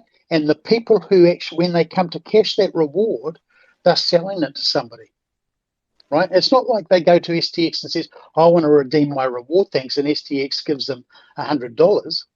They go to somebody down the street and go knocking on somebody's door and say, hey, mate, I've got this XTX token. It's yours for $100. right. Okay, so all the value for those rewards is coming from the community. It's not coming from the issuers at all. And so the issuers are walking away with all this money from the community, and all the while it's diluting your project, it's diluting the Xrp Ledger, because there is no such thing as free money. And that's the thing people need to realise. And I've got no problems with these projects, and there's a lot of projects. There's a lot of projects who are set up purely as scams, which are the bane of the XRP. But the airdrop community and the these reward systems and the oh God, what's the other word I'm looking for? The yields. They cannot exist on the XRP ledger when there's no work being done to create those rewards. Sure, you could lend out XRP and lend it to somebody and get a benefit from that, but that's not happening. It is just simply somebody creating a token and giving it to somebody, and says, there's your reward, buddy. And that person says, thanks very much for the reward. You're a great person. But they don't give the reward. It's the person down the road who's paying their reward on behalf of the issuer. So the issuer gets all the benefit, and they sell tokens then because people think they're getting a reward. They're not. I hate to say it, it's just a classic pyramid scheme. It's just a classic Ponzi where you're reliant. All these projects are reliant 100% on new people coming in and bringing money in to pop it up, or new projects coming in and wanting to stay. It's the only way it can survive. If either one of those two things disappear, project's dead. So I want people to think clearly about it and understand. If you want a great system for your project, the last thing you should be doing is giving away. When was the last time you went into a shop and wanted to buy something, and somebody's sitting at the door and says, here's $100, mate, you go and buy what you want? because that's what these people are doing with airdrops. Yeah, and they, you know they, what? That is a really weird thing on the XRP ledger where projects feel like they are not allowed to make money. And then what happens as a result of these tokens being the way they, I guess, find value in ways to keep going. And I don't understand that either because I guess there's, laws and regulations where you're not supposed to make profit off of a token you make and stuff like that. But at the same time, it's like how do these people who decided to take this undertaking on continue, whether it may look like a Ponzi scheme or not, and whether I think you may be correct in what you said, where if these two things stop happening, well then there you go, kiss it goodbye. But at the same time, it's like people who buy this reward from the other person, they've already been instructed that that's not the way to do it, is to accept it for free in ways that they get it for free, right? So it's like people but is it constantly really make these a big reward?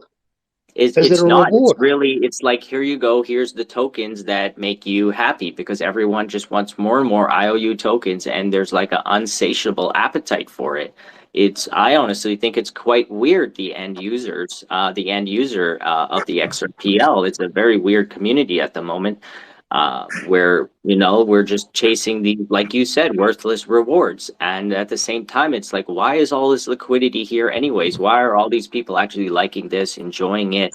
It's like, what is human nature? Why do we do the things we do? No one will really ever understand, but this is what's currently happening, right? And it is great to educate people, but at the same time, like, if someone were to go and buy STX, then they consciously made the decision that they wanted that at that moment, and that's what they wanted to do with their XRP. So it's Yeah, kind of like and two that's sides of and the that's coin. fine, and that's Yeah. fine. But what it's done is it's diluted the value of the projects that it's supporting, right? And it's also diluting the value of XRP because Yeah. you've still got the same amount of money sitting in the pool, right? And every time you add one more layer or one more pool that you're draining money out of for that, right? You are diluting. You're diluting your project by giving away free stuff, and you're diluting the value of the token or the NFT, for example, that the person owns because you're giving away. And that's why projects on the XRP Ledger, they need to start leading by example. They need to start saying, no, we're not going to give an airdrop. If we've got a good product, you can pay XRP for it. We'll take your XRP, thank you very much, and we will reward our customers with XRP. There's absolutely no reason why you can't. But most projects won't do that because it costs them money. There is a project doing that, actually. There is a project. However, they issue their NFT on Sologenic. It's called Mutant Muscle. Yeah, still the XRP Ledger, though. Yeah, it is the XRP Ledger. Actually, I got a sick ass elephant. I have one NFT from them. It's an elephant. It's pretty cool. I mean, I'm not, crazy about their project or anything. I don't have much time to put towards it, but every now and then I get paid out like 30 XRP just for holding it. And I Yeah. also wonder, where does that XRP come from? Is it directly from them, how they derived it? But at the same time, like, I'm just an end user here. I'm just a cryptocurrency enthusiast, and realistically, like, I came to XRP because I believed in what it could be used for, how it could change the world, And for me, all of this NFT stuff, it's just like fun along the way, just a way to pass the time while the lawsuit's happening, while we're waiting to see if even if we don't even know if XRP is going to be worth anything in the future. But all of us have put our money, like money that I made turning wrenches, fixing vehicles in my real life, that I put into the ledger, value that I created for real. And even money itself is backed by nothing. It's backed by the government and people believing that there's value assigned there. So we all believe a dollar is a dollar when really a dollar is nothing, right? Whether it's digitally or physically, a dollar is what the whole world assigns value to consciously, collectively, as like human nature, right? As we see value in gold, gold is valuable, gold has use, it's this and that, right? Platinum, steel, nickel, all of these things have value, right? So it's like, if I put my own hard-earned money into the XRP ledger, and this is what I ended up doing, and this is also what many other people are doing, like, everyone's point matters, but like, this is currently actually what's happening. So how do we actually change that? How do we change human behavior? You know, it's just all very complicated. And I feel like most of the people in this room here like actually genuinely care about the ledger and its future, and they want to be a part of something that's greater than themselves, you know. So I mean, I just Yeah, showed up last and great. year. And I would Yeah. also just like to explain more on what I consider StakeX as value. There's lots of projects I would have never known of if they would have not been um, on that platform, right? So I mean, there's also a bit of advertising there. I like the voting thing. That's crazy, like how riled up the community gets. It kind of got weird when people started offering money and airdrops. Like I had some messages from people like offering to pay me to vote for them, and I essentially told them to, you know, F off, and that I always vote for Possum or Peppy because those are my friends, you know? So Right. like even And though that's another thing. Like that, they never get voted in, but at the same time it's like people have the ability now to vote for the project that they like, and that's to get something on a platform that puts their project, you know, in the spotlight. So it's really cool. I wanted to kind of correct, because I did hear, I think it was 2Cold's said that you need voting to get on the platform. You don't, that it does quicken how fast you get on the platform, but all the projects that are in the voting or on the timeline, they will be put in staking. The voting is nothing more but we'll say a quick pass, right? They will be Yeah, on like a there. skip the line, kind of thing, right? In a way of the community decides, the holders decide who comes on, But yeah, right? so Yeah. as a project on StakeX, I've met with Emberlight. I met, I already knew of OCW and Xblade, but Corsex, can't think of any other. But we had we not gone down that route, we probably would have never talked to them, and it was a facilitation. They help facilitate that, right? So there's a lot of unvaluable things that they bring to projects, and also we're using them for token distribution, right? We're not just looking for everyone to get paid off of the tokens, but it's getting it out there, right? More people know about it now. They hold our token. we don't Yeah. we Even I don't may end up holding your token, you know, because I use that platform. I never heard about your project until 2 weeks ago, but Right. now hearing you in real life on a space, you know, I may be interested to go to the website and just slide my slider a little bit on yours. Like I could just go and buy like literally 5 XRP worth of your token, put my slider on to stake towards yours, and then passively collect whatever you're willing to attribute to that pool, you know, and then I can be a part of your project in whatever way that allows me to be a part of it. You know what I mean? So it's really exactly a way for you to gain new people into your project and to show others what you're doing. because I mean everyone's got to face the fact. Once your pool ends, there's probably going to be a big sell off, right? Well, that depends It's entirely on you, possible. and It's that possible, depends right? on you, what you bring to the table as of your project. Like, you know, Well, at the end, it's like people are going to look at it and say, "Will this have value in the future? Am I going to use this for anything?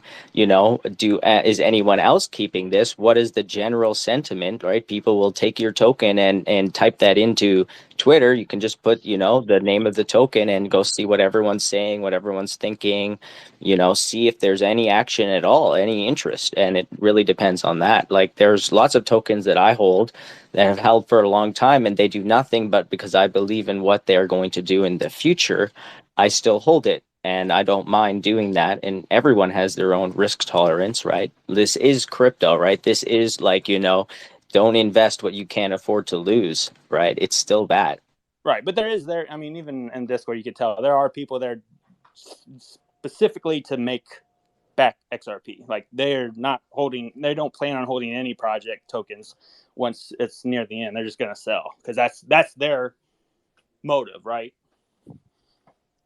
Well, I know it's like originally when we Exactly. made XPOS and stuff, like we want this first generation. Like I wish I was collecting NFTs back in like the 80s when I got my first Nintendo, right? Because I could be using this NFT over and over and over and collecting rewards as the years go on. So to me, that's where we're really going to add value to our NFT project.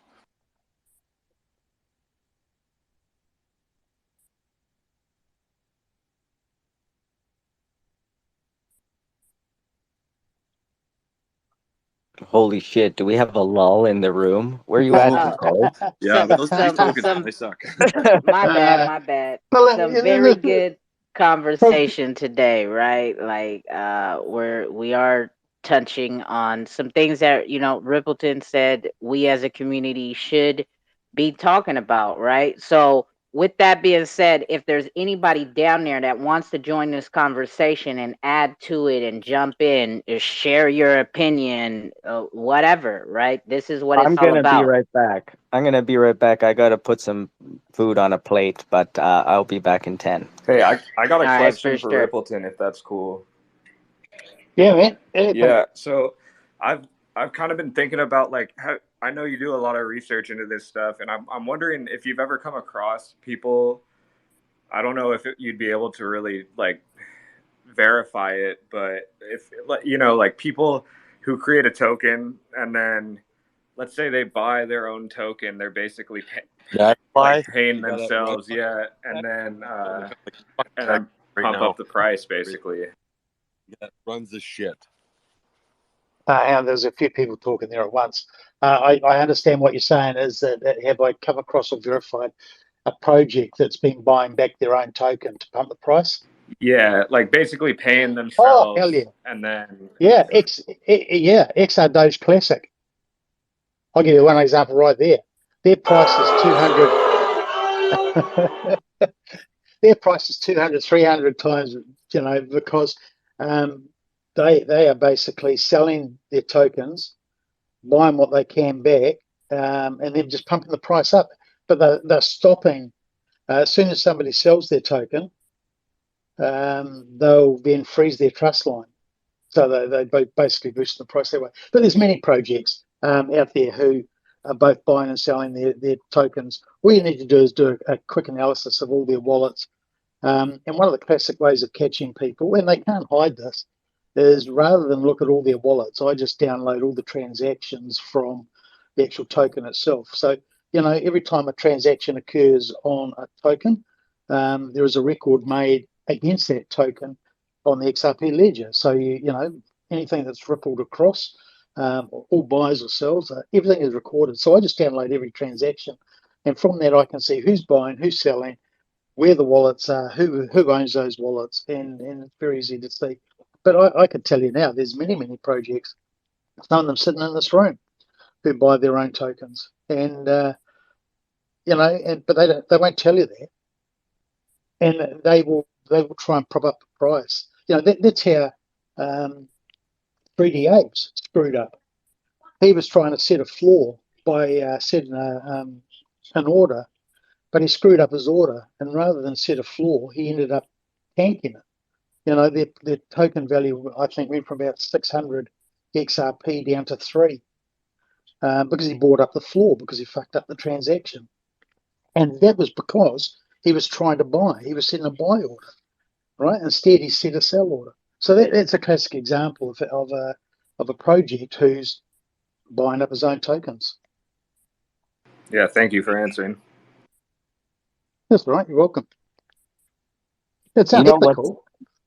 what's even weirder is I've seen projects who try to launch a project, and there's people who come and actively buy their token and then sell it to themselves for cheaper to drive down the price and hurt that project. Like I had bought some tokens for I think 70 XRP based on the fact that I like the project and the people behind it.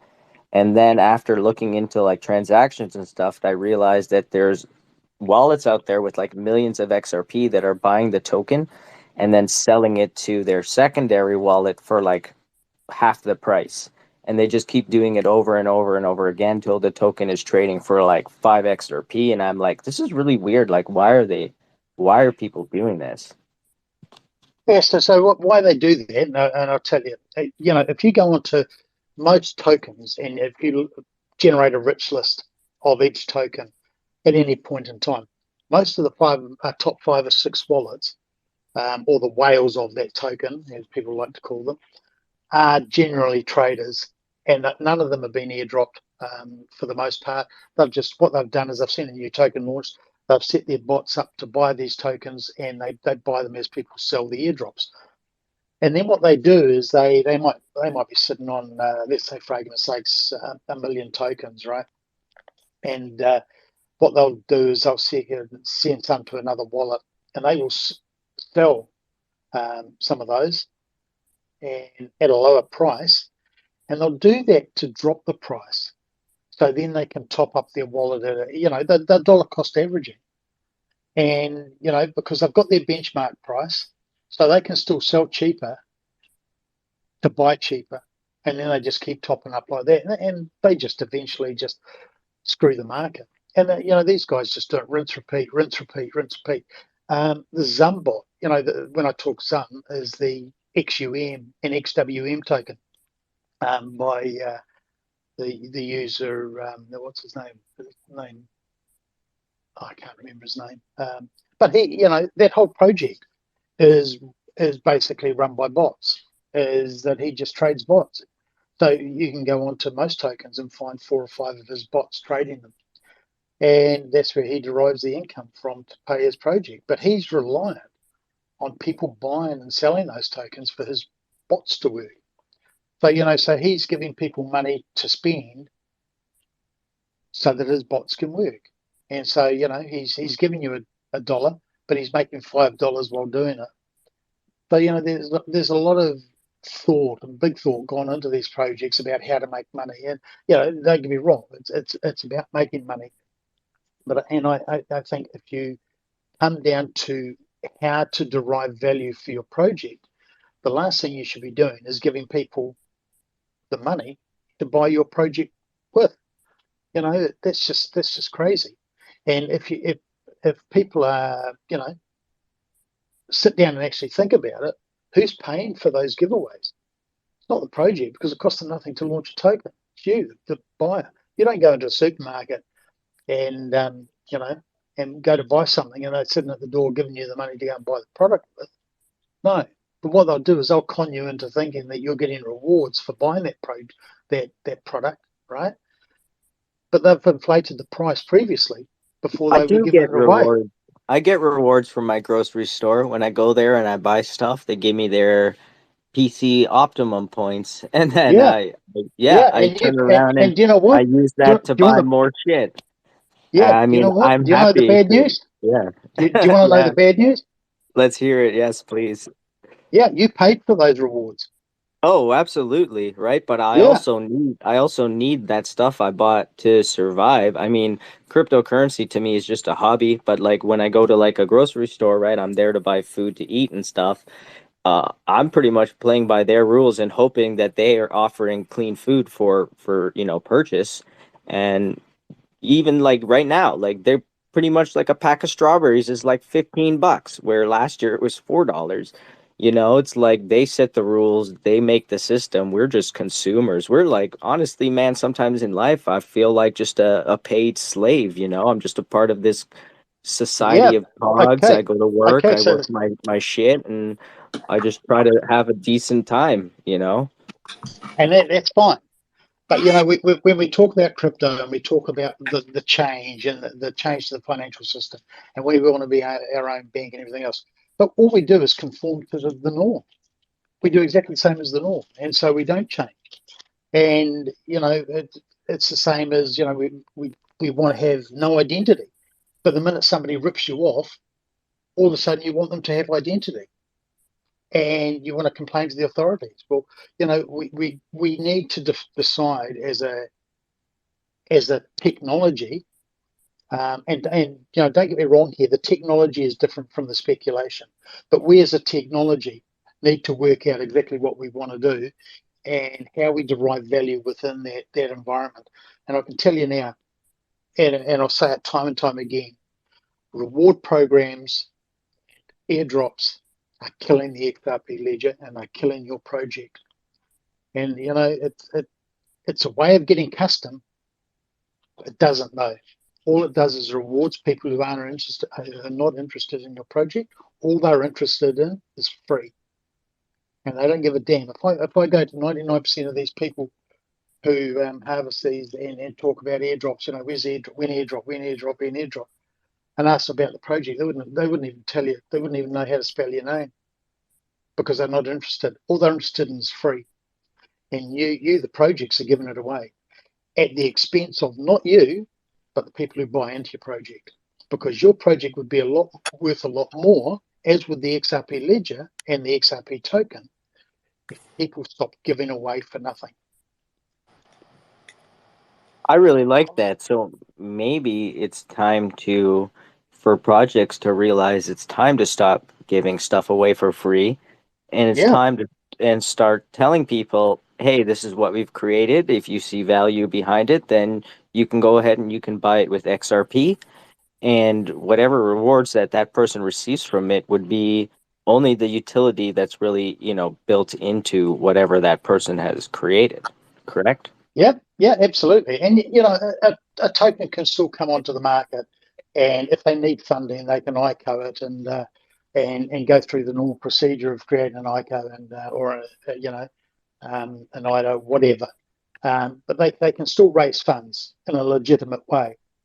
But the thing is, what we need to do is we need to stop cutting our throats, because we're cutting our own throats. And if you turn around and look at the number of projects that have failed, it's not because they had a bad project. It's because they gave away all the money. They gave away all their opportunity. They gave people the money to buy their project with, so they had nothing to sell. And that's the stupid part about it. I say to people, why are you giving away your market? You're giving the people the money to buy your product with. So how are you going to make money? It seems like the general consensus across most projects, though, is like a lot of them are just like, yeah, giveaways, whether it be through 2Cold, whether it be through Xrpl, whether it be through, just holder loyalty airdrops or, retweet giveaways and stuff like that, which are, I think a plague sometimes. Like, it's like, why are all of these projects so focused on giving away all their tokens for free? I've never really understood it. I mean, me as a user, I'm gonna accept whatever you give me, as long as I like you and I'm cool with what you're doing. I'm interested, but like, why is that? And not only Possums, like I get free LFGO, I get free Possums from the last thing you guys did.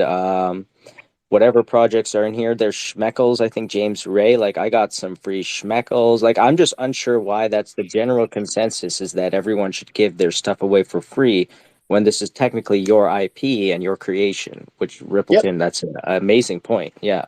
Yeah. Why is that? The Why is this the case? Like, why is this Yeah. happening? Yeah. And like I say, like I try and teach people, is that unless the project who's given you a reward, right, whether it's an airdrop, whatever, unless they are the people who are redeeming that reward, then it is the community who's paying for the reward to you. It is not the project. So, because it's cost them absolutely zero to create that token to give to somebody. And so when they give it to somebody, it still holds zero value. The only way you can get value out of that reward is by receiving something from the project itself or from somebody buying that token off you. And so for the most part, these token issuers have just had the gravy. That's all that they'll be doing. It's a gravy train for them, because they can give you something for nothing as a reward. What a great word to have. This is a reward to you for being a loyal customer. But we'll get somebody else to pay you that reward on our behalf. Thank you very much. So you go and buy more of that product, right? But somebody else is paying the reward. How cool is that? And that's the thing. So you can see. So it's a two-way street. Yeah, I agree. We It's as pretty weird. consumers, Yeah. we as consumers need to realize that if there is if there is a reward program, who is paying the reward? Is it the project, because I can redeem that reward from the project, or do I have to redeem that reward from somebody in the community? Because at the end of the day, that's who's paying for the 99% of these rewards, is the community. So you are paying for somebody else's. Every time you buy a token that's been airdropped and given away for nothing, you're providing that reward to that customer of that project, not the project itself. The sooner people realize that, the sooner they'll realize that, shit, you know what? I've been sitting here taking all these rewards, and all I'm doing is undermining myself. I'm handing out more money to get these rewards than what I'm actually receiving. And so I often say to people, look, go and have a look at your portfolio. Have a look at your portfolio 12 months ago. How much XRP did you have? You've now got 20 tokens. How much XRP do you have now? You've gone ahead and bought all these tokens. And what value are they? They're worth Less. zero. They're Yeah, worth it's zero. yeah, and it's Way true because less. as the projects release more and more tokens, it gets more and more diluted, Yep. and the value is way less. Definitely, that's true. Definitely, like there's a lot of tokens out there people bought and it went straight to zero. I remember I had bought X Possum token for 5 to 6 XRP, and then I haven't sold any. I just buy it because I like the boys, the brothers, right? And I had bought it, and then it went all the way up to like 23 XRP, and now it's back at I think 17 XRP for one, right? So is that really like me taking value or me giving value to someone else? Because I don't know who I bought it from. I just bought Well, it because I no. right, So X and then Possum, it's just a market. Like it's like whatever yeah. the market thinks it's worth, like it's at this current time, whoever is trading that token thinks it's worth 17 XRP, or at least that's what people seem to be willing to pay for it, right? So it's just, Okay, I so, don't so, know. so, so let's look at it. Let's look at it on a real scale, right? The Yeah. X Possum token was generated at zero cost. There's a promise of an NFT in the future, right? So you can't go and redeem that one Possum token for one NFT currently. So if you want to make some money off it, you either sell it, in which case somebody has to give you the XRP value to you. So your token was worth zero, right? The XRP has now changed to you, and that token has gone to the other person. So the value has swapped from that token that was worth zero value, it is now worth 17 XRP, and your XRP token is worth zero. So how do you add value to that XRP that's worth zero? You try and sell it to somebody else for something else and replace that value, right? So all the while, what you're doing is diluting. Doesn't matter what the value is, the person who's paying you for that token is the one who's giving you value, because that token was always worth and will always be worth zero. And the only way to get the value back into the ecosystem that token now holds is to make sure that token goes back to zero. That's the only way you can replace the value. Well, Because it was worth I'm just kind of confused because like I plan to hold the token and mint it to get like a real Possum NFT. At this current moment, I don't consider any IOU token a real NFT. I consider it like just like a voucher to receive, what these projects created, whether it be Possum or another project, right? Like it's just like I take this token, and when the ledger gets its amendment, I'll be able to have an NFT of this token turn into an NFT, right? So isn't the point of NFTs to collect the stuff that you find interesting, that you're a part of a community, and to actually try to trade that or sell it in the future for more money, or more crypto? Isn't that the whole point? Yeah, so but what I'm saying is that the token that represents that NFT value in the future, sometime in the future, is worth zero. It's created at zero value, and no matter how many hands it goes through, each time it changes hands, the value is swapped from one thing to another. So whoever buys the token in the first instance, when you sell it, that token's worth zero, because that's what you're selling, a token that's worth zero. And the only way to return it back to redeem your value and get your value, excuse me, is to return that token back to zero value, and that's how you do it, by burning your token for the NFT. Is because what you do is you get an NFT in exchange for the token. You burn the token, tokens back to zero. You've got your NFT, right? Absolutely. And that's kind of what bothers me is when I have to, like, let's say I like a project and I want to support them and buy their NFT. It's kind of weird that I can buy their product for, you know, whether it be 50 XRP, and then it could, you know, go from to 100 to 200 to even less to, you know, and be traded and scalped by lots of people. It's like, why can't I just pay the project 50 XRP for their IOU and hold that and know that it's not worth anything until I mint that and no one's trading it. You know, it's like, hey, this is what you made. Cool. I'll buy your voucher. And when it's time, I'll redeem it. Why do these tokens actually need to be traded? Well, they don't, but that's up to an individual owner. You know, as a project, you could issue a token and you could sell it and you could freeze somebody's trust line so that they can't sell it, that it can only be redeemed for an NFT when it's minted. But that's you know, been a bit draconian. But you know, it's just the understanding that if you issue something and it has zero value and you give it away to somebody, right? Or if you give it to somebody, it's got zero value still. But the minute somebody pays something for that, and it doesn't matter what you pay, what unit of payment you use, whether it's an NFT, whether it's a dollar, whether it's an XRP, whatever, the minute you give that token with zero some value, you've transferred the value from the token you held into that worthless token. And the only way to get that value back is to return that token to zero. So it doesn't matter how many times it changes hands, that token's always only worth zero, right?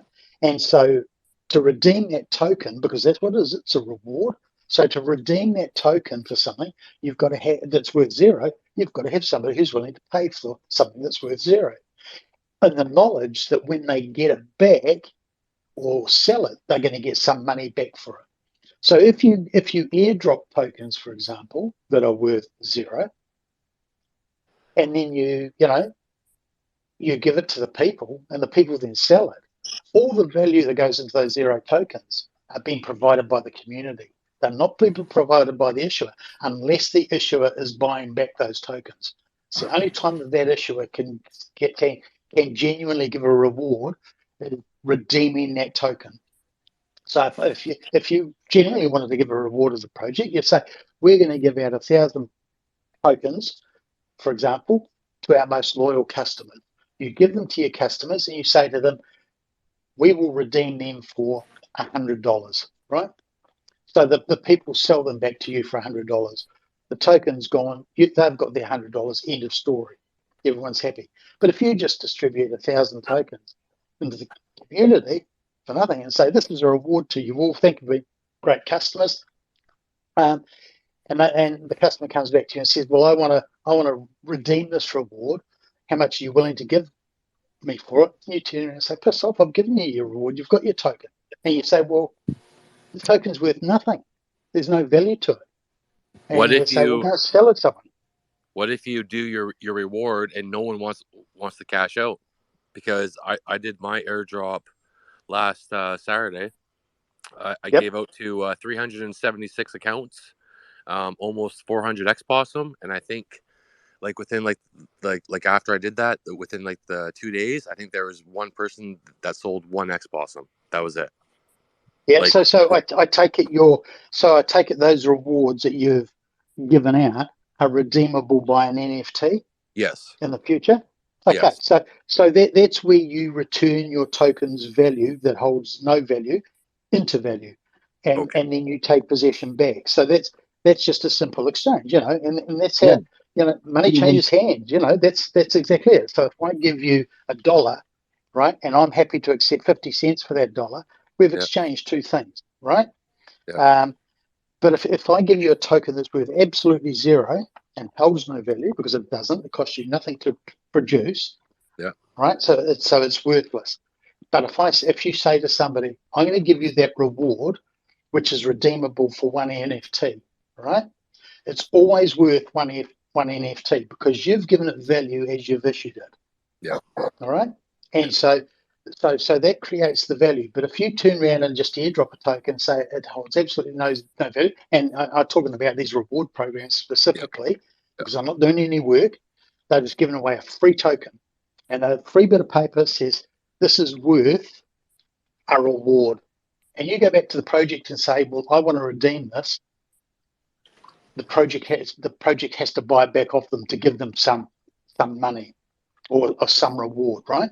So for them to imply that it is a reward or a staking is absolutely false, because it's worth nothing. There's no value to that token at all. The only value that token holds comes from the community, because somebody's got to buy it from you. And a And lot of then people they don't hold a token that's realize, better. a lot of people don't realize is, let's say, like, when I hold these real Possum NFTs, when I burn the token and mint the NFT, there may be no liquidity there to buy those NFTs from me. And I'm not saying that there's going to be no one buying Possum NFTs. Like, don't take it that way. All I'm saying is, like, when you buy an NFT, you actually never know if someone will buy it from you. Like, Oh, don't, not at all. right, it's different than trading tokens that can just be sold into the market. When it's a real NFT, you've got to, right, either sell it for whoever's sweeping floors or whatever, or you got to have someone come and make you an offer because they actually want that. And so it's different. But then as for like those reward tokens, when I mean, I can't speak for everyone. I'm pretty sure a lot of people just sell all of their reward tokens. Like, I'm not gonna lie, I sell some. But for me, I do use the tokens I get I to. haven't sold one yet.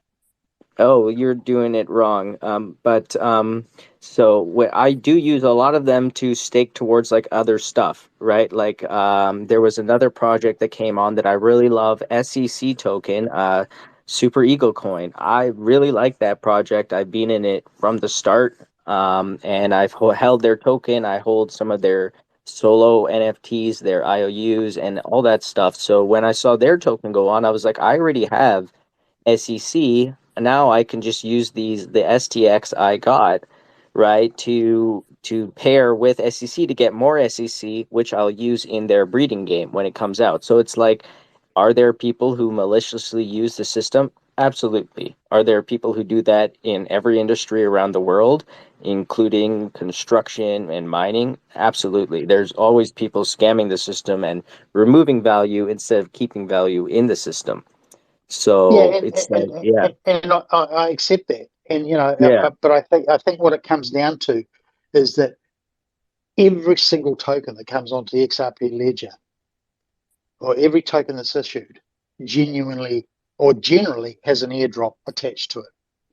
And and then you've got projects who are now, StakeX is one. There's many programs out there, projects that offer staking of some description that that they refer to as staking, that are just a glorified loyalty program reward system.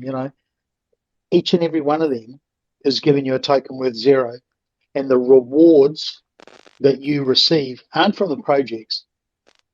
They aren't from the issuers of the projects. They aren't from the staking program. The rewards are given to you by the community who buys those tokens, because those tokens were worth zero.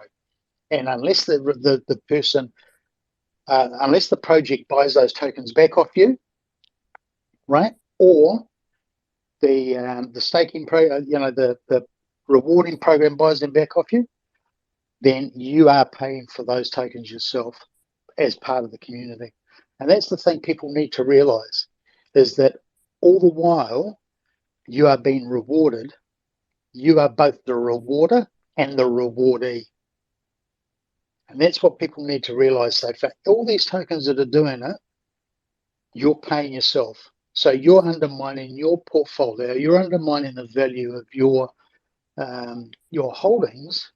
And whether it's you're holding an NFT, whether you're holding XRP, whatever, you're undermining it, and people are undermining itself, because what you're doing is you're diluting it. For every new token that comes on to the market, and for every free token that's given away that has zero value, you are diluting your project and the value of XRP. And it's a simple situation. It's a very simple thing to look at, and what I often say to people: take your skin out of the game, and have a look at it.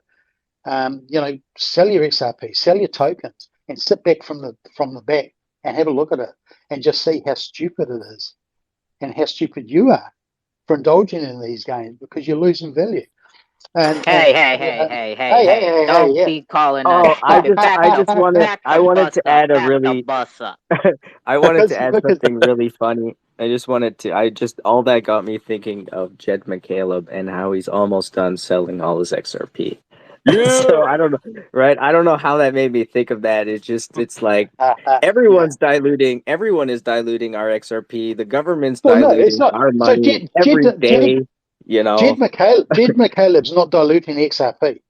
He's selling it. I get it. Yeah, he's not Yeah, diluting he's it, not but diluting it because it's still XRP. It's still but in the ecosystem. he still created XRP as nothing when it was nothing, and then it became something, and now he's just offloading it onto us, right? And we're Yeah. absorbing that, right? Yep. It's essentially the truth, right? So it's like Yeah, everything gets but you know, devalued it's in this world. It doesn't matter what we do. They could come up with a new currency tomorrow. People would find a way to devalue that too. It's like, yeah. it's just like the same with America. Just printed 80% of its currency in the last 2 years, right? Which is screwed over the entire world. Even here in Canada, like we've been massively, like hit with prices. Like gas is what, $4 a liter. Sometimes I go to pay, and I'm like, it's not even worth it to go to work anymore. Oh, you're fucking complaining for nothing. We're no, $4 we a live liter? in Fuck we live out of now. here. That's We're over here. exaggerated.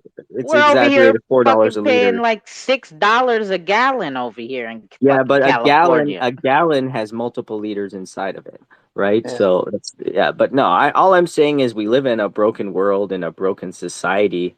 Yeah, Rippleton, I agree with you. We are pretty But fucked up for we on indulging the in this XRP shit. ledger, Yeah, but we on the XRP ledger, we could lead by example and not be broken. And that's what I you're see. Don't accept you're the right. norm, and don't and it's a simple. It's a very simple thing to see. Is that if you have, and there's no new money coming into XRP, into the XRP ecosystem. There's no new money. It is still the same people with the same money. And for the most part, there's money going out. People are removing money from the XRP ecosystem. But if you've got, let's say, for argument's sake, $1 billion worth of value within the XRP ecosystem, right? And you've only got the one token, which is XRP, and then you have another 10 tokens come in that distribute their tokens for nothing, right? You've now got 11 tokens enjoying that same liquidity, that same value, because there's no new money coming in. So unless you bring in exactly the same amount of money, right, as what's going out of that pool as new money, then your liquidity goes down, your dilution increases, and all of a sudden you've got an inflationary XRP. And it's inflationary because of the people who are using it. And, that's what I say. As long as we indulge in these airdrops and demand them, right, projects need to lead. Projects need to take the lead in this and say, no, we're going to issue a token if need be, but we don't need to issue a token. We're going to sell our product. We're going to sell our service by way of XRP. And we're not going to give you any free. We might give our loyal customers something for free, right? Or we might run a promotion that you can redeem from us because we will give you something in exchange for that if you redeem that token. If you choose to sell it, well, that's up to you. But the redeemable amount is from us. We don't expect the redemption to come from the community because that's currently what's happened. Everybody, I'll say until I'm blue in the face, the XRP ledger, the community is both the rewarder and the rewardee because it cost absolutely zero for these people to create the tokens. And the sooner we realise that, both as consumers and issuers, right, and work together to bring some value back into it rather than constantly diluting it down, the better we will be. No, I totally, sit and listen. I agree with a lot of your points. And the thing that, of course, is going to suck is, most of these projects are now 6 months into it. It sucks that it wasn't talked about back then, right? Well, yeah, but you as a project, you as a find it weird. project can turn, yeah, but you as a project can turn around and change your reward system, and rather than just give away tokens that are worth nothing, right? You get and have no redemption value from you as the project. what you do is you create a rewarding system whereby the people have to come back to you to redeem that reward, right? So the reward should not come from the community. The reward So, should come from the person who's offering the reward what kind of and issuing confuses it. me now when we talk about this, the reward system and stuff, and when I think about like projects on the XRP ledger, obviously there's projects who have been here for a long time and kind of started this IOU trend, right? And I'll just say it, right? Xpunks was the first IOU, I believe, and somehow went to what, 16,000 XRP each, and that's kind of what started this whole thing off. And since then, That's what happens when you buy your own tokens back. they've done like they've kept going, right? Did you They just hear created. him? Hold on, right? I heard him, and I heard him loud and clear, and I never fell for that trap. I mean, I have an Xpunk, but I bought it near the bottom. I But still got 8. anyways, right? So what I'm saying is like then they went and created on XRP and had an IDO and sold directly, crowdfunded directly from the community. After that, it was over. It dumped half, like it went to half the value immediately. And then now when I look at it, it's sometimes profitable and sometimes it's not. Now they've also issued their new token on AVAX, which I received just for being a holder. I don't I participate in didn't. any of their, right? Well, you didn't set the trust line, right? Because so how come that they're I able did. to create these tokens and offer rewards and what they're doing, and they're all sponsored? They're not sponsored by Ripple, but they did receive, grant money and stuff like this. They're probably what people consider to be the top project and out Well, of all the and but projects, that's whether that's but contested or not, yeah, whether they're but the best project or not, it's just like it seems like even the people who we see as responsible actors or who are considered responsible actors are doing the same thing, like Sologenic, right? And Sologenic sells their token directly into the market, and there's proof of it, right? So it's like, what is but really that's going yeah, on that's here? the thing about why, right? Being silent doesn't help the community. That's like being silent doesn't do nothing. Like if you don't speak up, nothing gets spoke about. So how can anything change if there's never no conversation, right? So when I get the tweets and the DMs that always say, "Oh, just leave it alone. Don't get, this it doesn't even concern you, or it's not that big, it's not that serious, just let it go." Like, no, because obviously shit needs to be talked about so that shit can be changed and shit can be fixed and people can be educated, right? So being silent, it doesn't do nothing. There was a space call the other day. Sologenic held a space call. Did anybody, I can't go because I'm fucking blocked.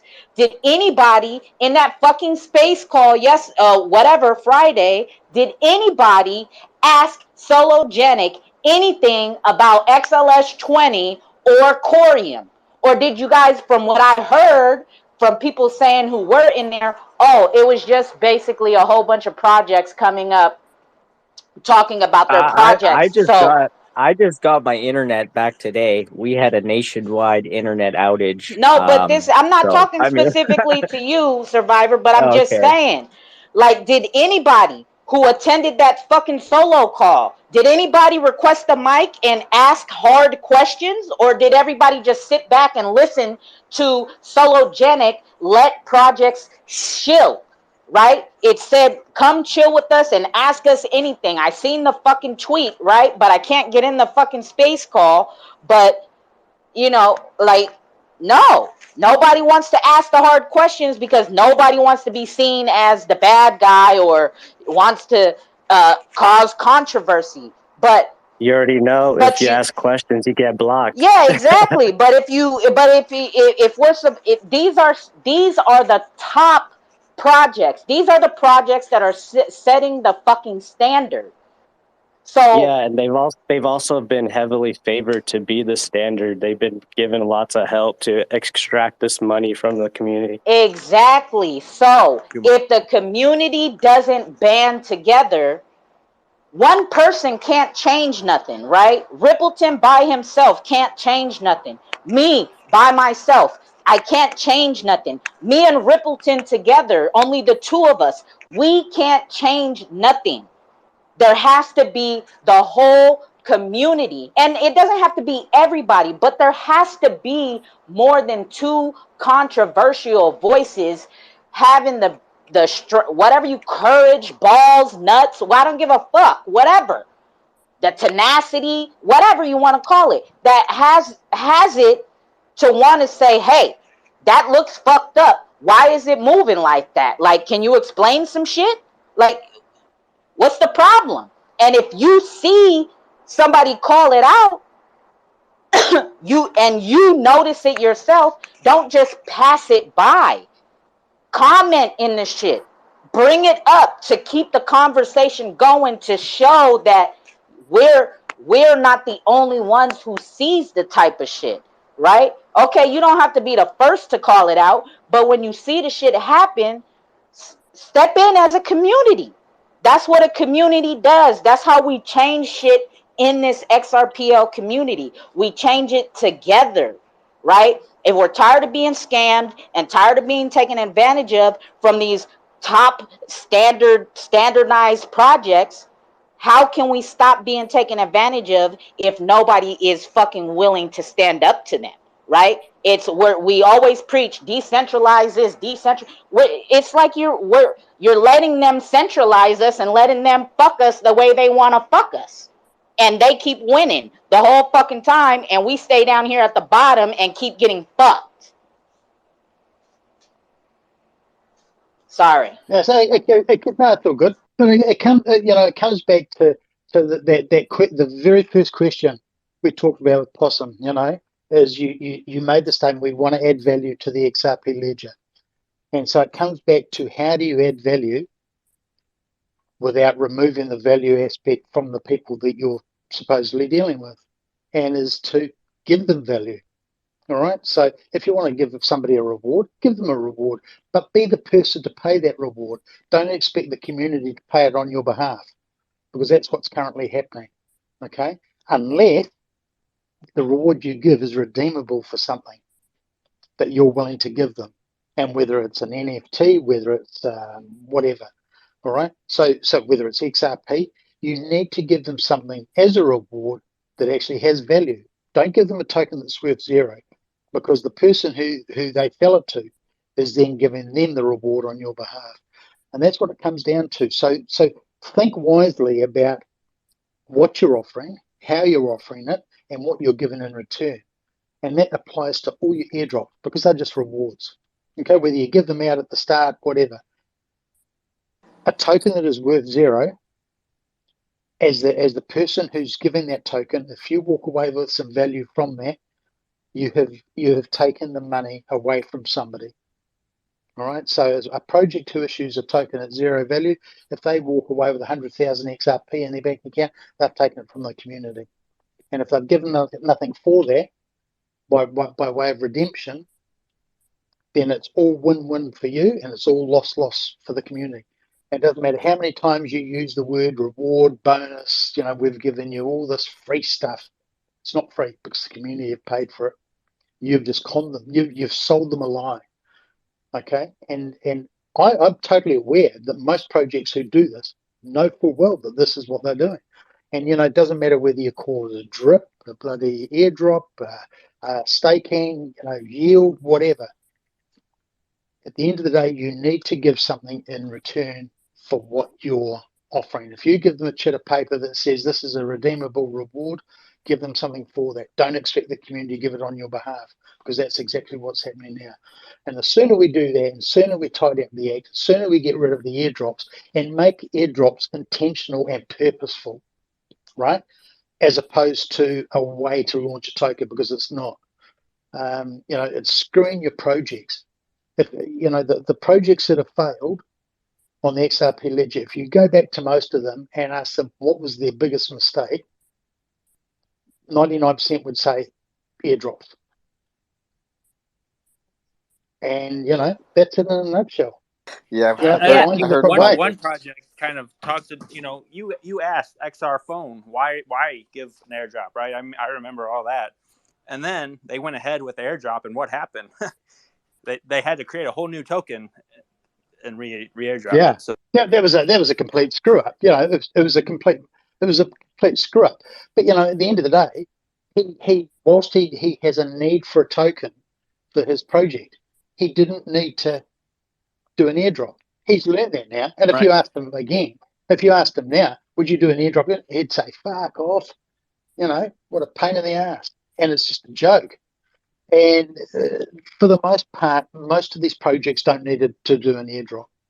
And you when you do something as a project, you should have purpose behind it. Okay. And as a project investor, if I invest in an NFT, I want to ensure that the person who's running that project is going to do absolutely everything within his power to increase the value of my NFT. All right? I don't want him giving away free shit because that undermines the value of my NFT. Why would I pay for something that he gives to somebody for free? I'm his customer, not them, but he's going to give them something free. Why? It's a classic, when you've been with a telco, a telephone company for 10 years and they give you nothing, but all you see is all these rewards they're giving to people to attract new customers. Why? They should be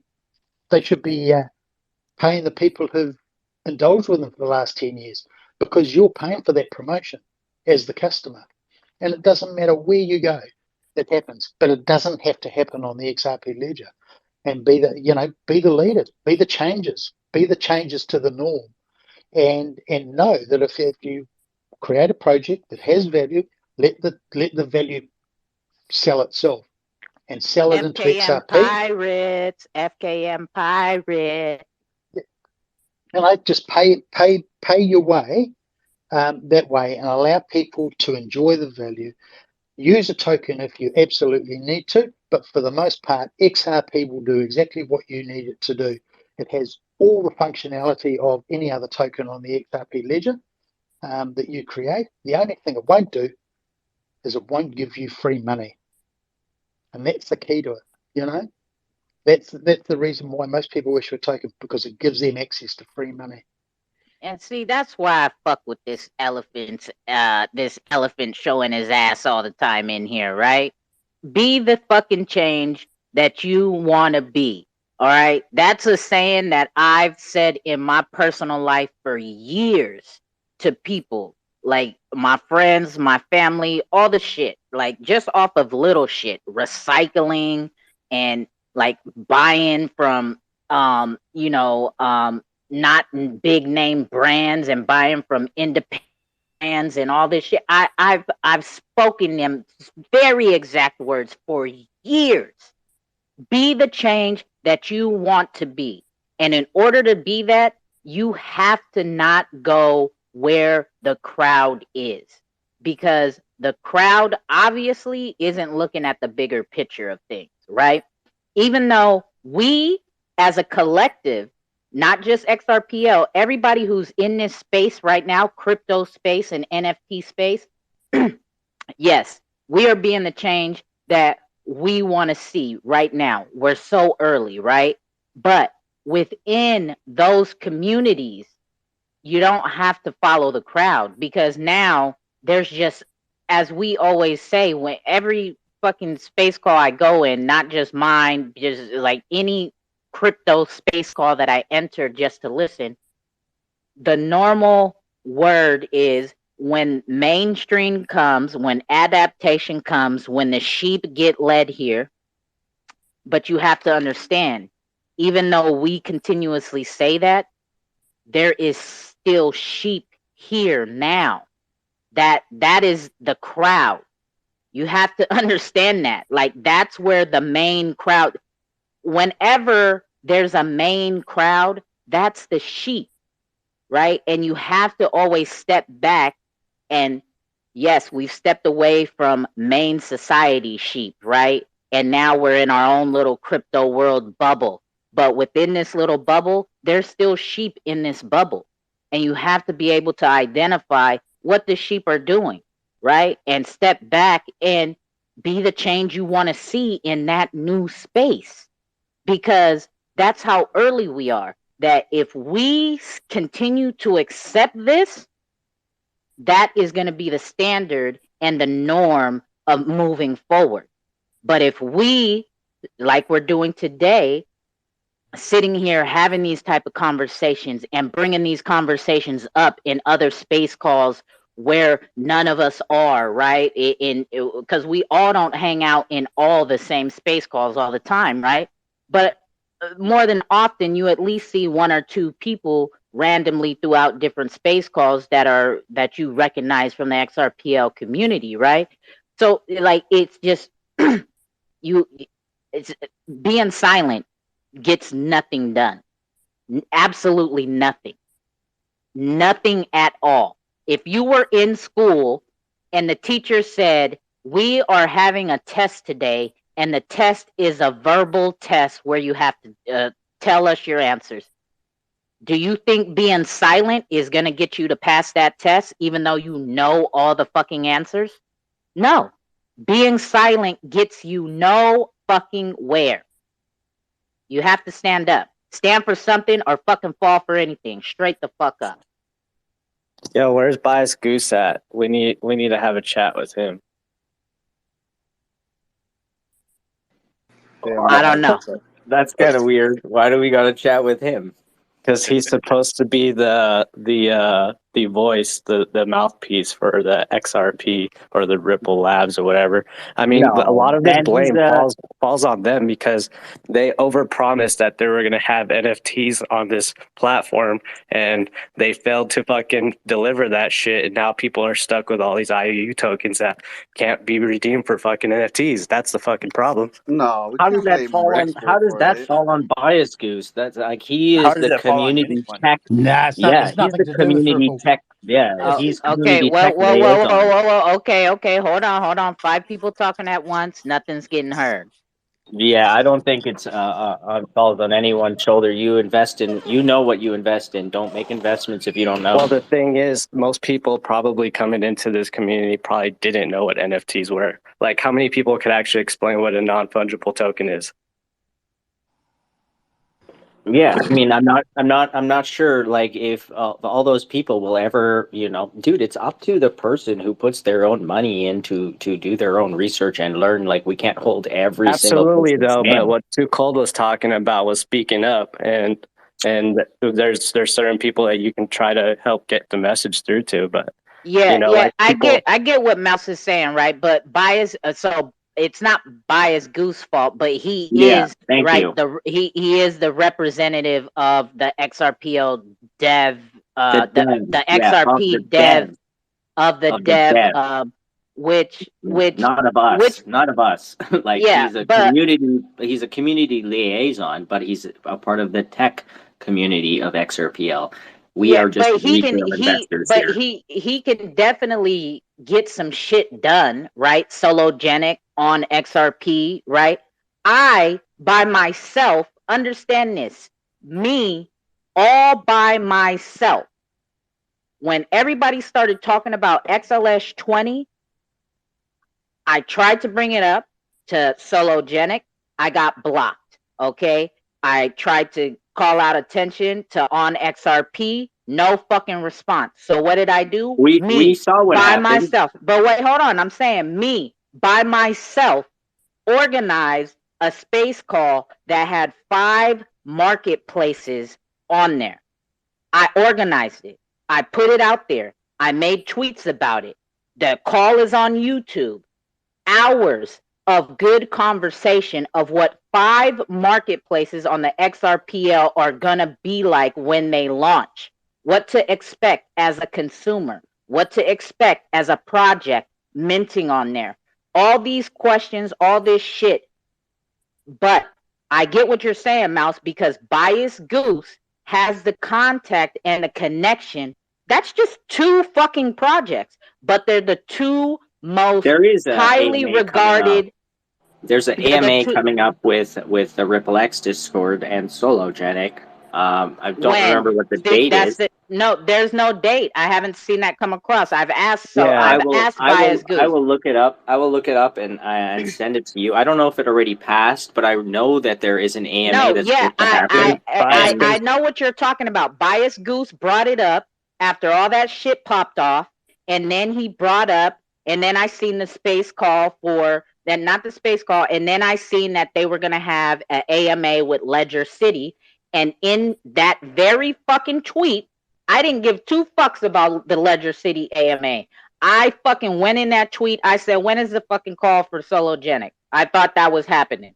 He I said, think we're it is still still trying to happening. work out details. Like, get It the is fuck still out of here. happening. I'm a It is going nobody to in the happen. community, and I put 5 marketplaces together. Yeah, you're an absolute legend. Obviously, what you do is way better. I remember that space. That was an amazing space. I actually won a free spin that day on Xmart, by the way, which was super cool. But at the same time, I think there will be a Sologenic space. But I'm this is the keen. thing. I'm keen to go That's up there and ask him. I'm keen to go up there and ask Bob why he thought it was okay to put people's names and locations out in a tweet, whether they're doxxed or not.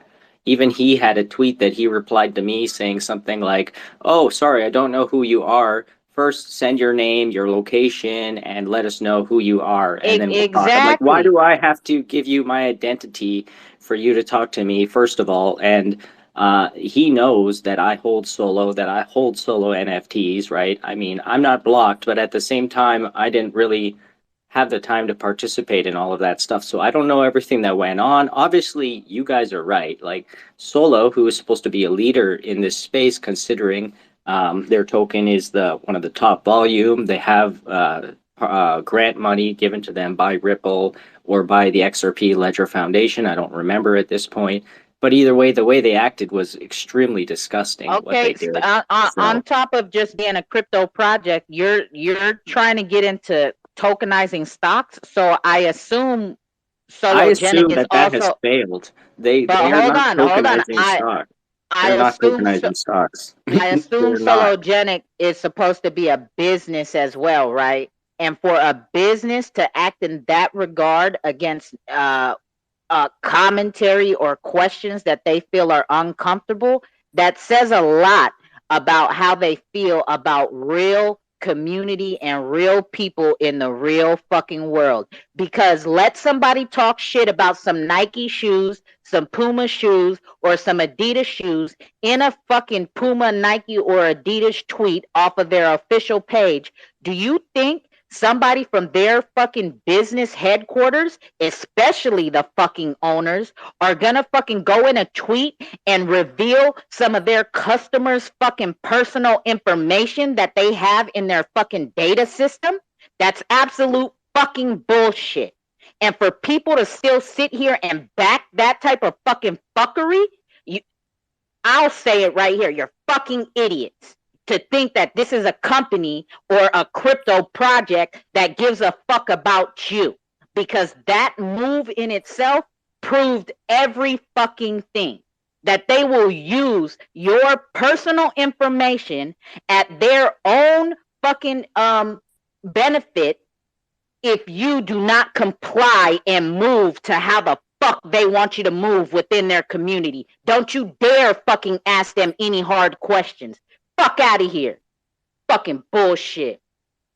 I Yeah, think that and if when they this receive, AMA does happen, it's going to be extremely interesting because I think you're probably going to say all of this stuff directly to them. No, but that's the thing, is I won't be able to be allowed on the microphone. You will. And that's You fine. will. And that's It's on fine with Discord. me. It's on the Ripple X Discord. And And if it's fine if with you me. are not allowed, I will do it through my account. I will call you from my house phone and you can talk through my account and I will make sure your voice is heard. Yeah, and but that's fine with me, right? Because I know that I've made enough noise to in the community to where fuck my question, okay? There should be a lot of different questions from a lot of things that have happened since that incident, and since seeing them move about in the community, that you guys should want to ask yourself, why do I have to fucking be the one to do it? I've already taken a lot of bullets, right? I've already done my part. I put a tweet out there asking them to unblock all of you. You know what I mean? Like, I tried very hard to get them to just see that this is a real community here and that this is actually the core XRP community. So, you know, when you look at the people who are supporting them and you check the accounts, it's all like people with 4 or 5 followers who are all fake accounts and just people who are being paid to do this for them. So just know that, you know, they wish they had this type of community. This is real shit here. I don't know what they're doing over there, but no one's really interested. Extracting I mean, money. Yeah, it's man. big. Yeah, it's big money. You know, they got the Ripple money, but whatever. This isn't, you know, focused on solo. This is a whole XRPL community conversation, right? That Facts. these type of situations that occur for top projects, right? When you have the fucking opportunity, don't fucking go ask stupid fucking questions. When why didn't I get my airdrop for solo last December? Who fuck, man? That shit's fucking long gone. Fucking remove the fucking trust line, get your 2x back, move the fuck on. Let's ask bigger questions. What the fuck is going on with XLS 20?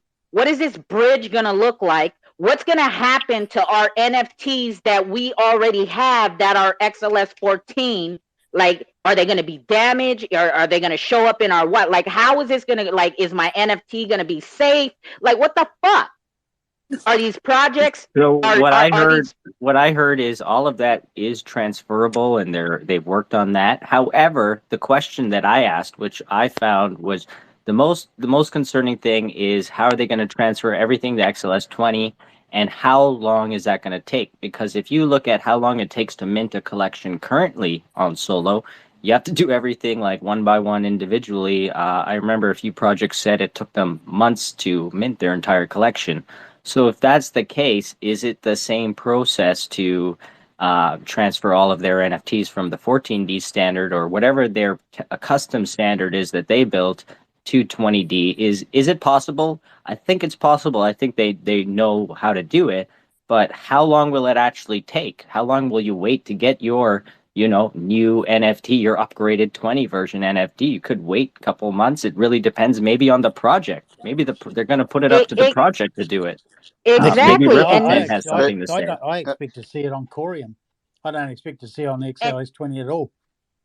Exactly. Oh, wow. And that's See, there you go. another question. Why are you, what's going to happen, right? Because aren't you leaving the ledger completely? Why did you apply for a XRPL grant? Me and Ripple went over this the other day, and Ripple said he's going to bring this up in conversation, because Ripple has his point and I have my point, right?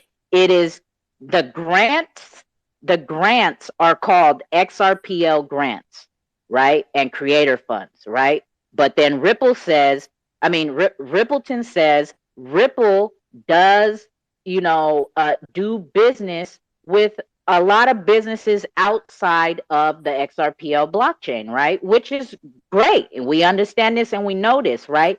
So if Ripple is sponsoring these grants, but the title of the grants are called XRPL grants, me as an investor on the XRPL, I would expect that the money they give to projects would be for projects to build and stay on the XRPL, because it is a XRPL grant. Now, I told Ripple said, you know, it's cool because they're into, you know, all types of technology and growth and this and that. So if a project was to build and move on to another blockchain, you know, I don't see the problem. So I said to Rippleton, if it's going to be that, then it shouldn't be called the XRPL grant. It should be called the Ripple grant, because Ripple as the company, there's two different grants. There's two different grants, right? There's two different types of grants. There's the Ripple Creator Fund, which is you can apply to that if you're an artist or you know, a creator and stuff like that. No technical experience required. You apply, and that is, I think, awarded by Ripple. But then the other one, XRPL grants, I think that is actually by XRPL Foundation, xrpl.org, which is actually separate of Ripple, if I'm not correct. Is that true, Rippleton? I believe that to be the case. And those are technical development awards. Yeah, look, I don't. There's been a lot of transition from Ripple over to the XRPLF over the last year, and I don't. From what I understand, is those grants have been issued via the XRPL dev section of Ripple, but in future it may very well be the XRPLF or the foundation that does it. And you know, my answer, the short answer is I don't honestly know, but there's, you know, there is a transition currently taking place. Yeah, I mean but Yeah, like that's another question now. they sent all of the source code over to XRPL Foundation to be the sole custody of, I believe. So they are, yeah, like there is a huge transition going on, but at the same time, 2Cold, there's two different types of grants that are available for people to apply to. And I mean, like you said, why does Ripple do the things they do? Why did they partner with AVAX? Why did they, you know, do cross-chain stuff? It's because Yeah, Ripple no, actually believes in cryptocurrency as a whole, not just XRP. and that's perfect, right? But why leave the ledger completely? Because Right? the ledger is decentralized, and the ledger actually doesn't need Ripple to exist. No. I'm not talking about Ripple. I'm talking about projects that Oh, are you're talking taking. about because of greed, because they want to go and do That's their what I'm own thing saying. and have full So, control over it. But at the same time, like whoever goes and participates in that, that's their prerogative. but that's what I'm saying is, I've the solo calls. I just hear stupid questions. I don't hear not one person asking one serious question. What is going on with Corium? What the fuck is Corium? Can somebody get up here and explain that? What the fuck is Corium? I don't know. I really don't care. Every now and then I get some in my account and I see it there and I just don't do anything with it. One day, if it's But worth that's something, where I'll sell it. Sologenic is leaving to, and that's The where next your ponder. possible NFTs are going, and you don't I'm know shit I'm about it. okay with it because I really don't give a shit. But that's just me. Like whatever is on Solo and whatever they do, I could care less. You know. But at the same time, I hear where you're coming from, and you know, whenever that AMA happens, like if you want to ask questions and they don't allow you to, I will ask them for you, for sure. I don't know. Just that's as a community, right? Being in the XRPL community, like I say, every cookout, we're still at the cookout. We've veered way left, but I don't give a fuck. This is still going to end up on YouTube. A lot of valuable information in here. We will get to the giveaways at some point. I don't know when. There's supposed to be giveaways here today, guys, but these are Are real you good sure it's a good conversations. idea? Are you sure you want to give away free stuff? Well, I mean, you have to work for it, right? You got to do you got to do a little bit of research. I participated in the valuable conversation that you're going to put on YouTube and get money from views and stuff, right? No, I don't. My shit's I'm not monetized. I don't have like a uh, 1,000 views. I mean, that's like I don't not even yet. shit. I don't even Not think I yet. have 200 Not yet you don't. subscribers. I don't even know how. I don't even care. Like I just fucking download the call and I just put it up. I don't. My Giveaways YouTube canceled. isn't fancy Giveaways or none canceled. of that. X Possum will give out XRP instead of X Possum. Yeah. But you know what I'm saying? Like these are important conversations, and as all of us in here, right? We're all a part of the XRPL community, and then some, right? There's people who are not here in the call. There's projects that are not here, of course, whatever. But as you guys know, every single Sunday there is the XRPL cookout where we can come and ask these projects these type of questions, like ask projects real fucking questions, right? Not why did you pick that pretty color for your NFT? Like ask some real shit. you know, and not only here, when you see the AMAs being held elsewhere, ask the real shit if you guys are given the opportunity. But I know that all space calls are not held how mine are, right? Where I don't give a fuck. There's just all I do. Okay, I'm When gonna Too put this Cold disclaimer. NFT? When do I get to buy my Too Cold NFT? You know, my NFTs, this NFT that's up here isn't coming out till XLS20 drops, and I don't even know if it's gonna happen on mint day. Probably Yeah, not. am I'm I still gonna buy working on it some with Too things. Cold coin or am I gonna buy it with XRP? I'm not sure 100%. Yeah, I still haven't tied that down yet. Either way, But I'm gonna buy one. I don't care because I'm more about supporting the people that I believe in. that's what's up. I appreciate it, right?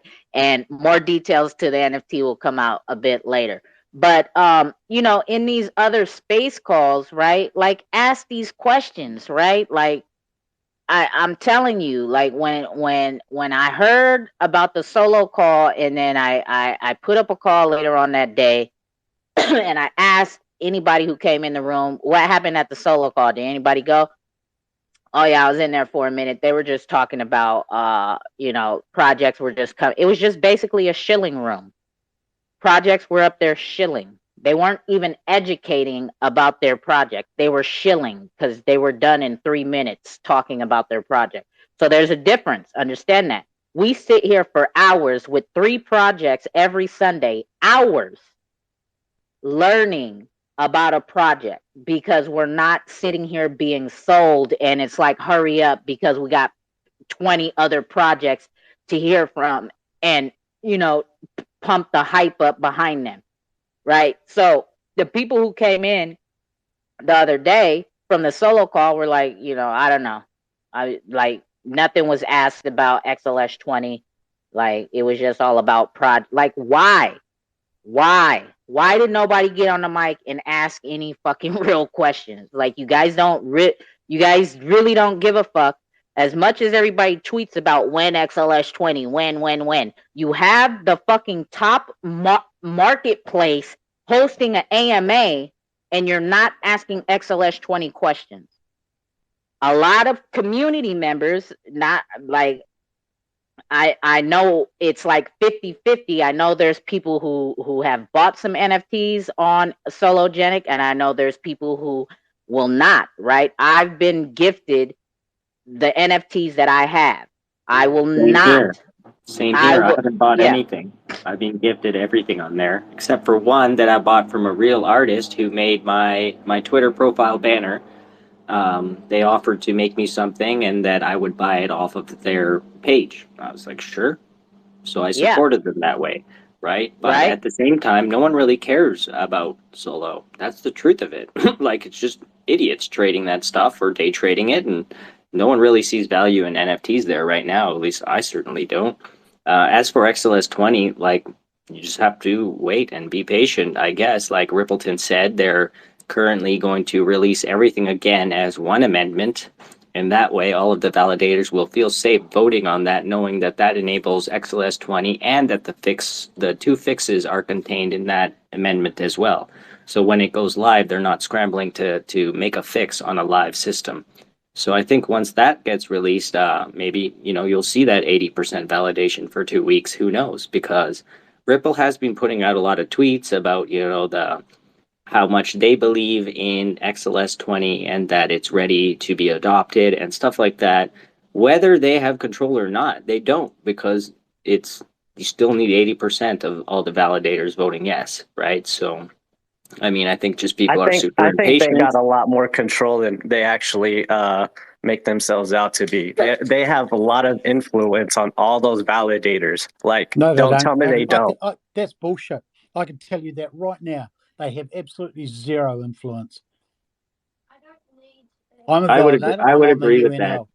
I would Pardon? agree that, yeah, they don't have much influence at all, Mouse. They Like have a lot of zero. the validators don't give a fuck about what Ripple says. They You look openly at talk back to them.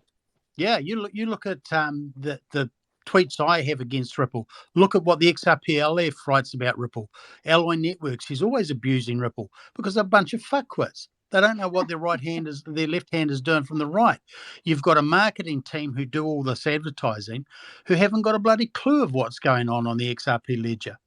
And Nick Bougalis is always embarrassed by the tweets that they put out by virtue of what they're doing. And, David Schwartz doesn't help matters either. For the most part, he's a clown. And he shoots himself in the foot. At the end of the day, the validators, of which I am one of the UNL validators that has that 80% influence or the influence to reach that 80%, we don't discuss things with Ripple. Ripple have zero influence over me. They don't communicate with me, and I choose my vote based on what I decide after talking with the other validators about the ramifications of what happens if we bring these things in. We look at all aspects. We don't just look at what one company has brought to it. So to suggest that they have influence is just absolute bullshit. Well, how many stand-up validators, how many stand-up Rippletons are there out there in this ecosystem? And how many of those validators are controlled by Ripple partners? But you have to understand the I UNL. can tell you now, of the UNL, there are 4 UNL validators that we have no contact with at all, and they haven't updated their nodes of their validators to the latest 1.9.1. The last time I looked, zero control. We discuss in a group some of the other validators, not all, but some that have influence over that vote. We discussed the ramifications, but I for one, I voted against all the others because I voted for that XLS 20 to go in, and the others chose not to for their reasons. How many are influenced by Ripple in that group? None, other than the 3 Ripple validators that are there. There's no other that they have any influence over by virtue of paying them or grants. All right, we got Cash up here. What up, Cash? See, I'm gonna come back in. I'm in a loud spot, so give me a moment. All right. Yeah. So and it just it's as a community, right? We have to hold each other accountable, and that goes along with right. Excuse me. That goes along with these quote unquote influencers, right? Who are shilling these projects, right? If you want to know about them, start asking questions in their fucking tweets, right? Hold these quote unquote influencers accountable, right? If they're saying they're a part of this team or they're ambassador for this project or whatever, hold them fucking accountable, right? Because the reason they're called influencers is because they have the power to influence a crowd because of the large number of followings that they have. And that is why certain projects, not even just certain, but a lot of projects use influencers to do quote unquote promo for them, right? So start fucking asking these fucking influencers, is this a paid tweet? Or do you know anything about this project? Can you tell me something about it? Because I'm going to tell you the difference between me and them. I will tell you right here, right now, and I say it every fucking day. I am the Combat Kanga ambassador, which is a project on the Xrpl. If you have any fucking questions about Combat Kanga, I guarantee you can DM me. You can ask me live on you can ask me on a fucking live tweet, and I will comment in a tweet. You can get on a space call and ask me. You can catch me in my Discord or Combat Kanga's Discord, and I will be able to tell you any type of information that you want on Combat Kanga, because you know why? I really fuck with the project. I know what the project is doing, where they're going, and what they have planned. I am a part of it, right? So when you see me tweet shit out, No, I didn't get paid to tweet that one specific tweet out. I'm a part of this shit. So I tweet out information that I feel I want the community to know about. I'm not trying to sell it to you, right? And I'm not getting a bag every single time I make a Combat Kanga tweet. Understand this.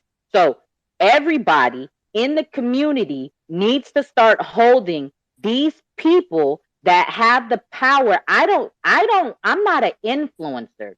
I say that loud and proud. I don't consider myself an influencer. I don't have the numbers to even think that I'm an influencer. I don't even fucking know how many followers I have at this point, right? Did But you know that all of those influencers, about 80% of their number of followers is not real, right? And it's people who don't participate, it's just a number there. Like, that's all it is.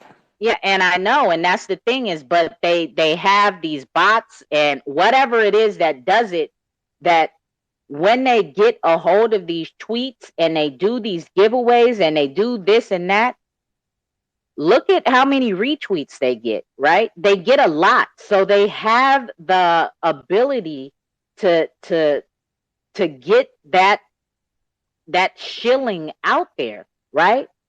And but nobody's asking questions, right? What is this project? What, like, this is a new project. I never heard of it before. Like, what's really going on? Like, where did this project, like, nobody asks questions. Nobody. It's just like, oh, free shit. Like, oh, cool. Because so and so tweeted it out, it must mean it's a good project. And that's where a lot of the community ends up getting hurt. Because so and so tweeted it out, it must mean it's good. Because these motherfuckers really think that these fucking people do research on these fucking projects. And I get that the fuck they don't. I fucking guarantee you that. I guarantee you that. Well, I see. I have for the derivative guys I had on, like, I've got an NDA with them. I understand, like, we did our research. I'm not just going to have any project on our situation, like on our whatever. I don't know what you want to call it. Channel. Yeah, and that's the thing. Like, you guys can, people who are frequent in my calls, like, if there's new people in here and I see the type of questions that they ask, right, that I'm not really in tune to, and I know that the people who are regularly in my calls, right, like, they can touch on it a little tiny bit. If we're not that type of crowd, guess where I send them? Go to Karma's room, right? That's like the big Wall Street boys room right there. They kind of focus more on that type of conversation. Like, here, we kind of mostly talk about, like, the NFT aspect and that type of. But I send people to Karma's room because Karma's room is a very educational and informative platform as well. I'm not a hater, right? Even And Death there's a Ranger, difference. Death Ranger is in Karma's space, and he comes across here as well, and he Yeah, I educates love a Death lot of Ranger. us on a lot of different stuff that, you know, most people wouldn't even think about, right? So obviously, like, this community here has no problems getting information, learning from each other, working together. It's just like, how do you, like, you have all these people out there who are just simple-minded, narrow-minded people who are like, they look at a profile, they're like, oh, look at this guy, he's got 50,000 followers, I better trust what he says. You know, oh, look at 2Cold, she's only got 4,000 followers, who gives a fuck about her? It's like, people actually think about followers as like your status or your prominence in this Twitter verse that we are all fucking a part of, which is honestly stupid most of the time. It's absolutely ridiculous what goes on here. So, like, it's really like, you have no problem reaching the people who want to hear you, who want the information. Those people who want to learn, they're always going to seek out that information. But for you, Well, working so hard to reach people who actually don't have a closed mind, their ears are closed, they're not listening, they're just going to do whatever they want or whatever their favorite influencer tells them to do. I mean, it's very hard to change a person's mind or to help them grow. They've got to do that on their own. well, it's Oh not yeah, that, most def. there's different metrics for just, you know, quantity of followers versus like quality. Like, it's not just how many followers, but like who are your followers? Like the old what you know, who you know. It's not what you know, it's who you know kind of thing. Yeah. But I mean, how many people are actually scrolling through your followers to see who you know? I mean, I certainly don't have time to scroll through everyone's followers and be like, who does this person know? You know, I base my perspective on people on what I see them putting value in, or what I hear from them in a space, or what, you know, whatever my, you know, I don't try not to judge anyone realistically.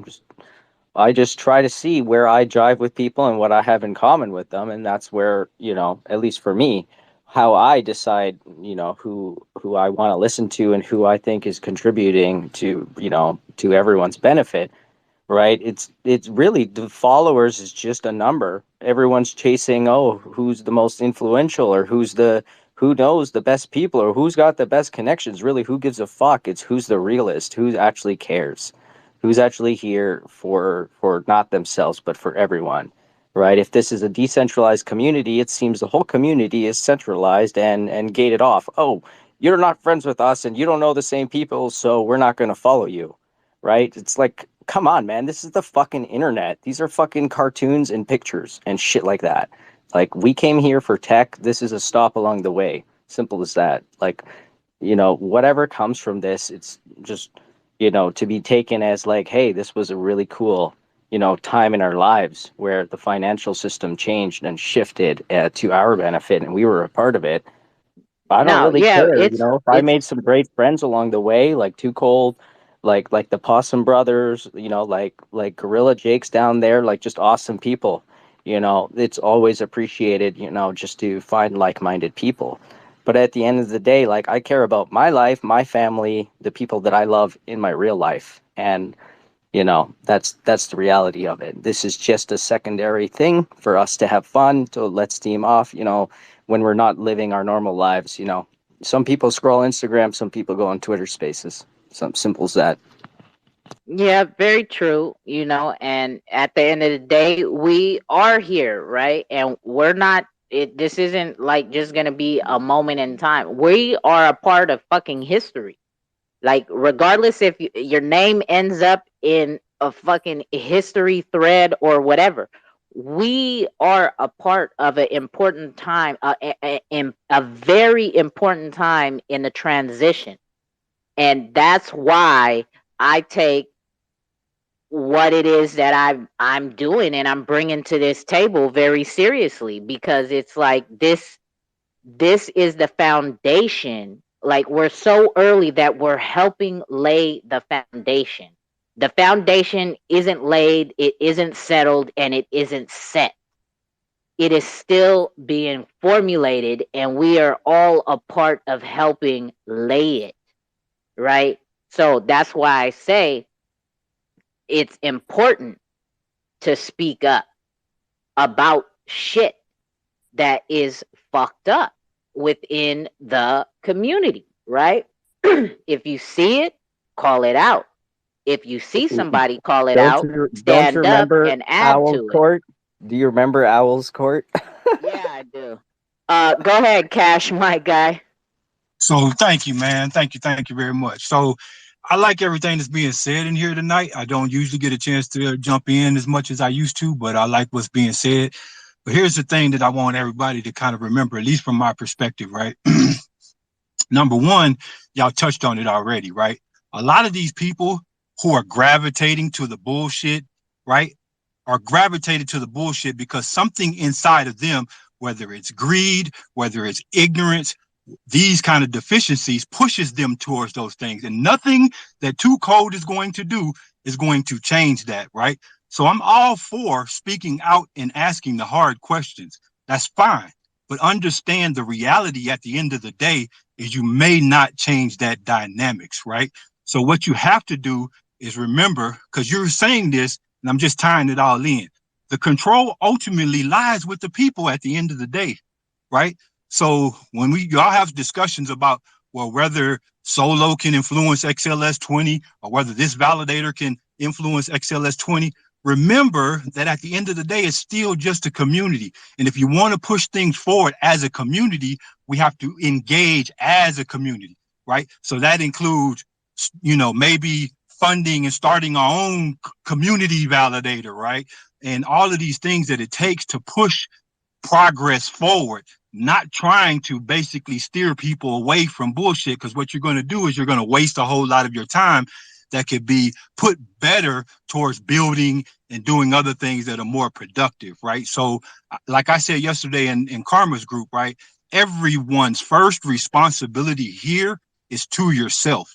It's not to a grand plan, because if you're thinking in the terms of a grand plan, right, you're losing perspective from a decentralized point of view, right? In a decentralized network, each node, which is you, each shared stakeholder, which is you, has to be strong, has to be participant, and has to be doing the right things, right? That's what makes a decentralized network strong, right? The rest of that is just what we call DDoS attacks, right? Right? All of the bullshit, all the bad, those are attack vectors, right? If you eliminate it by keeping a strong community, the attack vectors won't matter, right? So if a lot of people in this room, and 2Cold, I know you're one of them, right? And I'm not saying this to say that I'm right, because I give two shits about what people think of me, and anybody knows that. But what I do want to remind you is, I warned people over and over and over and over and over again about solo. And I warned people over and over and over and over and over and over again about a lot of these bullshit products, right? Now here we are 2 steps later, and everybody's having this reactionary attitude about it, right?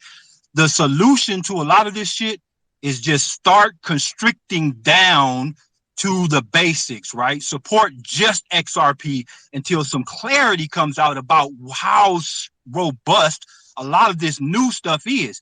Y'all are jumping in too early when it doesn't have enough track record for you to know one way or the other whether it's going to be a success or not. You just have no way of knowing.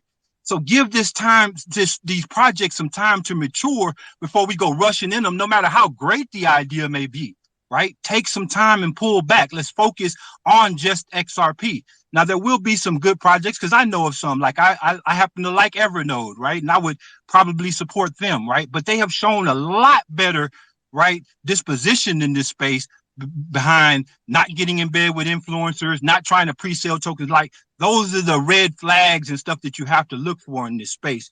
So I'm asking everybody, as a community, let's take charge of what we can, kind of like the AA slogan, right? Let's control the things that we can control and F the rest, man.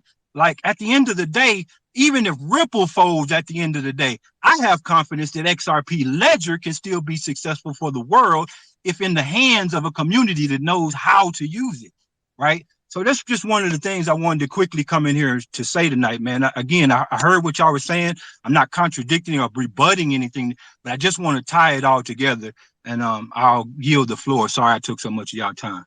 I never wanted my No, it's all good. 100. It's all good, Kat. I never wanted my 100 reaction emoji back so bad until today.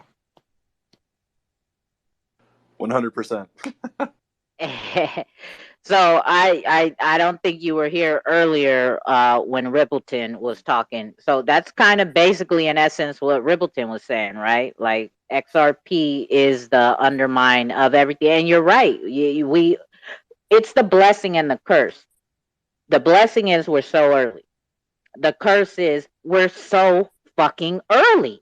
Like, we're just so early. You know what else? I think I've been on this space now for like literally the entire day. Like, I think I lost like 5 hours, and it was totally worth it. Like, totally worth it. But I am gonna like take this little moment here to make an exit and go brush my teeth and get ready for bed. But like, this was a super awesome conversation. I think one of the best I've ever had on a Twitter space, and truly appreciate everyone who came up and got involved and everything like that, especially Kashta, Rippleton. Like, I kind of can't remember who else was up here talking. There was another guy, Russ, or I don't remember his name, but really everyone contributes their own value, and that's what makes the XRP Ledger so amazing, is all the people who actually care. And I agree, Kashta, even if Ripple does fold, there's still a lot of us who believe in the tech and who actually find value in XRP without Ripple, without NFTs, without all that crap. right? So yeah, I'm gonna go to bed, and thank you, 2Cold, so much for hosting these spaces as you do and being real and not being afraid to say the truth and call out the right shit. Keep doing it. We'll always support you. We're always here. We got your back no matter what. Even even that Thundercat guy, like he seems to have disappeared completely. At least Yeah. off my radar. So don't worry Yeah, about fuck it. him. I'm not worried about And him. I then know his yeah, neighbor. I know where his neighbor is. So that's why he ain't fucking with me no more. Cause I right know on. where his neighbor is, which means if you picking up what I'm laying down. So Yeah, fuck that guy. yeah, but no, I really think that after today, maybe the community can start having better discussions and figuring out how to stop giving away everything for free and how to actually really create value for everyone. And yeah, maybe that's the consensus I see here today. Yeah. All right, Survivor. Have a good rest of the night, my guy. Love you guys. Bye. Woo! Yeah, it was a lot of good conversations here today. But this